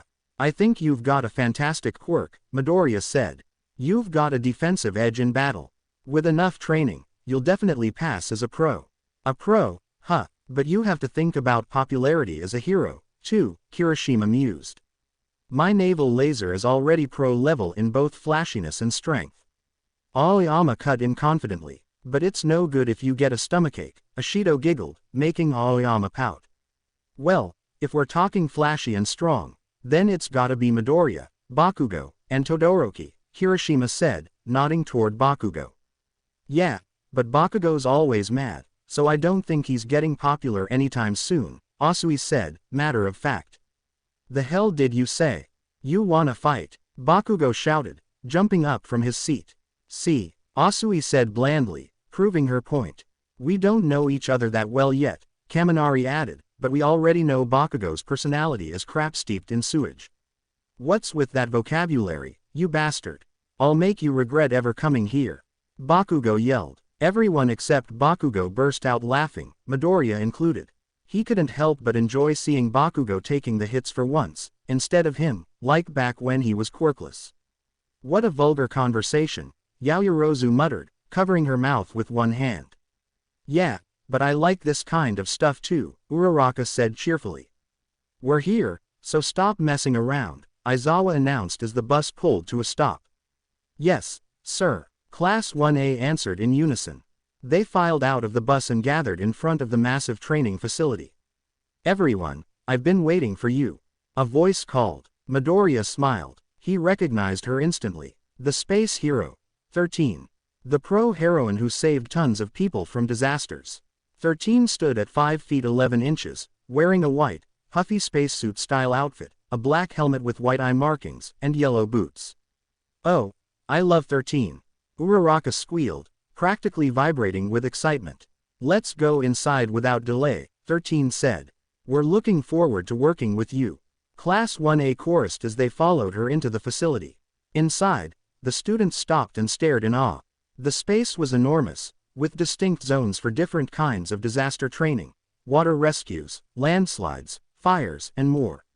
Wow, it looks like USJ. Kaminari exclaimed. A shipwreck, a landslide, a fire, a windstorm, etc., 13 said, gesturing around. This is the training ground I designed to simulate various accidents and disasters. It's called the Unforeseen Simulation Joint, or USJ for short. It really is like Universal Studios Japan, the class thought. They should really rename this place, or people will keep mixing them up, Midoriya added privately. 13. Where's All Might? He was supposed to be here, Aizawa asked. About that, 13 said, holding up 3 fingers. He did too much hero work on the way to UA and ran out of time. He's resting in the lounge back on campus. Aizawa sighed. We took precautions just in case, but it can't be helped. Shall we begin? Let's see. Before we start, I would like to say one thing, or 2, or 3, or 4, 5, 6, 7. 13 rambled. The students' sweat dropped. Why is the number increasing? They wondered. I'm sure you all know my quirk. Black hole, 13 said. I can suck up anything and turn it into dust.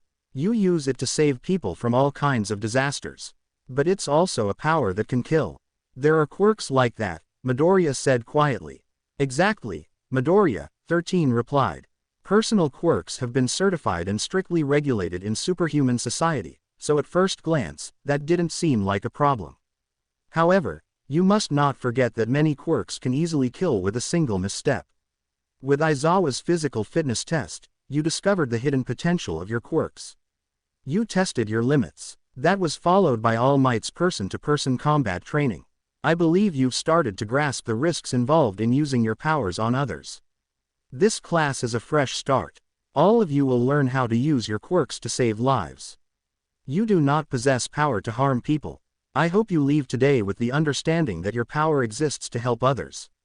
13 bowed slightly. That is all. Thank you for listening. Aizawa stepped forward. All right then. First.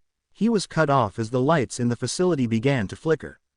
A swirling purple portal of mist formed in the middle of the plaza. A man stepped out. He stood about 5 feet 10 inches with a slim frame, pale skin, and wrinkles around his eyes. His messy grayish-blue hair hung in uneven lengths, some strands brushing his shoulders, others falling over his face in choppy waves. His clothes were simple. Plain red sneakers, black pants that exposed his ankles, and a long-sleeved black V-neck shirt. But what stood out were the disembodied hands fixed to his body, gripping his face, neck, arms, forearms, wrists, chest, and shoulders. He wasn't alone. More figures emerged from the portal behind him. Aizawa's eyes widened. In an instant, he jumped in front of his students. Gather together and don't move. 13. Protect the students. He ordered. What's this? Is this like the entrance exam, where the lesson already started? Hiroshima asked uncertainly. Don't move, Aizawa snapped, pulling his yellow goggles down. Aizawa-sensei, those are what I think they are. Midoriya asked, though he already knew. Yes, Midoriya, Aizawa said. Those are villains. Midoriya swallowed hard. So this was the reason for the break-in at UA, he realized. They really came. Villains. Here. Questions battered his mind. How they'd found this place, what they were after, why now, but there was no time for answers. The invasion of the USJ had begun. Class 1A's rescue training at the USJ had turned into a complete nightmare. Villains had invaded the facility.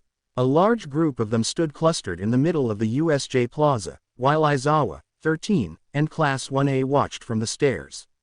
Then, a mass of purple, mist-like energy with yellow eyes manifested. It shrank down but still remained a huge, swirling cloud of fog. Only 13 and Eraserhead. The schedule we got the other day said All Might was supposed to be here, the purple mist villain said. TCH. So the break-in yesterday was your doing, you scumbags, huh? Aizawa growled. Where is he? I went through the trouble of gathering all these people, too, said another villain, the one with multiple disembodied hands attached to his body. All Might, the symbol of peace, isn't here. You think he'll appear if some of the students die? He spoke of murder like it was nothing, showing no regard for human life, willing to use them as bait to draw out the number one hero. Midoriya's fingers tightened around the hilt of his katana as he prepared to step forward, but Eraserhead blocked him with an arm. Midoriya, stand down. I'll deal with the villains. You stay with the others, Aizawa ordered, unwrapping his scarf to its full length. Wait, actual villains. There's no way they could break into a hero school. Hiroshima shouted. He couldn't believe a large group of villains had made it inside, clearly prepared to kill them. Sensei, what about the trespasser sensors? Yaoyorozu asked 13, certain the alarms should have gone off. We have them, of course, but 13 trailed off. She didn't need to say any more. The lack of any alarm made it clear what she was implying. I think they got someone whose quirk can shield them from the sensors, Midoriya said, eyes narrowed. Since this place is isolated and separated from the main campus, it takes time for a class to arrive. They may be fools, but they aren't dumb. This attack was carefully planned to achieve a specific goal. Yeah, you're right. Nezu told me you hypothesized someone might have used the reporters, trespassing as a distraction.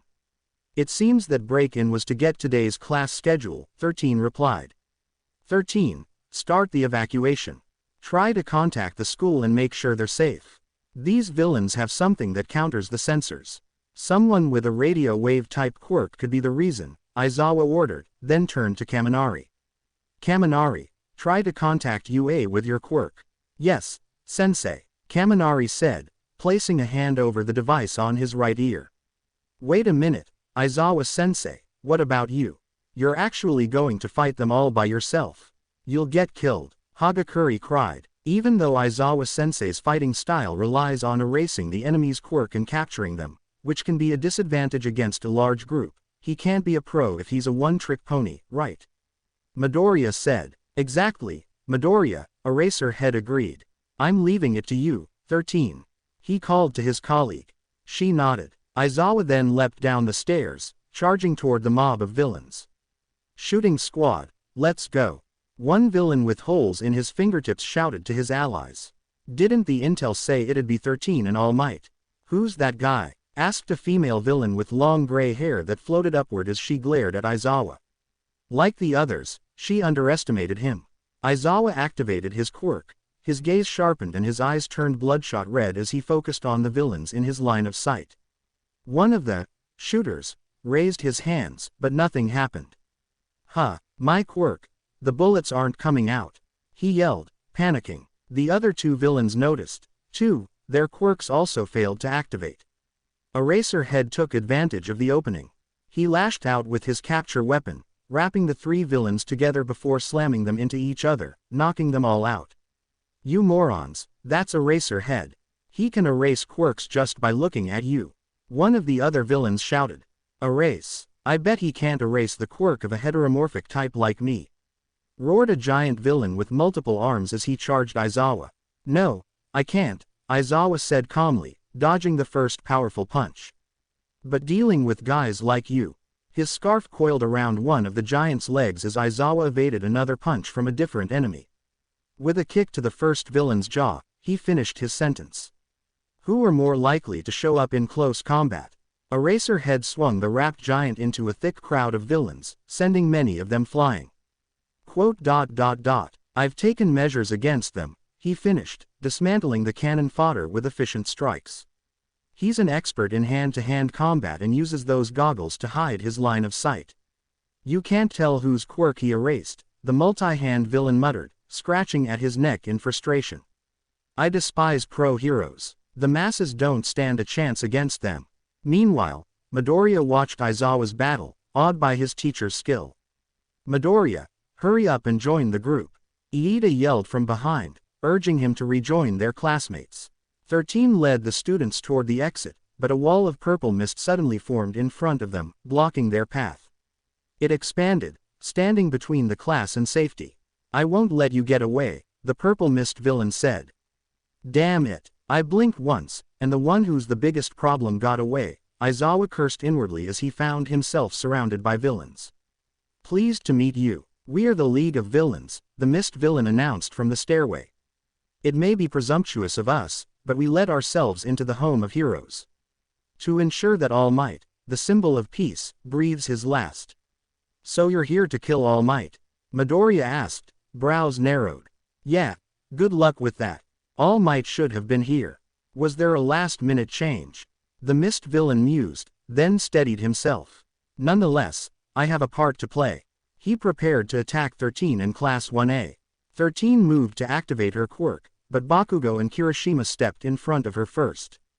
Did you ever consider getting beaten by us before you, ow? Kirishima started, only to be cut off as Midoriya punched him in the head. Bakugo received a strike of his own a half-second later. What the hell was that for, Deku? Bakugo roared. Midoriya hit him again. If you and Kirishima actually looked, you'd see he's made of fog. Ergo, physical attacks are useless on him. Midoriya shouted. The dust from Bakugo's blast cleared, revealing the mist villain completely unharmed. It seems there's only one golden egg in this basket, the villain observed, clearly referring to Midoriya. My job is to scatter you all to die. His purple fog spread out, enveloping the class. A large, circular barrier briefly appeared around 13 and the students as he warped them. What's going on? I can't move, Midoriya cried as the mist constricted around him.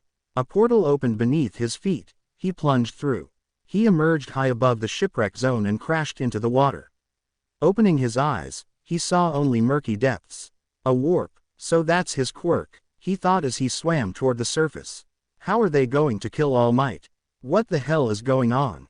Before he could reach the air, he noticed something cutting through the water toward him, a villain with shark-like features, charging at high speed.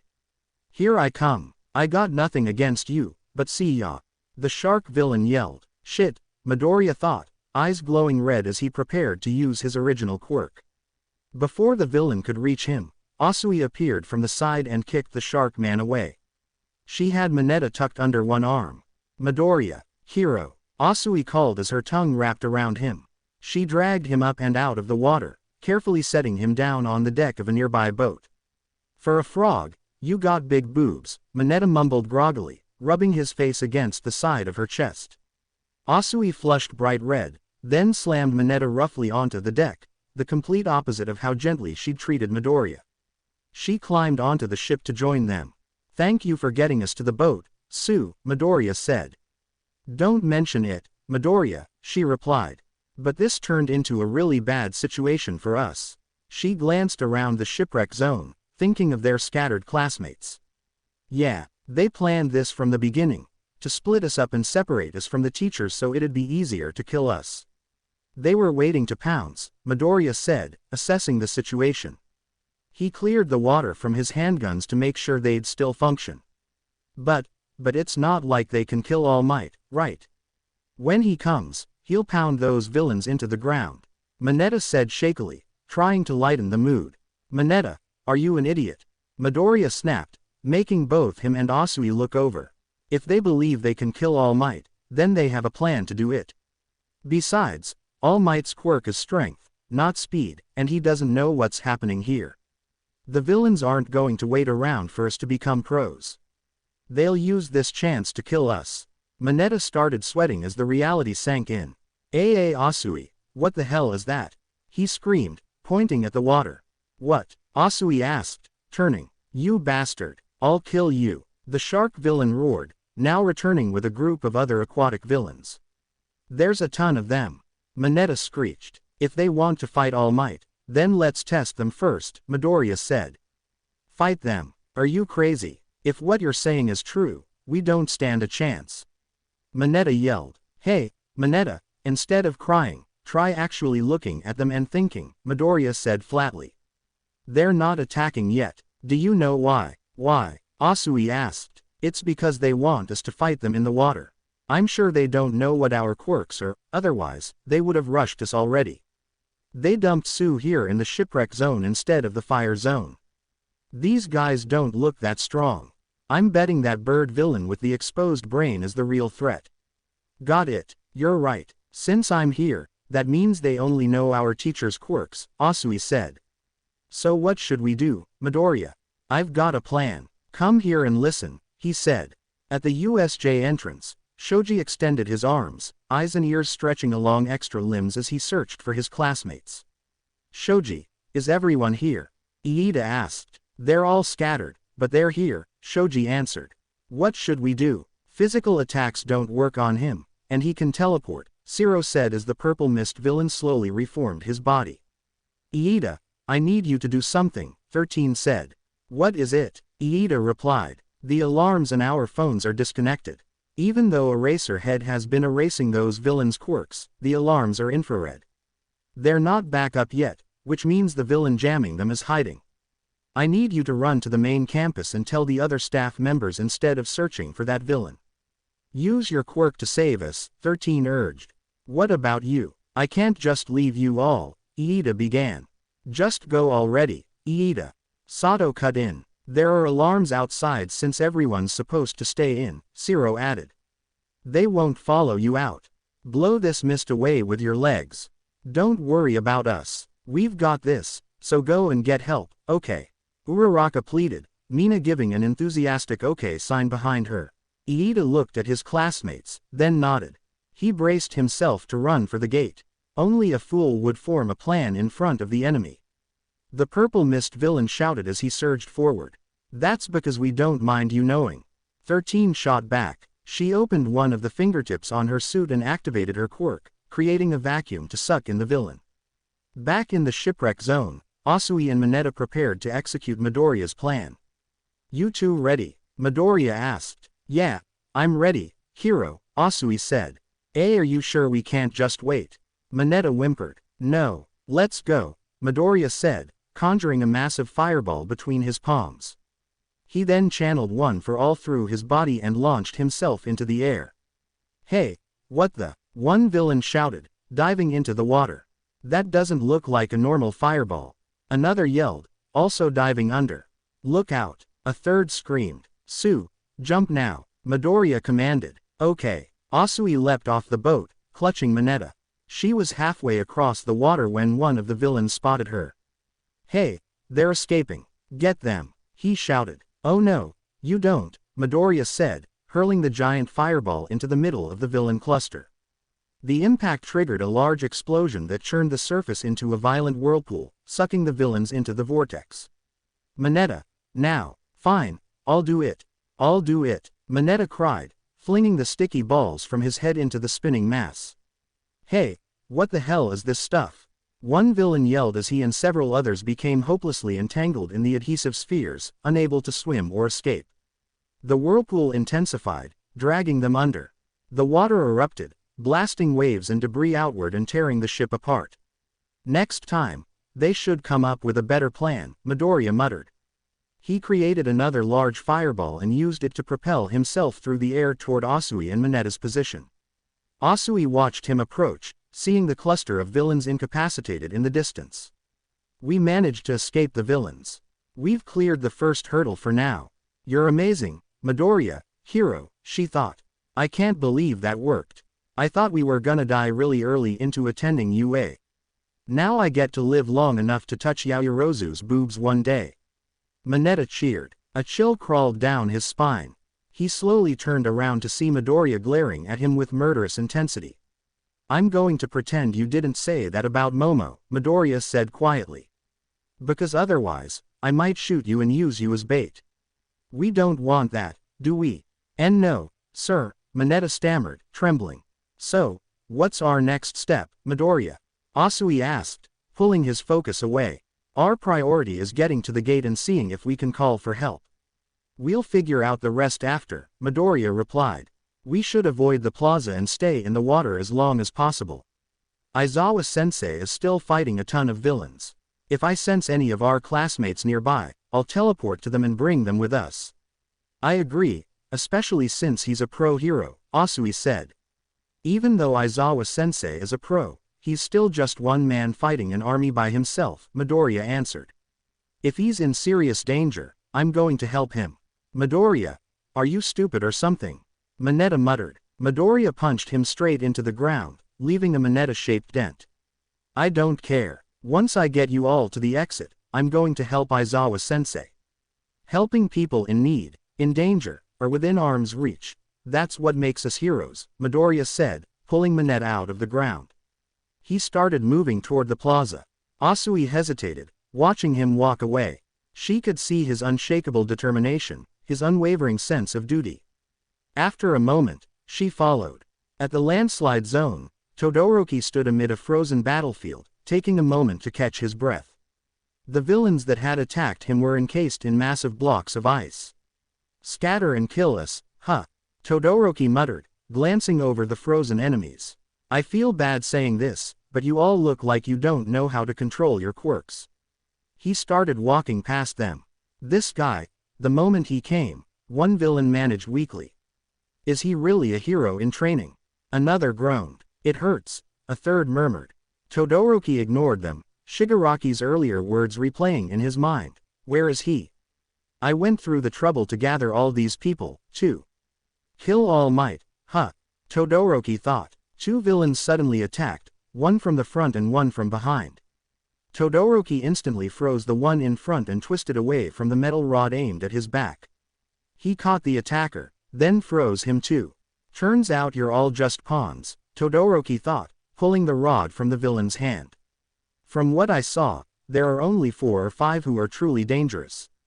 If that's the case, the next thing I need to do is, he turned his cold gaze toward the immobilized villain.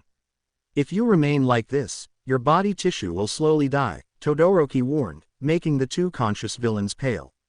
But I desire to be a hero, so I'd like to avoid that, he continued, hovering his right hand near one villain's face.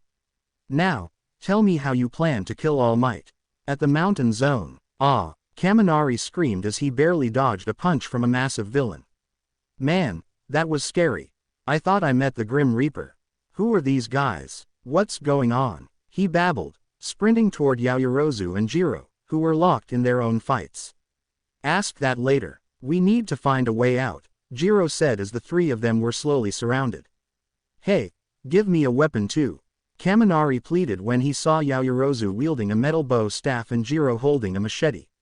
You have electric powers. Just electrocute them. Jiro snapped. Don't you remember our team up during battle training?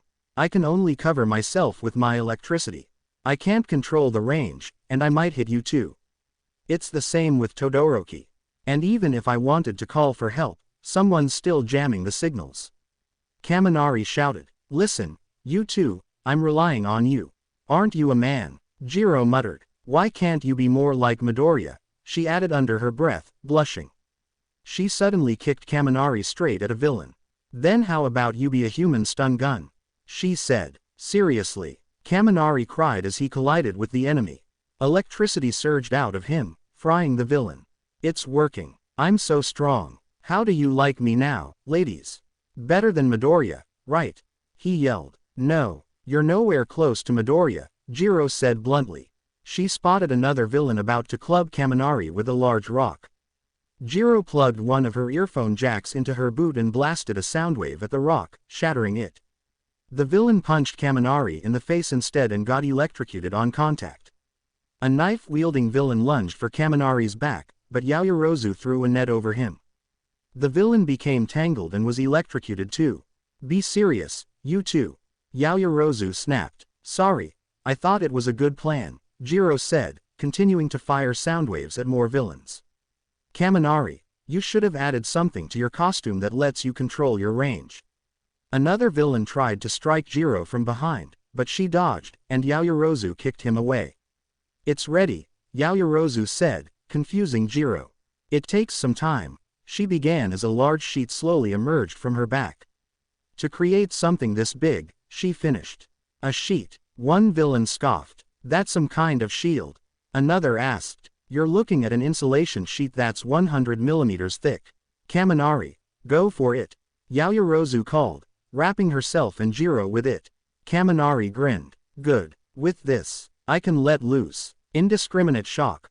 1.3 million volts. He shouted, discharging his electricity into the ground. The blast spread across the area, stunning and knocking out the surrounding villains. Once the enemies were down, Yaoyorozu lifted the sheet. Now then, I'm worried about everyone else. Let's find them and regroup, she said. You're looking a little overexposed, Yaoyorozu, Jiro pointed out. Yaoyorozu glanced down. Her costume had been torn in multiple places due to the size of her creation. Oh, don't worry, I have the motorcycle jacket Izuku gave me, Yaoyorozu said, untying the jacket from around her waist. She put it on and zipped it up to cover herself. Why do you have one of Midoriya's motorcycle jackets? Jiro asked. He gave it to me in case we ever had to deal with areas that are too hot or too cold for my costume. He also offered to redesign my costume so I wouldn't attract unwanted attention, Yaoyorozu replied. With how big it is, I think you should definitely let him handle the redesigns, Jiro muttered, eyeing Yaoyorozu's bust. They stepped out from under the sheet to see Kaminari stumbling around, his brain clearly fried from overuse of his quirk. Back at the plaza, Eraserhead had just knocked down two more villains when the multi-hand villain charged at him, quietly counting under his breath. 23 seconds, the villain said.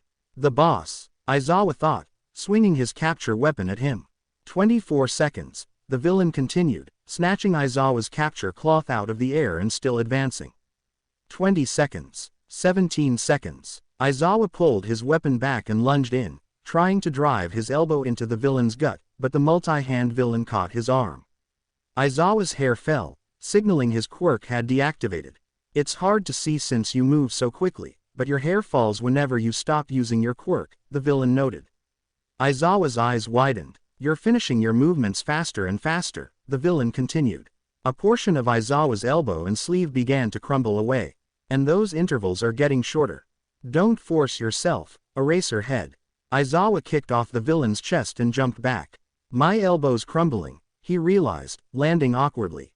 A villain rushed him, but Aizawa dodged and kicked him away. Another swung a chain, which Aizawa barely avoided. He was surrounded once more. That quirk isn't meant for battling large groups for a long time, is it? The multi-hand villain said, rising to his feet. This is different from your normal work. You specialize in short engagements after ambushing your target. And yet, you charged in head-on so your students wouldn't worry. Aizawa's body finally gave out. He dropped to one knee as a villain came up behind him with a knife, preparing to stab him. 2 gunshots rang out. The attacker howled, dropping the knife as both his shoulders exploded with pain. Everyone turned to see Midoriya standing at the edge of the plaza, aiming his Sig Sauer 1911 TACOPS. Midoriya rushed to Aizawa's side. Looks like you spent most of your energy on these guys.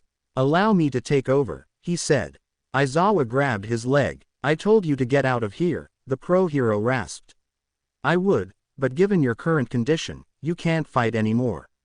You should rest, Aizawa-sensei, Midoriya replied. He struck the back of Aizawa's neck with the edge of his hand, knocking him out. The villain who'd been shot earlier staggered to his feet. "You goddamn brat, I'll kill you," he shouted as he and several others rushed in. They failed to notice Asui and Mineta watching from the water's edge, half submerged. Midoriya opened fire, each shot intended to disable. Every time a villain closed in, he ducked, weaved, and countered, shooting to wound rather than kill. Shoulders, legs, and hands, each bullet found a place that took the enemy out of the fight. He reloaded the moment he was down to one round, ejecting the magazine and slamming in a fresh one with practiced speed. Both Asui and Mineta were stunned by his efficiency. "Who the hell is this guy?" one villain screamed as a bullet tore into his leg. Within moments, every remaining grunt Aizawa hadn't taken out was on the ground, clutching a bullet wound. "Now that the grunts are dealt with," Midoriya said, lowering his gun, "all that's left are you two eyesores." He glared at the multi-hand villain and the massive monster beside him. The creature was a giant, black, humanoid monster standing nearly 6 feet 5 inches, its body packed with bulging muscles and crisscrossed with scars. Its brain was exposed atop its head, surrounded by large, lidless eyes. A beak-like mouth lined with sharp teeth jutted from its face. It wore beige pants and heavy metal knee pads shaped like skulls. Its feet and torso were bare. In the blink of an eye, the monster vanished from sight. Midoriya barely had time to turn before the creature, Nomu, appeared behind him and punched him square in the chest, sending him crashing into a wall. Asui and Mineta flinched away, covering their eyes, afraid to see how badly Midoriya was hurt after that blow. At the USJ entrance, 13's vacuum began pulling Kurogiri's mist in. "Your quirk lets you suck in everything and turn it into dust." "An amazing power," Kurogiri said calmly. "However, you're a hero who saves people from disasters." A warp portal appeared behind 13. "You're not on the same level as combat heroes," Kurogiri finished. Before 13 could react, the force of her own quirk pulled her into the portal. The space behind her twisted, her back armor buckling and breaking from the inside.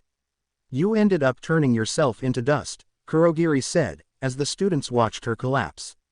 13 sensei, Mina screamed. "Iida, hurry, run," Sato shouted. Iida hesitated, remembering 13's words, "Use your quirk to save us." He took off. "Damn it," Kurogiri growled as he noticed. "The student I forgot to scatter. We are waiting for All Might." He opened a portal in front of Iida. "If he calls the other staff members, it'll be troublesome," Kurogiri said as the vortex tugged at Iida's body. "Everyone's lives are in my hands. My classmates are depending on me," Iida thought, pumping his legs harder. Shoji suddenly lunged in and grabbed the metallic collar around Kurogiri's neck. "Go," he shouted, wrestling with the villain.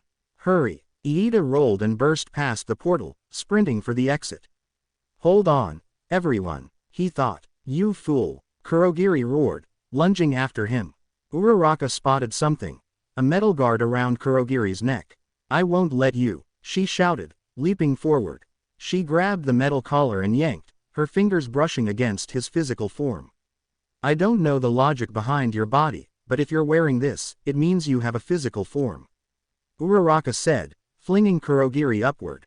"Go for it, Iida," she yelled. "My body." "Oh no," Kurogiri gasped as Iida reached the gate.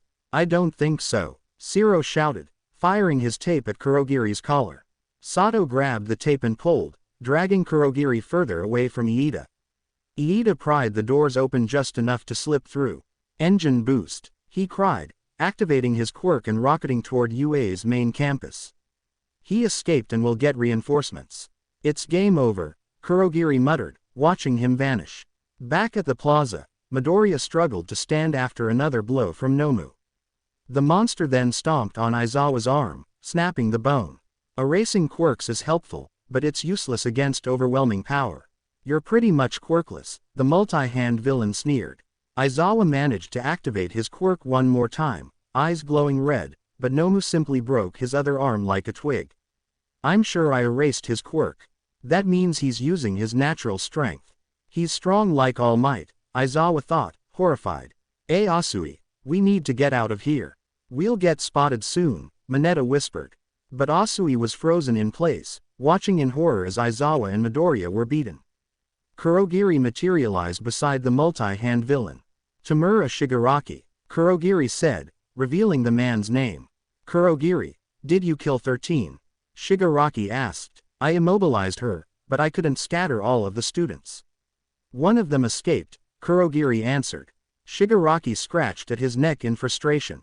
Kurogiri, if you weren't our ticket out of here, I'd kill you right now, he muttered, then exhaled. Winning against multiple pro heroes is difficult, even for us. It's game over. Let's go home. Go home. Did he say they're leaving? Mineta whispered. I think so. Asui replied. Mineta sobbed and hugged Asui in relief, only for one of his hands to land on her chest again. Yeah, but I've got a bad feeling, Asui said, shoving him into the water. But before we leave, let's destroy some of his pride, Shigaraki said. He appeared in front of Asui in a blur. As the symbol of peace, he continued, reaching toward her face, all 5 fingers poised to touch her skin. A gunshot cracked through the air. A bullet struck Shigaraki's hand, forcing it back. Shigaraki hissed and turned to see Midoriya, bruised and bloodied, still standing and aiming his pistol at him. How are you still standing after so many hits from Nomu? Kurogiri demanded. Sorry. That's a secret, Midoriya answered, his healing factor already at work. Nomu, kill him, Shigaraki shouted. Nomu charged. Midoriya teleported, reappearing directly in front of Shigaraki. He ignited his right fist and channeled one for all into his arm. Nomu instantly moved in front of Shigaraki as a living shield. Midoriya's flaming punch collided with Nomu's chest, releasing a concentrated fireball that blasted Nomu, Shigaraki, and Kurogiri backward. Midoriya then conjured a massive sphere of fire between his hands and hurled it into the sky. The orb split into 5 smaller flaming spheres that curved midair and dove toward the 3 villains. Nomu threw himself over Shigaraki, shielding him, while Kurogiri warped part of his own body to absorb and redirect the flames, sending them back. Midoriya grabbed Asui and Mineta from the water. You two, get Aizawa-sensei back to the entrance. I don't know how long my attack will keep them busy, he ordered. What about you? Asui asked. I need to get to where Momo, Jiro, and Kaminari are. I'll be right back. Now get Aizawa-sensei to safety. Midoriya barked, then disappeared in a flash. Asui and Mineta ran to Aizawa and began carrying him back toward the entrance. Shigaraki remained under Nomu's body as Kurogiri continued to redirect fireballs away from them. At the mountain zone, Kaminari had been taken hostage by a villain crackling with electricity.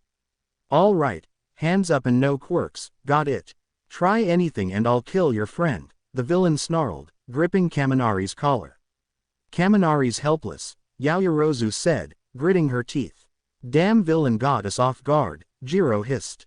I thought that blast fried them all. We were idiots not to see this coming. I feel a certain kinship with other electric types, so I don't want to kill him unless you force me to, the villain said, electricity dancing around his fingers. An electric type, he must be the one jamming the signals, Yaoyorozu whispered as she and Jiro slowly raised their hands. Good, the villain said, just before Midoriya appeared behind him. What the villain gasped. Midoriya kicked him hard in the ribs, knocking his hand off Kaminari's collar, then followed with a fireball that slammed the villain into a stone wall. The impact dazed him long enough for Midoriya to grab his head and smash it back against the rock, knocking him out cold.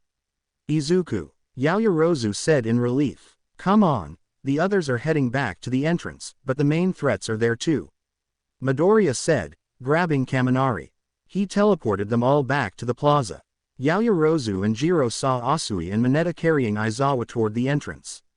They also saw Shigaraki, Nomu, and Kurogiri still occupied with dwindling fireballs. Nomu and Kurogiri quickly began destroying them one by one. Yaoyorozu, help Sue and Mineta with Aizawa-sensei. Jiro, you get Kaminari to safety, Midoriya commanded, summoning his Remington 870 MCS shotgun. Izuku, we can't let you face those 3 alone. Yaoyorozu cried. Now's not the time, Momo.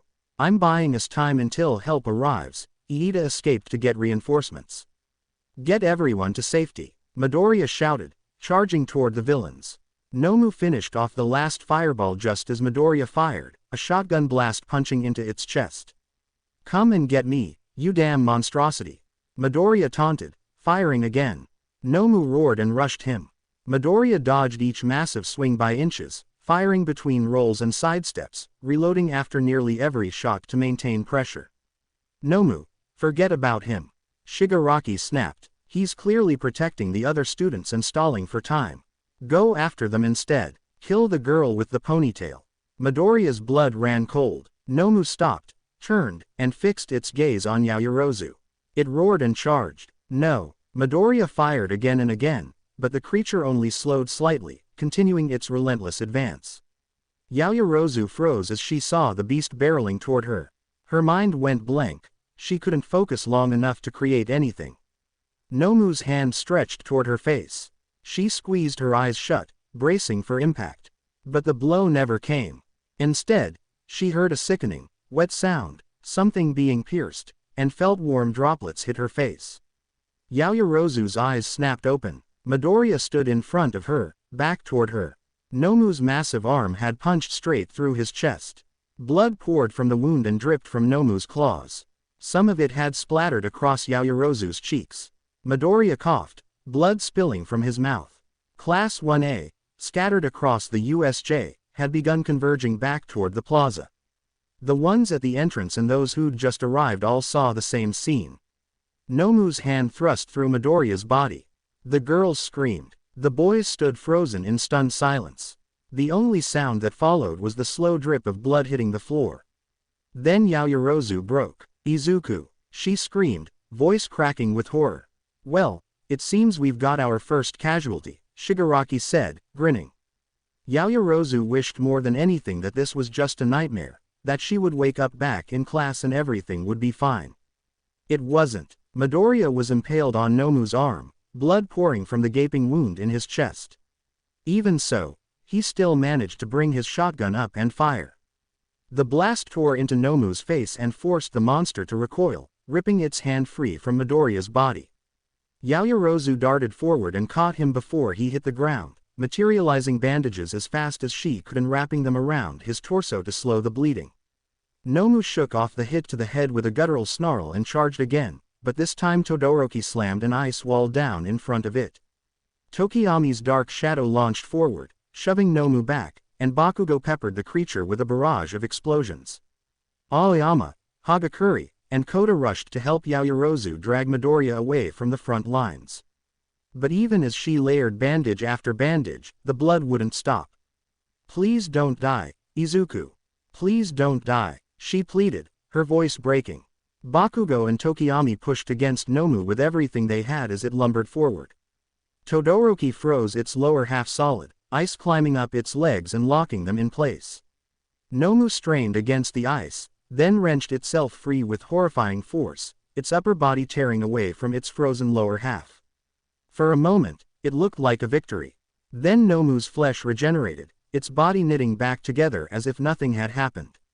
"Kurogiri, summon the villains that were supposed to kill the scattered students," Shigaraki ordered coldly. "Right away," Kurogiri replied. A massive warp gate blossomed open. Villains poured out. The ones who had been separated across the USJ now regrouping at the central plaza. "The teachers are down. Now's your chance to kill the students," Shigaraki announced. The villains advanced with weapons drawn and quirks ready. Bakugo unleashed explosions to slow them down. Todoroki raised more walls of ice, and Tokiyami, Kirishima, and Ojiro formed a line, using their quirks to fend off anyone who slipped through. It wasn't enough. Nomu suddenly appeared again, swinging the back of its massive hand in a brutal arc. Bakugo, Todoroki, Tokiyami, Kirishima, and Ojiro were all sent flying, crashing down near the entrance stairs. Nomu let the lesser villains continue their march toward Class 1A. Yaoyorozu, hands trembling, pulled one of Midoriya's handguns from its holster and aimed it at the incoming villains. "Stay back. Don't make me use this on you," she shouted. The villains only laughed. "Please, we can tell you don't know how to use that. Your hands are shaking," one of them sneered. Yaoyorozu looked down. Her hands were indeed shaking violently around the gun. "Time to die." The villains roared as they charged. She pulled Midoriya closer, shutting her eyes tightly. If this was the end, then at least she'd meet it holding onto the man she admired. Meanwhile, Midoriya found himself lying on his back in an endless, empty void. Get up. The voice echoed from everywhere and nowhere. Get up, it commanded again. Midoriya pushed himself to his feet, glancing around at the darkness that seemed to stretch on forever.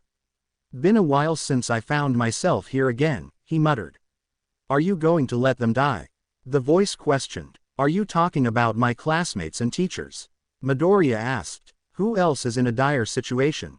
The voice shot back. No, of course not. Midoriya protested. Then why are you not using our full power? You know I can't use it, Midoriya said through gritted teeth. They don't know that I was once Akuma and Shinigami. So a secret is more valuable than their lives.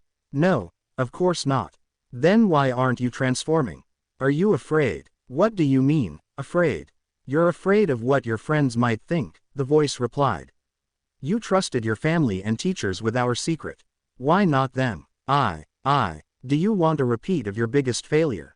The voice growled. Because that is what is about to happen. Images materialized in the void. Midoriya saw Yaoyorozu clutching his limp body as villains closed in on his classmates. His heart clenched. Do you remember the oath you made with me when we first met? When villains caused your mother's accident? The voice pressed. You vowed that no innocent person within our reach would be harmed. You vowed that no one would suffer the pain you went through. You vowed you wouldn't let another life you could save be taken. And now you're breaking that oath. Villains will once again kill those you care for. Just like your first love. No, Midoriya's voice shook. I refuse to let that happen again. I refuse, damn it. Then why are you still not acting? The voice roared. Get up and show me that you will continue to honor our oath. Our oath to protect the lives we can reach. To bring judgment upon the guilty who wish to harm the innocent. To never let villains do as they please. The void shook. Enormous flaming red eyes opened in the darkness. The villains have already taken so much from you. Caused you so much pain. How will you make them pay? What will you take from them? The voice demanded, turning demonic. Midoriya's eyes glowed the same fiery red. Everything, he replied. You're first. A villain with a machete shouted as he lunged toward Yaoyorozu. Yaoyorozu, run! Jiro screamed as several students from Class 1A tried to reach her. Yaoyorozu refused to let go of Midoriya. She braced herself for the blade. Instead of pain, she heard a sickening, wet sound, something being pierced. Her eyes snapped open. Midoriya was standing in front of her. His fist was buried in the machete-wielding villain's chest. Flames erupted from Midoriya's arm, engulfing the villain's body. In seconds, nothing remained but a pile of ash at his feet. Several villains froze in terror. Steam began to roll off Midoriya's body as he started to laugh, low, menacing. Hehehehehe, he chuckled darkly. Oh, you've all done it now. He slowly advanced, each step echoing across the broken ground. You let him out, Midoriya continued. The one scratching to come out. A suffocating aura radiated from him. Some villains instinctively backed away. Midoriya lifted his head. His eyes flickered rapidly between his usual green irises and hollow, empty sockets. He's hungry, Midoriya crooned, his voice distorting. He hasn't eaten in a long time.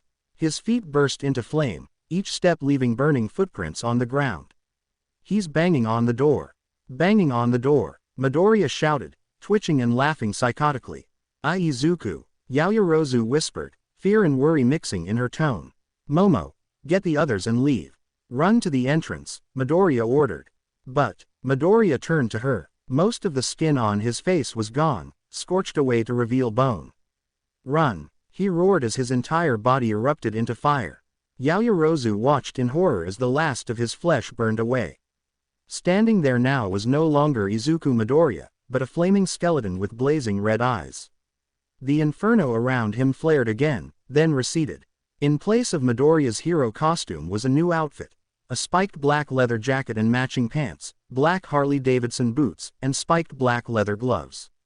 The spikes on his jacket and gloves jutted out a full 3 inches. The villains knew exactly who this was. Oh God, it's him, one breathed. The Akuma, the Shinigami, another clarified, voice shaking. Nobody told me he was here, a third muttered. Akuma, Midoriya's vigilante persona, slowly raised a skeletal finger and pointed at them. All of you, guilty. A villain with a spike-generating quirk fired a volley of sharpened spikes toward Yaoyorozu. Akuma appeared in front of her in an instant, taking the hit without flinching. The spikes sizzled and burned away where they touched his flaming bones. In the next heartbeat, he was face to face with the attacking villain. Akuma opened his jaw and unleashed a torrent of hellfire, incinerating the villain until nothing remained but ash. He then scooped Yaoyorozu up and carried her to the staircase where the rest of Class 1A was regrouping. Go, I'll handle this, Akuma said, setting her down. Bakugo grabbed Akuma's shoulder. Who the hell do you think you are to order? He didn't finish. Akuma's hand closed around Bakugo's neck with frightening speed. The flaming skull turned, empty eye sockets locked on Bakugo's eyes. You'll just get in the way, Akuma said, voice low and dangerous. He pushed Bakugo aside and strode toward the remaining villains. Bakugo snarled, ready to retort, but Jiro grabbed his arm. Midoriya's right, Bakugo, she said firmly. We just saw him shrug off an attack that should have killed him. Let him handle this. TCH. Bakugo clicked his tongue in irritation, but he backed away, following the others up the stairs toward the USJ entrance. Some villains kept retreating, fear finally sinking in.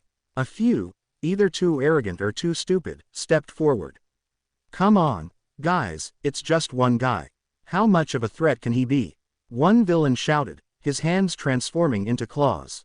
Akuma summoned Midoriya's handguns, the metal warping under his influence. The pistols' designs shifted, becoming more brutal and demonic. He shoved the barrel of the right-hand gun into the loud villain's mouth. Bang! The villain's head vanished in a spray of fire and ash. That broke the dam. The other bold villains charged. Akuma opened fire with both pistols. Each shot was precise. Head, chest, neck. Wherever the bullets struck, the villains ignited and crumbled into ash. Hey, hey, hey, what's this? Shigaraki shouted, scratching at his neck in agitation. The heroes got the vigilante as one of their students. What kind of cheat is that? Nomu, take care of that skeleton. Nomu bounded over the crowd of villains and swung down at Akuma. Akuma simply opened his jaw again and fired a massive fireball, slamming Nomu out of the air and launching the creature toward the shipwreck zone.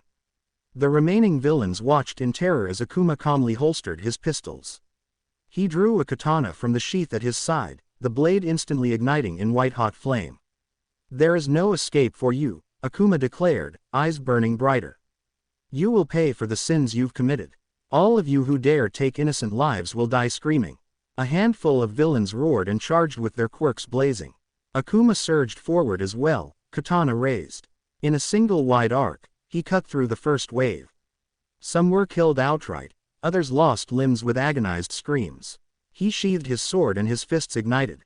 Each punch that connected turned another villain into cinders. Those he chose to spare did not escape unscathed. Arms snapped, legs shattered.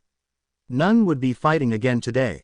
Akuma drove his flaming fists into the ground, opening a fiery portal beneath him.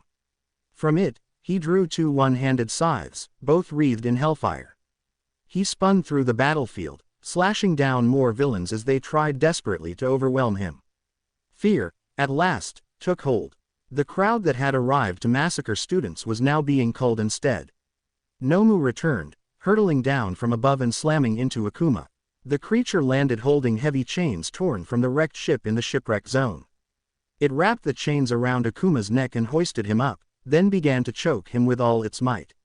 Akuma didn't struggle. He reached up, placed one flaming hand on the chains, and they glowed red-hot. Nomu howled as its hands burned. With a swift motion, Akuma drove one side into Nomu's chest, pinning the monster to the ground. He unwound the chains from his neck and examined them briefly. Hellfire crawled along the metal as Akuma ignited the chains without melting them. A group of villains tried to rush him. Akuma spun the chains experimentally, then cracked them forward in a wide horizontal sweep. Every villain in the path of the blazing links disintegrated into dust. Nice. Very nice, he said approvingly, tying the chains around his jacket like a sash. He wrenched the scythe free from Nomu's chest and combined his two weapons into a double-bladed polearm. One blade rotated vertically as he gripped the center of the staff. Akuma lifted Nomu by its throat and spun the polearm, carving deep slashes across the monster's body before hurling it aside. Nomu retaliated with a right hook aimed at Akuma's skull. Akuma ducked, planted the polearm into the ground, and charged. Nomu lunged as well, reaching for him. Akuma's flaming uppercut caught Nomu under the chin, snapping its head back. He followed up with a brutal flurry of blows to its face, chest, and sides, each strike leaving charred craters. He ended the combo with a heavy body shot to the gut, then fired a fireball point blank into Nomu's torso, launching it into the air. Akuma teleported back to his embedded scythe, gripped it, and unleashed a flaming horizontal slash through the air. The wave of fire struck Nomu mid-flight, triggering a massive explosion. Nomu crashed back down, its body covered in third-degree burns. Akuma watched as the burns began to slowly heal. "You're such a fool, Akuma," Shigaraki sneered. "Nomu isn't like the villains you've dealt with before. It has both shock absorption and super regeneration. He was created to kill All Might, even in his prime. You're just wasting your energy. Nomu can heal from any injury." Nomu charged again, swinging a devastating cross-punch aimed at Akuma's head. Akuma caught the punch with one hand and drove his scythe into Nomu's torso. "But there's a limit to how much he can absorb," Akuma said calmly. He blasted another fireball straight into Nomu's face, sending the creature skidding back toward Shigaraki. "Kurogiri, help Nomu kill Akuma," Shigaraki shouted. There was no response. "What's the matter with you? Didn't you hear me?" Shigaraki snapped, turning around, and froze. Bakugo had Kurogiri pinned, one hand gripping the metal brace around the villain's neck. "Guess there's a physical part of you I can target, you smoky bastard," Bakugo growled. "Didn't I say you get in the way?" Akuma called over. "Like I take orders from you." Bakugo shot back. "Why, you?" Shigaraki lunged forward, only to be intercepted by Kirishima, who stepped between them. "I don't think so," Kirishima said. "Don't worry, boss. We'll take care of them." One of the villains Aizawa had previously taken down spat, staggering back to his feet. The others Aizawa had knocked unconscious followed suit, groaning as they rose. Bakugo cursed and was forced to release Kurogiri as the recovered villains charged them. "Now we have the advantage," Kurogiri declared as more villains surrounded Akuma, Bakugo, and Kirishima. "I wouldn't be so sure," a calm male voice cut in. In an instant, ice surged across the floor. Every villain surrounding them froze in place. "What?" Shigaraki gaped, turning to see Todoroki standing behind the newly formed ice field. "You won't defeat the symbol of peace," Todoroki said, eyes fixed on Shigaraki. "Damn it, damn it, damn it. This can't be happening," Shigaraki snarled. "Nomu, get them." Nomu charged at Akuma, Bakugo, Todoroki, and Kirishima. "Time to finish this," Akuma said. He ran straight toward the beast, then vanished, reappearing behind Nomu as he drove the scythe deep into its back. A katana materialized in his other hand and flew forward, embedding itself in Nomu's throat. Akuma unleashed a storm of flaming punches and kicks, hammering every vulnerable spot on Nomu's body. When he finally stepped back, both weapons vanished from Nomu's flesh. The monster collapsed to its knees, struggling to rise, its body blackened and barely holding together. Akuma wrapped his burning chain around Nomu's neck and inhaled. Then he exhaled, spewing hellfire over Nomu's entire body. Flames devoured the creature from head to toe. When the fire faded, Nomu was a barely recognizable, charred husk. "Want to know something I've learned during my time with Izuku Midoriya?" Akuma asked, his voice echoing. "I've learned that heroes always shatter their limits. To go beyond." He kicked Nomu into the air and yanked it back toward him with the chain. A massive fireball formed around his left fist as he also channeled one for all at 100%. Plus Ultra. His fist crashed into Nomu's stomach with all the combined power. The resulting explosion rocked the entire USJ. A shockwave tore through the facility, rattling walls and shattering glass. Nomu was launched skyward, blasting through the ceiling and disappearing into the clouds above. All of Class 1A watched in stunned silence. "Am I going crazy? Or did Midoriya just send that villain flying?" Zero asked. "What power? I didn't know Midoriya had this much power," Shoji said, awed. "That's Deku-kun for ya," Uraraka cheered. He always surprises us with his abilities. That's why he's the class representative. Yeah, Ashido agreed excitedly. That was like a finishing move from a video game, Kirishima said, staring up at the whole Nomu had left. Midoriya really is the best in the class, Todoroki thought. And it seems like his power will keep growing. Goddammit, how does Deku keep getting stronger? Bakugo fumed. Akuma turned slowly toward Shigaraki and Kurogiri. Now, he said, voice like grinding stone, will you surrender, or suffer the same fate as your allies? He took a step forward, then stumbled, clutching his chest. Dropping to one knee, his form flickered between Akuma's flaming skeleton and Midoriya's human body. It seems I overdid it. The injury Izuku received is still healing, Akuma thought. Shigaraki clawed at his neck, hysterical. No, no, no, no. This can't be happening. We were supposed to win and kill All Might. But instead we lost, and All Might isn't even here. You cheater, I'll kill you. He screamed, charging toward Akuma. Midoriya, look out, Kirishima shouted. A gunshot rang out. Shigaraki yelped as a bullet tore into his hand. Up on the higher level of the USJ stood Snipe, revolver smoking. Looks like they've finally arrived, Akuma said. Apologies, everyone. I know we're a bit late, Nezu said cheerfully from one of the teacher's shoulders, but it's fine now. For we have arrived. It's Iida, Uraraka cried, relief flooding her voice. My fellow classmates, I've returned with help. Iida declared from beside the assembled teachers. One villain pointed his fingers forward and fired bullets from the tips. Others took the signal and charged.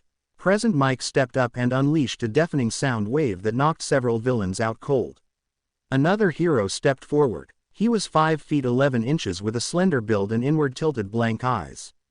His hero costume was a skin-tight black bodysuit with a golden-striped collar, a matching black helmet that fully covered his head, a tan cloak resembling a double-breasted trench coat, a jaw guard over his nose and jaw, circular mufflers, baggy dark gray pants, and thin, lightweight prosthetic legs.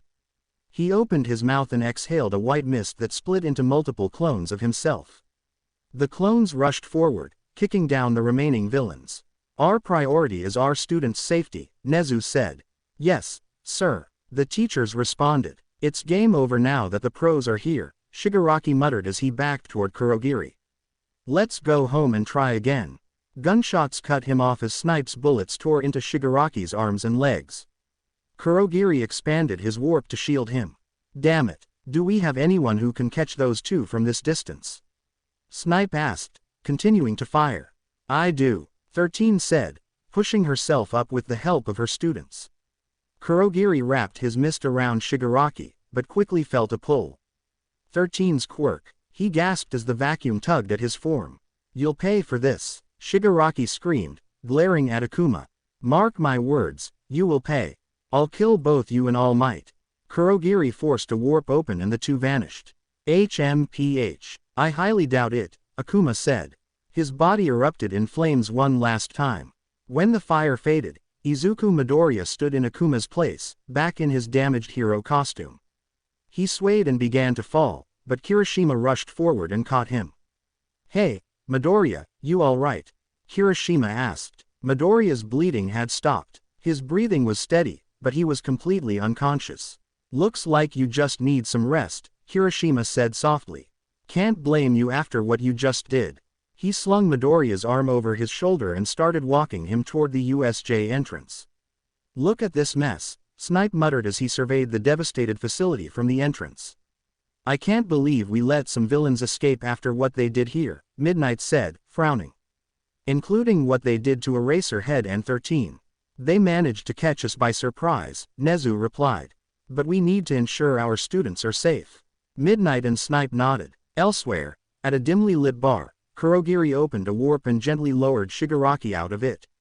Kurogiri adjusted his elegant suit and straightened the metal brace from his collarbone to below his eyes. Getting shot in both arms and legs is painful, Shigaraki grumbled, collapsing into a chair. But not as painful as failing to kill a couple of students.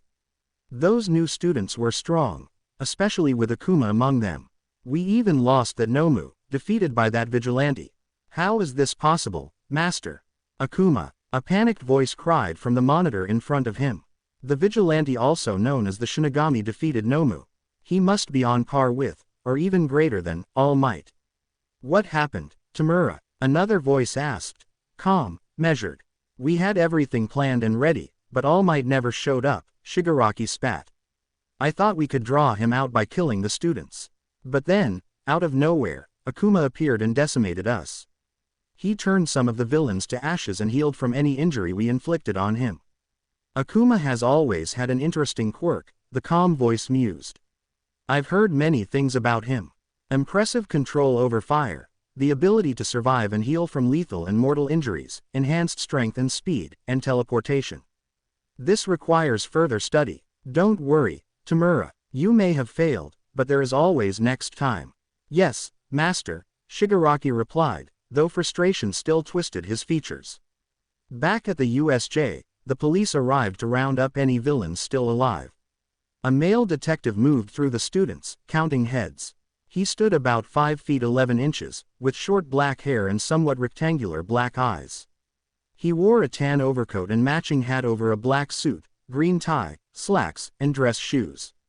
16, 17, 18, 19, and 20, he said. All right, everyone here appears to be unharmed. Hey, where's Deku-kun? Uraraka asked, scanning the area. Yeah, where is he? Shiro added. Oh, he's over there resting. Yaoyorozu requested to help, the detective replied, pointing toward a section of wall.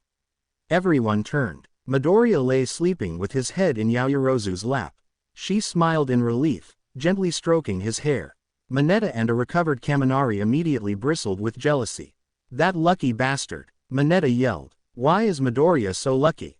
Kaminari complained. But still, it was scary that some of us got separated, Hagakure said, shuddering slightly. Luckily I got teleported to where Todoroki was. He handled the villains with a single-handedly. She gestured toward Todoroki. I didn't even know she was there, Todoroki thought. Aren't you wondering about moi? Aoyama asked Kaminari, Tokiyami, Kirishima, and Kota, striking a dramatic pose. Don't you wonder what I was doing with my sparkling light? Interesting. You also fought with some low-level thugs, too. Tokiyami asked Kaminari and Kirishima, ignoring Aoyama.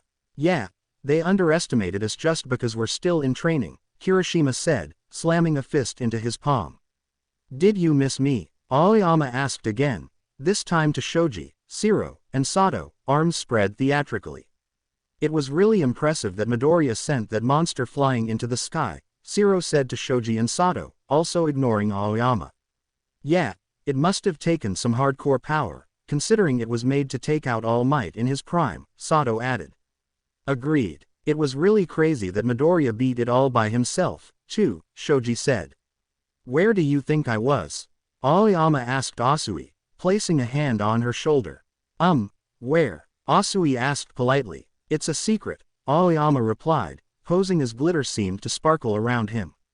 Let's get these students back to the main campus, the detective said to the other officers. They've been through a lot, and we don't need to question them immediately. Detective, what about Aizawa-sensei? Asui asked. He has both elbows broken, but they'll heal soon. He's going to be fine, the detective answered. What about 13-sensei? Ashido asked. Despite some lacerations to her back, 13's going to pull through good as new, he replied. The students collectively relaxed. Now, let's get you all back to class, the detective said. Sanza, the detective called.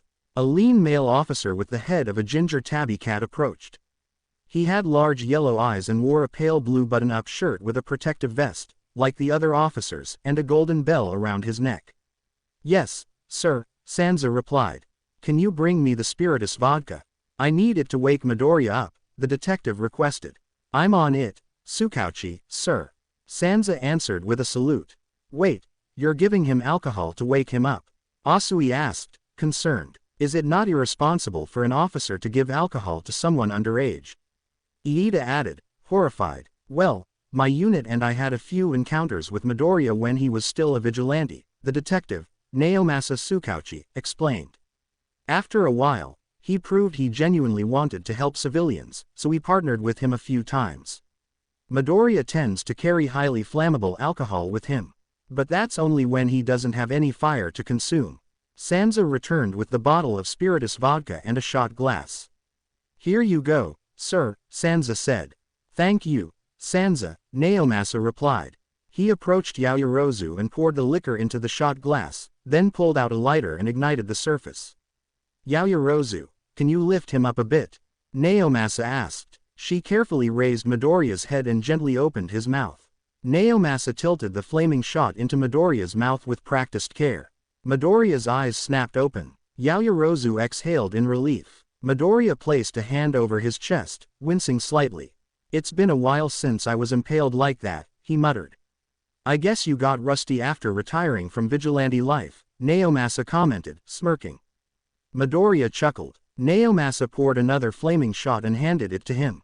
Yeah, probably, Midoriya said before downing the drink and handing the glass back. Can't believe I had to reveal my vigilante secret to my classmates, though. But because of that, you managed to save not just their lives, but your teachers as well. That has to be worth it, Naomasa said. True, Midoriya admitted. It was worth it. He tried to stand but his legs buckled. Yaoyorozu quickly slipped under his arm and supported him. Guess I'm still a little weak after healing from a near-death experience. Thanks, Momo, Midoriya said. Of course, Izuku. Now, let's get on the bus with our classmates, she replied, helping him toward the exit. Tsukauchi, sir, an officer called as he ran up. Someone we believe to be involved in the assault has been apprehended. We found him in the woods nearby. What, really? Anything else to report? Naomasa asked. He doesn't have any injuries and is following our orders, but he hasn't said a word. It's like he can't speak, the officer replied. Weird, Naomasa murmured. He noticed Nezu approaching and took off his hat. Principal Nezu, I'd like to investigate every inch of the school, just to be safe, Naomasa requested. Of course, Detective. You'll have full access to the campus for your investigation, Nezu agreed. We need your help in this matter. I don't care who makes a fuss about it, you have my permission. Thank you, Naomasa said, bowing before turning back to his team. Team, continue with the investigation, he called, adjusting his hat as he moved to assist the other officers. Later, Class 1A returned to UA after the USJ incident. Midoriya, however, was in Recovery Girl's office. She had used her quirk to heal the lingering damage from Nomu's attack. Now, Midoriya lay resting on the bed, with All Might, in his true skeletal form, seated beside him. Are you okay, young Midoriya? All Might asked, guilt heavy in his voice. You wouldn't have been injured or forced to reveal your secret to your classmates if I had been there. Don't worry, I'm fine, Midoriya answered. I wouldn't be alive right now if it weren't for my healing factor. Besides, I couldn't keep my secret from them forever. I think I should take Aizawa-sensei's advice and trust them more. The door opened and Detective Naomasa stepped inside, removing his hat. Hey, All Might, been a while, Naomasa greeted. This is quite the surprise, All Might replied. I didn't know you were in charge of the investigation, Naomasa. Wait, you know Detective Naomasa too, All Might. And it's okay for him to see you like this? Midoriya asked, surprised. Yes, it's fine, All Might assured him. Naomasa Tsukauchi here is my best friend in the police force. I trust him to keep my secret. I didn't believe him at first when he said he'd partnered up with you when you were still a vigilante. But hearing that you know him too proves he was telling the truth.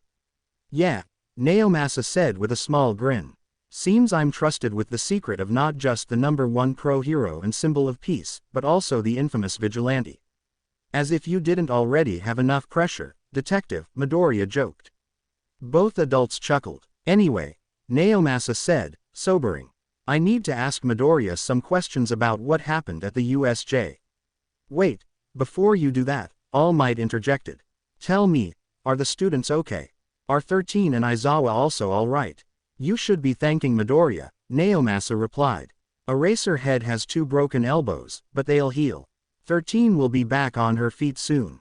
Some students have light bruises, but nothing fatal or life-threatening. They're all going to be okay. So relax. That's great to hear, All Might said, shoulders sagging in relief. If this hero hadn't stepped up and fought those villains, none of them would be here right now, Naomasa added. That's not the big picture here, Detective, Midoriya said quietly. Both All Might and Naomasa looked at him, puzzled. Midoriya swung his legs over the side of the bed and stood, moving to the window. The sun was beginning to set, casting the campus in warm orange light. I may have beaten a threat that targeted All Might today, Midoriya said, staring out at the horizon. But the real threats escaped. Even so, the other students of Class 1A did their best against the villains. We're still just in training to become pro-heroes, but today, we all had the heartbeat of a true hero. All Might and Naomasa smiled. They knew he was right. The League of Villains, leaders had escaped, but their mission had failed. They hadn't killed All Might. They hadn't killed a single student. Aizawa's class had gotten a harsh, early taste of what awaited them in the future, the chaos, the fear, the stakes of real villain attacks. And after surviving this trial, every member of Class 1A was more determined than ever to become a pro-hero. Determined to ensure that villains would never again do as they pleased. After the USJ invasion, UA was closed for a few days to let the students rest and recover from the experience. The police continued their investigation while the school was closed. With the exception of Aizawa and 13, all the UA staff met with Detective Naomasa Tsukauchi. The meeting was to discuss what they had learned about the villains involved in the invasion. Our investigators tried to gather everything we could on these so-called League of Villains. We've made some progress, but we don't have anything on Shigaraki so far. We went through records for men in their early 20s to 30s who possess a form of disintegration quirk. However, we came up empty. The same goes for the Warp Gate villain, Kurogiri. Either they're not citizens or they're using aliases. Hard to locate either way, Tsukauchi reported. So we don't know anything, is what you're saying, said a man who stood 6 feet 4.5, with tanned skin. His build was broad, bulky, and muscular, with scars on his left cheek and the left side of his thick neck. He had short, pale gray hair spiked upwards, with a section hanging down over the left side of his forehead. His dark red eyes were small and thin, and his wide mouth sported 2 prominent lower canines. His hero costume was a dark red, skin-tight suit with a shallow U-shaped collar, exposing the middle of his pectoral muscles, and lined with thick black trim that matched the pieces over his shoulders. His costume also included white, over-the-knee boots and thick vambraces over his forearms. A thin wire snaked from his left vambrace to the back of his neck, and he wore red gloves. Around his waist were 3 metallic belts that dipped downwards in the center. Finally, to complete his look, he wore an orange mask over his eyes. This was the Blood Hero, Vlad King. We have to track them down, Snipe stated to the others. I shot their ringleader, but if he heals up, he'll pull something like this again. What a pain in the ass. Well, thanks to Midoriya, we know the personality of the leader and more about the Nomu we found in the woods, Detective Tsukauchi announced. What did he give you? Midnight asked. Midoriya described Shigaraki as a man-child because the attack on the USJ was too bold. No sane adult would plan such a crazy move. Also, when Midoriya fought Nomu to save Eraserhead, Shigaraki kept talking about why he was attacking and how powerful Nomu was with its many quirks, like a kid who just got a new toy from his father.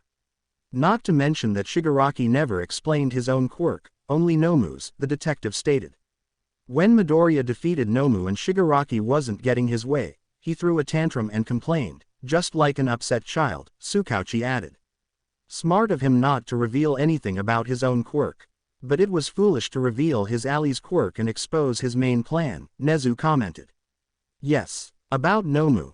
Midoriya said it's an artificial human with 4 quirks, the detective announced. 4 quirks. That's impossible, Snipe said. I agree. But we're talking about an artificial human, so it's possible, Nezu replied calmly. The quirks are shock absorption, super regeneration, immense speed, and immense strength, Tsukauchi revealed. Yet even with those 4 quirks, Midoriya defeated it, Midnight pointed out. Indeed, as unbelievable as it sounds, that's what happened, the detective agreed. Yes, let's not forget that young Midoriya and his quirk are special cases. Unlike the others, his quirk comes with many different abilities beyond flame manipulation. He can heal from life-threatening injuries, possesses immense strength and speed, and can summon weapons out of thin air. We don't know the limits of his quirk, All Might said. Indeed. On the next subject, 72 villains were arrested after the USJ invasion. However, some of the villains were killed by Midoriya, but we know why. The ones arrested were small-time criminals.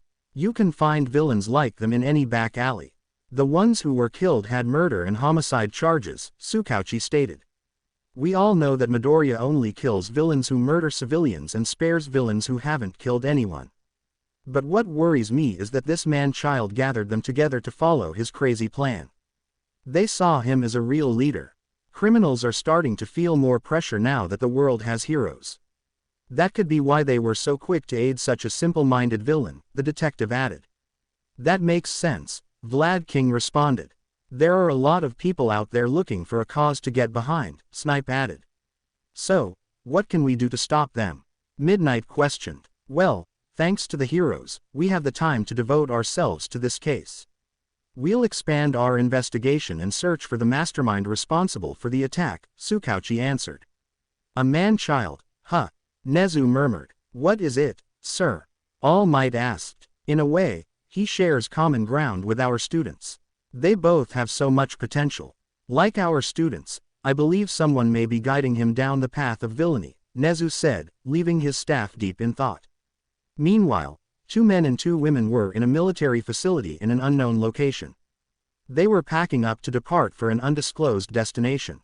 All 4 wore white short-sleeved t-shirts, black cargo pants, and black combat boots. The first male stood at 6 feet 2.5, with tanned skin, blue eyes, unkempt brown hair, stubble on his chin, and a muscular build. He appeared to be in his late 30s. The first female stood at 5 feet 11 inches with fair skin, red eyes, long red hair, an hourglass figure with a large bust, and appeared to be in her mid-30s. The second male stood at 6 feet 0 inches with fair skin, green eyes, and long black hair tied into a low ponytail, with strands framing his face and a single bang stopping above his nose. He had a muscular build and looked to be in his early 30s. The second female stood 5 feet 9 3/4, with fair skin, yellow eyes, long blue hair, an athletic build with a medium bust, pointed elf-like ears, and appeared to be in her late 20s. So, how surprised do you think Izuku's gonna be when he sees us? The black-haired man asked the others. Well, Mom already told him we're coming back, Yugo. Just not this early. She said it'd be in 2 to 5 more days, the blue-haired girl answered. That's because our aunt heard what happened at UA, Maki. Let's just say she wasn't happy when she heard our little bro got hurt. But she was happy to hear that he saved his entire class, the red-haired woman replied. Yeah, but now his classmates know his secret, Rika. And you know he never reveals it unless they're trustworthy, the brown-haired man told her. That's true. But Izuku didn't have a choice since he got impaled to save a girl, Ken. I'm more concerned about what they think of him. After all, he's pretty infamous with the public, Maki said. And let's not forget that Explosive Pomeranian is also at UA with Izuku. I swear, if he tries some shit with our brother, I'm gonna send his ass to the hospital again, Rika said, cracking her knuckles. And you'd think after the multiple times you did that to him in his high school days, Bakugo would learn by now. But unfortunately, he's too prideful, Yugo commented. I also heard the principal of UA wants to talk to our aunt about something. But what could it be? Ken wondered. That's when the intercom in their rooms came on, grabbing their attention. Guardian Squad, RVTOL has arrived at the landing deck.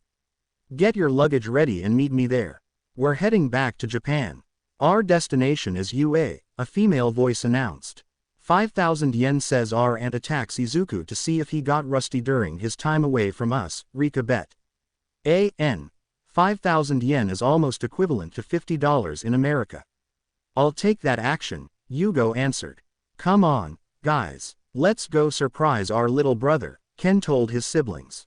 The next day at UA, school continued as usual after the break. Class 1A, minus Midoriya and Iida, sat waiting for their teacher. Hey, guys, did you see the news last night? Hagakuri asked her classmates. Yeah, Ojiro answered. It was so cool. We had a few seconds of screen time, but I bet nobody noticed me, the invisible girl said. Probably not, Shoji responded. It's probably hard to stand out when you're just gloves and boots, Ojiro added. We're huge deals since those news channels love us. We're basically celebrities, Kaminari said. Yeah, it's kind of crazy, Kirishima commented. Get over yourself. The hero course that makes pros got attacked. That's all the media cares about, Jiro remarked. Imagine what would have happened if Midoriya hadn't stopped the villains, or if the teachers hadn't shown up, Siro said. Why would you say that? I'm gonna pee my pants thinking about it, Mineta yelped but was cut off by Bakugo. Oh, shut up. Grow a pair, you loser. The ash blonde shouted. But man, Midoriya beat that bird guy. That thing was giving Aizawa-sensei a hard time, but Midoriya beat it, Sato stated. Yes, his power is incredible, Yaoyorozu agreed. Just then, Iida entered the classroom. Good morning, everyone. I'm happy to see you all sitting, he announced. Yeah, but you're the only one standing, Siro pointed out. Dang it, Iida muttered as he sat down. Don't mind, Uraraka told him. Hey, whoa. Ashido yelped, leaning her chair back and nearly falling, only for Asui to catch her. Who do you think is gonna teach us today? And do you know where Midoriya's at? She asked. No idea. Aizawa-sensei is still in the hospital for his injuries, and I don't know where Midoriya is, Asui answered. The classroom door opened to reveal Aizawa, his face and arms completely wrapped in bandages. Following behind him was Midoriya. Good morning, class, Aizawa greeted. Aizawa-sensei, what are you doing here? Everyone shouted. Wow, what a pro, Kaminari commented as Aizawa walked to the front table. Aizawa-sensei, I'm glad that you're okay. The same goes for you too, Midoriya, Iida said. Aizawa doesn't look okay, Iida, Uraraka whispered. My well-being isn't your concern, Aizawa replied flatly. Yeah, that's exactly what he said to the doctors my aunt sent from her agency, Midoriya added. He told them a few broken bones wouldn't stop him since Recovery Girl can heal him when she's ready. They even said it reminded them of how I kept training despite the injuries I got. That's dedication for you, Midoriya said. But are you sure you're okay, Izuku? Yaoyorozu asked, clearly concerned. Yeah, Momo, I'm fine. I went through cryotherapy and took some pills for the areas damaged by my impalement. My healing factor already fixed the damage, but they wanted to be sure, Midoriya answered. Take your seat, Midoriya. Because right now, your fight isn't over, Aizawa announced as Midoriya went to his seat. Our fight, Bakugo muttered. Don't tell me, Kaminari added. Not more bad guys, Mineta whimpered. The UA Sports Festival is about to start, Aizawa announced. That's a super normal school event. Everyone exclaimed. Let's kick some ass, Kirishima shouted, jumping from his seat. Hold on, wait a minute, Kaminari said, pushing Kirishima back down. Is it really wise to hold the sports festival so soon after a villain attack? Jiro questioned. They could attack again when we're all in the same place, Ojiro added. The administration thinks this is a good way to show that the attack was handled and that the school is safer now. Plus, they're beefing up security after what happened. This event is a big opportunity for all students in UA. It's not something we can cancel because of a villain attack, Aizawa explained. But that's a good reason to cancel, isn't it? I mean, it's just a sports festival, Mineta said. Mineta, do us all a favor and get out of the hero course, Midoriya told him. What? Why would you say that? Mineta cried. If you're scared because of a few villain attacks, then you're not suited for the hero course. When we graduate from UA, we'll be fighting villains every day, and someday we might die doing it. If you're scared of a few villains and think being a hero is just about getting popular, you're wrong. Heroes save lives and protect people from villains. So if you can't handle that, get out. And the UA Sports Festival is important, Midoriya explained. Midoriya is correct on all points. Pro heroes face villains daily. If you can't handle that, then leave. He's also right about the importance of the sports festival. It's a must-watch event for the whole world. Previously, everyone was crazy about the Olympics, but when Quirks arrived, Olympic viewership dropped, Aizawa added. For those who care about competition, there's only one tournament that matters, the UA Sports festival, Eraserhead finished. That's right. Top heroes everywhere will be watching, Yaoyorozu said, clenching her fist. This is your chance to be scouted. Sure, unless you're dead, Mineta muttered. Mineta, for the love of Kami, you'd better shut up, or I'm sending you to the hospital, Midoriya threatened. She's right. After graduating, a lot of people join pro agencies as sidekicks, Kaminari said. Yeah, but that's as far as some people go. They miss their chance to go indie. That's probably where you're headed, 'cause you're dumb, Jiro told Kaminari. Kaminari bristled at her remark. That's true. Joining a famous hero agency can give you a fast path to becoming a pro in both experience and popularity. That's why the sports festival matters. If you want to be a pro, this event can open the door to the path you want. One chance per year, 3 opportunities in a lifetime. No aspiring hero can afford to miss this festival, Aizawa stated. That means you'd better not slack off in your training, the pro hero added. Yes, sir, the class responded. Also, if you want to ask Midoriya questions about what happened at the USJ, wait until the end of the day. We're meeting some people who will provide security for the sports festival. That's all. Class dismissed, Aizawa announced. Later, at lunchtime, that villain stuff is bad, but I'm getting pumped for the sports festival, Kirishima said. We put on a good show, and we're on our way to becoming pros, Shiro replied. Yeah, that's why I'm here in the first place, Sato added. We get so few chances, we have to make the most of them, Tokiyami said, sitting on his desk. I'm getting kind of nervous, Ojiro. I need to stand out at the sports festival, Hagakure said, beginning to dance with excitement. Yeah, you're gonna have to try harder to get noticed, Ojiro responded with a mental sweat drop. Oh dear, what shall I do? I stand out by standing still, so the scouts won't be able to notice me, right? Aoyama said as he pointed at Kota. Kota sweated nervously and flailed his arms. Right, Aoyama repeated, moving closer. Kota nodded, not wanting to hurt Aoyama's feelings. Man, you're lucky, Shoji. People are going to notice you because of your quirk, Kaminari whined. Sure, but I have to show how useful I am, Shoji replied. No doubt, you'll make a scene too, Jiro said, thinking back to when Kaminari overused his quirk. I'm glad to see everyone excited for the sports festival. But I didn't think they'd be this excited, Midoriya said as he watched his classmates. Why shouldn't we be? Iida said, getting out of his seat. We enrolled here with the sole aim of becoming heroes. So yes, we're fired up, he finished, moving in his usual stiff, exaggerated way. Midoriya, do you feel the same way? Yeah, I am, Midoriya answered. Deku-kun, Iida, Uraraka called, making the 2 boys turn to her. They were met with a bloodthirsty grin and a purple aura surrounding her. Let's do our best in the sports festival, she declared. Holy cow, what happened to your face, Uraraka? Ashido said, shocked by Uraraka's sudden change. You're usually the most laid-back person ever. PM, Mineta started to say, but Asui slapped him in the face with her tongue. Uraraka raised her fist high. Everyone, I'm gonna do my best. Midoriya and a few others raised their fists in agreement. Uraraka turned to the rest of the class, raising her fist again. I said I'm gonna do my best. The others raised their fists with confused expressions and beads of sweat. What's wrong with Uraraka? Her personality's all over the place, Kirishima muttered. I realized I never asked Uraraka why she wanted to be a hero, Midoriya thought. Midoriya, Uraraka, and Iida walked down the hallway toward the cafeteria. Hey, Uraraka, can I ask you something? Midoriya asked. Sure, Deku-kun, ask away, she replied cheerfully.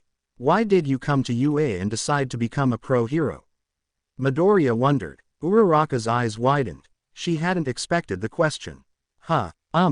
Because I want to become a hero to get a lot of money, Uraraka answered, cheeks flushing red with embarrassment. What, for money? Midoriya exclaimed. Yeah, if you want to get straight to the point. But it's not what you guys think. You both have great reasons to become heroes. I thought mine would be shameful. I hope you don't think less of me, Uraraka said. Not at all. Your goal is to support your family, which is a valid reason, Iida responded. Yeah, it was just surprising. Mind telling us why? Midoriya added. You see, My family owns a construction company, but we haven't gotten any work at all, so we're flat broke. This isn't something I tell other people, though, Uraraka admitted. Both Midoriya and Iida put their hands to their chins, thinking. Construction, Iida murmured. With her quirk, if she were licensed, it'd bring the costs way down, right? Midoriya said. Indeed. They could sell their heavy lifting equipment, since Uraraka can make everything float, Iida added. I know, right? That's what I told my dad when I was a kid, Uraraka said. But, her thoughts drifted to a memory with her parents. You want to work for us? Uraraka's father asked, her mother standing beside him. Yeah, when I get big and strong, I can help mommy and daddy. A younger Uraraka said with tears in her eyes, desperate to help her parents. I appreciate the thought, Ochako. But as your dad, I'd be happier if you could achieve your own dream. When that happens, you can take us to Hawaii, her father told her with a warm smile. Uraraka gripped her shirt as the memory faded. I'll become a hero and make a lot of money, to let my parents live an easy life. She said with determination. Midoriya smiled at Uraraka's resolve. Bravo, Uraraka, bravo, Iida exclaimed, clapping his hands high above his head. Ha ha ha ha, young Midoriya is here. All Might bellowed in his buff form as he appeared and pointed dramatically at his successor. The three students stared in shock. They hadn't expected him to show up there. All Might, what are you doing here? Midoriya asked. Lunch. You want to eat with me? The symbol of peace asked, holding out a wrapped bento box. He's like a maiden, Uraraka said, laughing. Iida nodded, silently urging Midoriya to go. Sure, I'll join you. I made myself a bento too, Midoriya answered. Later, in the cafeteria. I wonder what All Might wanted with Deku-kun, Uraraka murmured. I heard from Asui that Midoriya defeated a villain that was supposed to kill All Might. Maybe he wanted to thank him, Iida said. Oh yeah, that's right. It was awesome. You should have been there, Uraraka replied. I believe that Midoriya may be the strongest student here, Iida said. Yeah, Uraraka agreed. Unknown to them, Todoroki was eavesdropping on their conversation. All Might, Izuku Midoriya, what are they hiding? Todoroki thought. In the teacher's lounge. You're running out of time. Midoriya asked. Yes, it seems every time I push myself to use one for all, my time in my buff form gets shorter since I passed it to you. My limit now is 2 hours and 30 minutes, All Might explained. That means you need to limit your hero form, use it only for teaching, and use your real form to train me, Midoriya said. Geez, what are you, my parent? All Might grumbled lightly. Anyway, what is it you want to talk about? Midoriya asked. It's about UA's upcoming sports festival. How much of one for all can you handle? All Might asked. 30%, Midoriya responded. Then it's time to prove yourself, the number one hero stated. What? Midoriya replied. The UA Sports Festival is the biggest event. All pro heroes, no, the whole country will be watching. I want you to tell everyone that I am here, All Might told him. Sorry, All Might, but I can't do that, Midoriya answered, shocking him. What do you mean? All Might asked. I know you're trying to make me the next symbol of peace, All Might. But I can't be a carbon copy of you. You became the symbol of peace in your own unique way. If I want to become your successor, I have to do it in my own way. If I just copy you, I'll always be in your shadow, and that's not who I want to be, Midoriya explained. When I was a kid, I wanted to be just like you. But now, I want to be my own hero, not a copy of a well-loved one. I'll surpass you and be the next symbol of peace, but I'll do it in my own unique way, Midoriya said with a big smile. Young Midoriya, All Might whispered, tears forming from his student's words. You're right, young Midoriya. You need to be a hero in your own way, and for that, I'm proud of you. Do your best out there, he said, smiling. You got it, Midoriya replied with a grin. Later, at 3:20 p.m. What the heck? Uraraka muttered as she and her classmates stared at the crowd of students gathered in front of their classroom. What's your business with 1A? Iida demanded. What is this? We can't get out. What are you doing here? Mineta cried. They're here to inspect the competition, you idiot. What else? Bakugo answered. He walked up to the crowd. There's no point in doing that. Move it, You damn extras. You can't call people extras just because you don't know their names. Iida scolded. I came to see the rumored Class 1A. I must admit, I'm not impressed, a 19-year-old man said as he stepped to the front of the crowd. He stood 5 feet 10 inches with purple eyes with white pupils. His eyes were thin and somewhat triangular, pointing downward, with no visible eyelashes and dark bags underneath.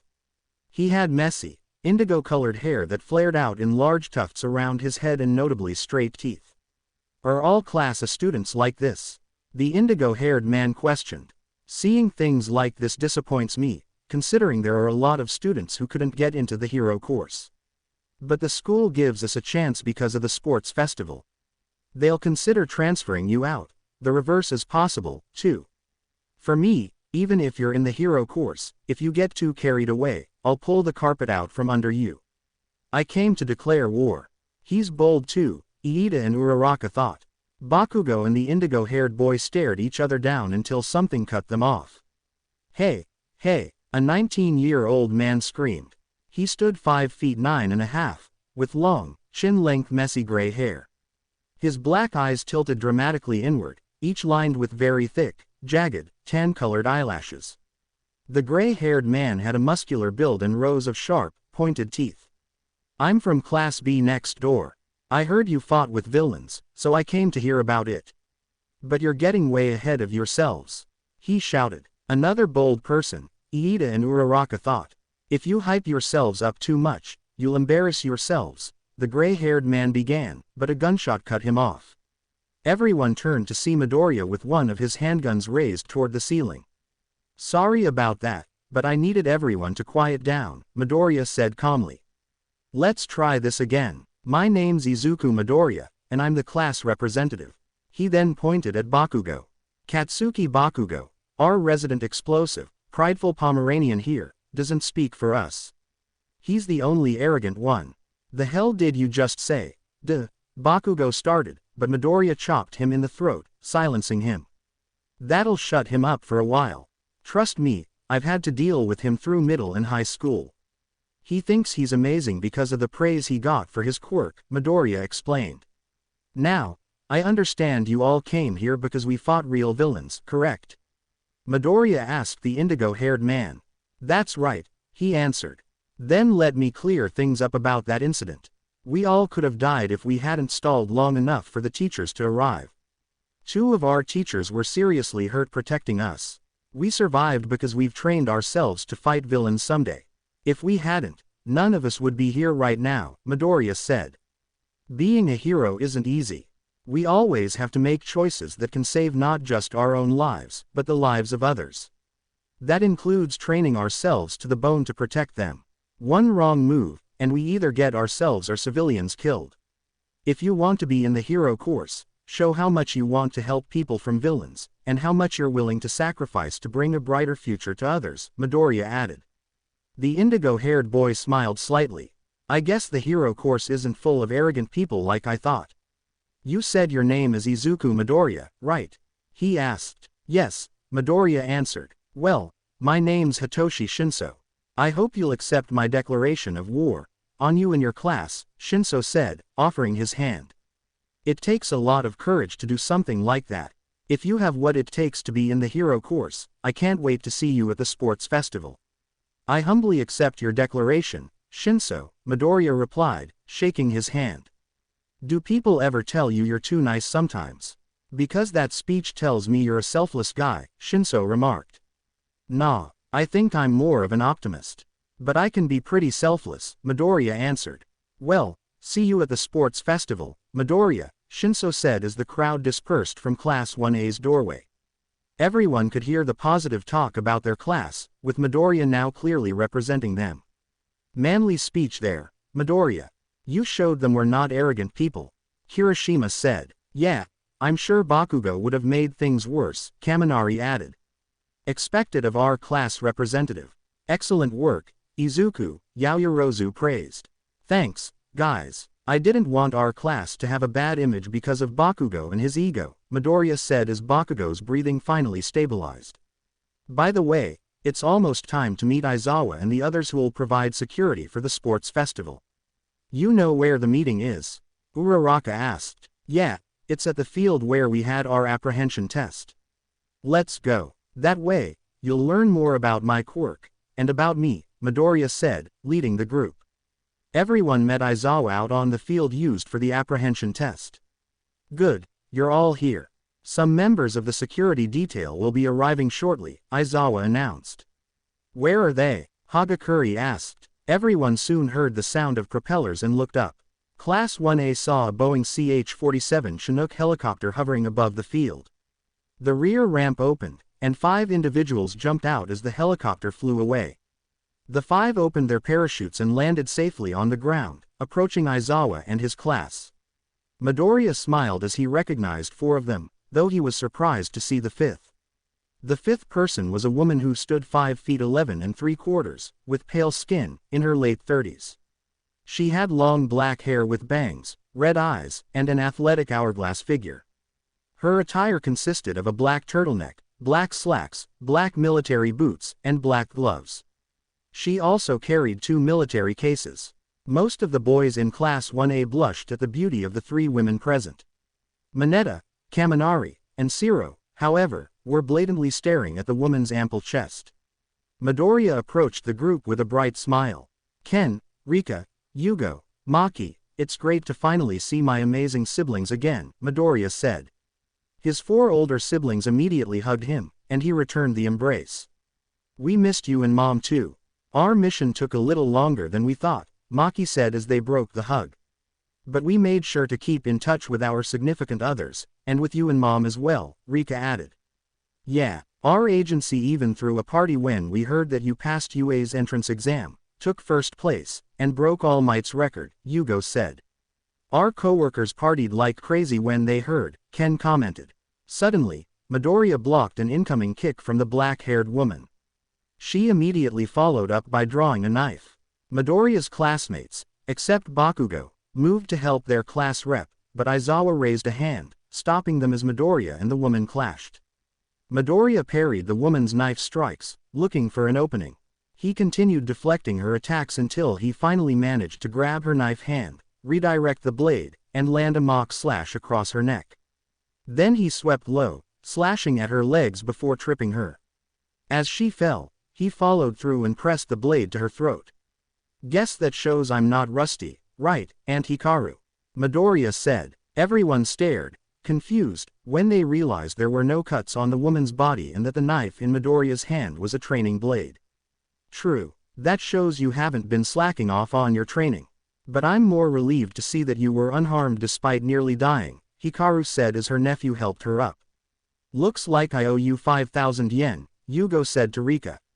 Midoriya, who are these people? And why did that woman attack you? Iida asked. Oh, everyone, I'd like to introduce you to my siblings and aunt. First, my oldest brother and sister, Ken Mamoru and Rika Chibana. Then my older brother and sister, Yugo Shishiro and Maki Noshimuri. And the lady who attacked me is my aunt, Hikaru Kiryu, Midoriya introduced. These people, along with my late father, helped train me into who I am now. You may know us by our hero aliases. I'm the Element Hero, Neos. My quirk lets me control fire, water, earth, and air, Ken said. I'm known as the Spec Ops Heroine, Outrider. My quirk is called Aimbot. My eyes glow and give me inhuman accuracy, Rika announced. I'm the Night Hero, Makai.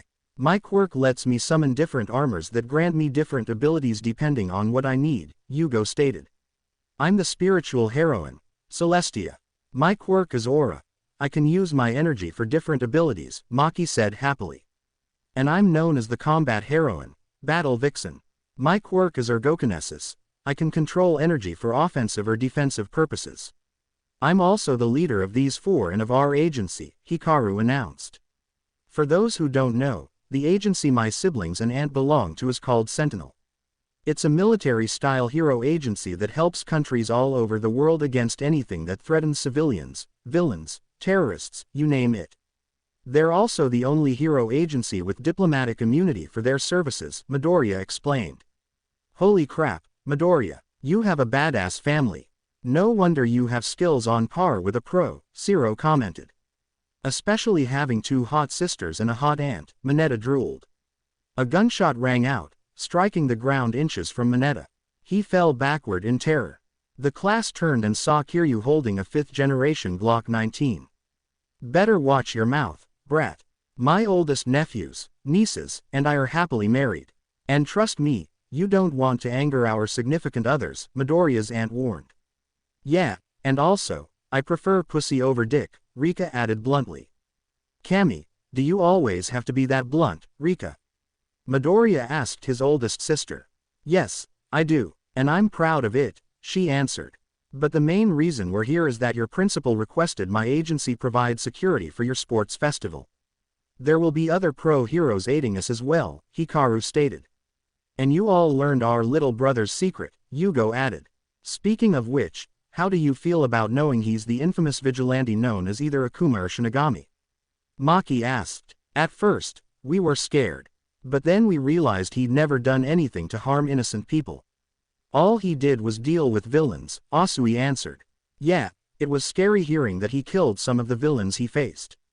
But then I heard he only kills villains that kill people, Ashido added. Despite not knowing his past actions as a vigilante, we've learned more about Midoriya. We learned that he's a caring, reliable, and amazing person, Iida said. Overall, you can trust us to keep Izuku's secret until he's ready to reveal it on his own. He proved that we can trust him, so we want to show him that he can trust us, Yaoyorozu concluded. It seems to me they can be trusted to keep our little brother's secret, especially considering he even let All Might inform the UA staff about it as well, Ken said to his family. Well, if you ask me, Deku shouldn't be here, since this place is for heroes, not villains, Bakugo scoffed. His comment earned him an immediate punch to the face from Shibana. Bakugo hit the ground with a bloody mouth and was about to retaliate, until he saw Midoriya's oldest sister pointing an FN-57 handgun at him. If it weren't for my little bro, you wouldn't be here right now. So be grateful he saved your arrogant ass, Shibana said coldly. Rika, stand down. It ain't worth it, Hikaru ordered. I beg to differ, Auntie, Rika shot back. Trust me, if Bakugo can't be trusted to keep his mouth shut, we'll put him in our maximum security prison. And we can do that, thanks to our diplomatic immunity, Hikaru replied. So it's best if you keep your mouth shut, Bakugo, Yugo added. Bakugo just clicked his tongue in anger and wiped the blood from his lips. By the way, if you have any questions about my quirk, feel free to ask, Midoriya told his peers. Yeah, whenever you transform, do you always act so scary? Ashido asked, raising her hand. No, that only happens when he takes control, Midoriya answered. What do you mean by that? Tokiyami asked. My quirk is sentient, like Tokiyami's. However, the entity speaks only to me, he can also talk to me telepathically. At first, we fought for control over my body, but we reached an agreement. The only time he takes full control is when I'm close to dying or when I let him take over, Midoriya explained. What's the difference between who's in control of your body? Shoji asked. When I'm in control, the eye sockets are empty. When he's in control, there are glowing red eyes, Midoriya replied. When you transform, are you literally a skeleton that's on fire? Jiro asked. Yes, I checked, Midoriya responded. Metal, Jiro muttered, holding up the sign of the horns. Kaminari spoke up next. How come your clothes don't burn off when you transform? He wondered. The fire that surrounds my skeleton acts as my skin. The flames around my head, and the ones I project, are the ones that can actually burn you, Midoriya explained. Does your fire only harm villains? Hagakure asked. Yes, the flames only target people who've committed grave sins like murder, for example. Even if a villain has a hostage, my flames will still harm the villain and leave the innocent person unharmed, Midoriya replied. That's all the questions you have? Hikaru asked the class. They all nodded. Good, because I brought some upgrades for you, Izuku. She lifted the two military cases. What kind of upgrades are we talking about? Midoriya asked. Your weapons, mainly your firearms. You've got a reliable shotgun, but I can't say the same for your pistols. You can't last in a gunfight with only 7 or 8 shots in each. So I picked out some of the best, most reliable pistols for you. I also upgraded your shotgun and brought another shotgun as a backup, Midoriya's aunt answered as she opened the cases. Midoriya looked inside to see the new firearms she'd brought him. The first case held his new handguns, a Sig Sauer M17 and a 5th generation Glock 17. He then turned to the second case, which held his shotguns. His backup shotgun was a Benelli M4 Super 90 with the TTI M4 upgrade package. However, what impressed him most were the attachments on his Remington 870 MCS. "Hey, Aunt, what attachments did you add?"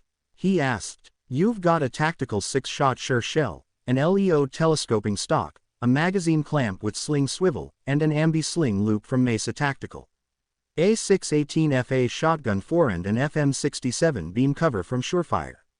A Voltor Arkansas 15 mil spec buffer tube, synthetic heat shield, CAA cheekpiece, Limsaver Arkansas 15 recoil pad, and a Truglo tritium fiber optic sight," Hikaru listed. "These are some amazing selections you gave me, Aunt Hikaru." "Thank you," Midoriya said, clearly impressed. "I'm happy you love them, Izuku. Because you're going to be training with your siblings and me for the sports festival," Hikaru told her youngest nephew. "Seriously?" Midoriya exclaimed, eyes lighting up as his siblings and aunt nodded. "Oh, I can't wait to show off what I can do with your training," Midoriya said, then turned to his classmates. "But I know I won't be the only one training for the sports festival. So I hope you guys are ready when we face each other. Because I want to see the fruits of your labor," he told them. Except for Bakugo and Todoroki, everyone nodded with determined expressions. They didn't want to disappoint their class representative. Needless to say, Aizawa's students were excited and ready for the sports festival. They had a chance to show what they could do to the pros who would be watching, and to show the world that the next generation of heroes would keep it safe.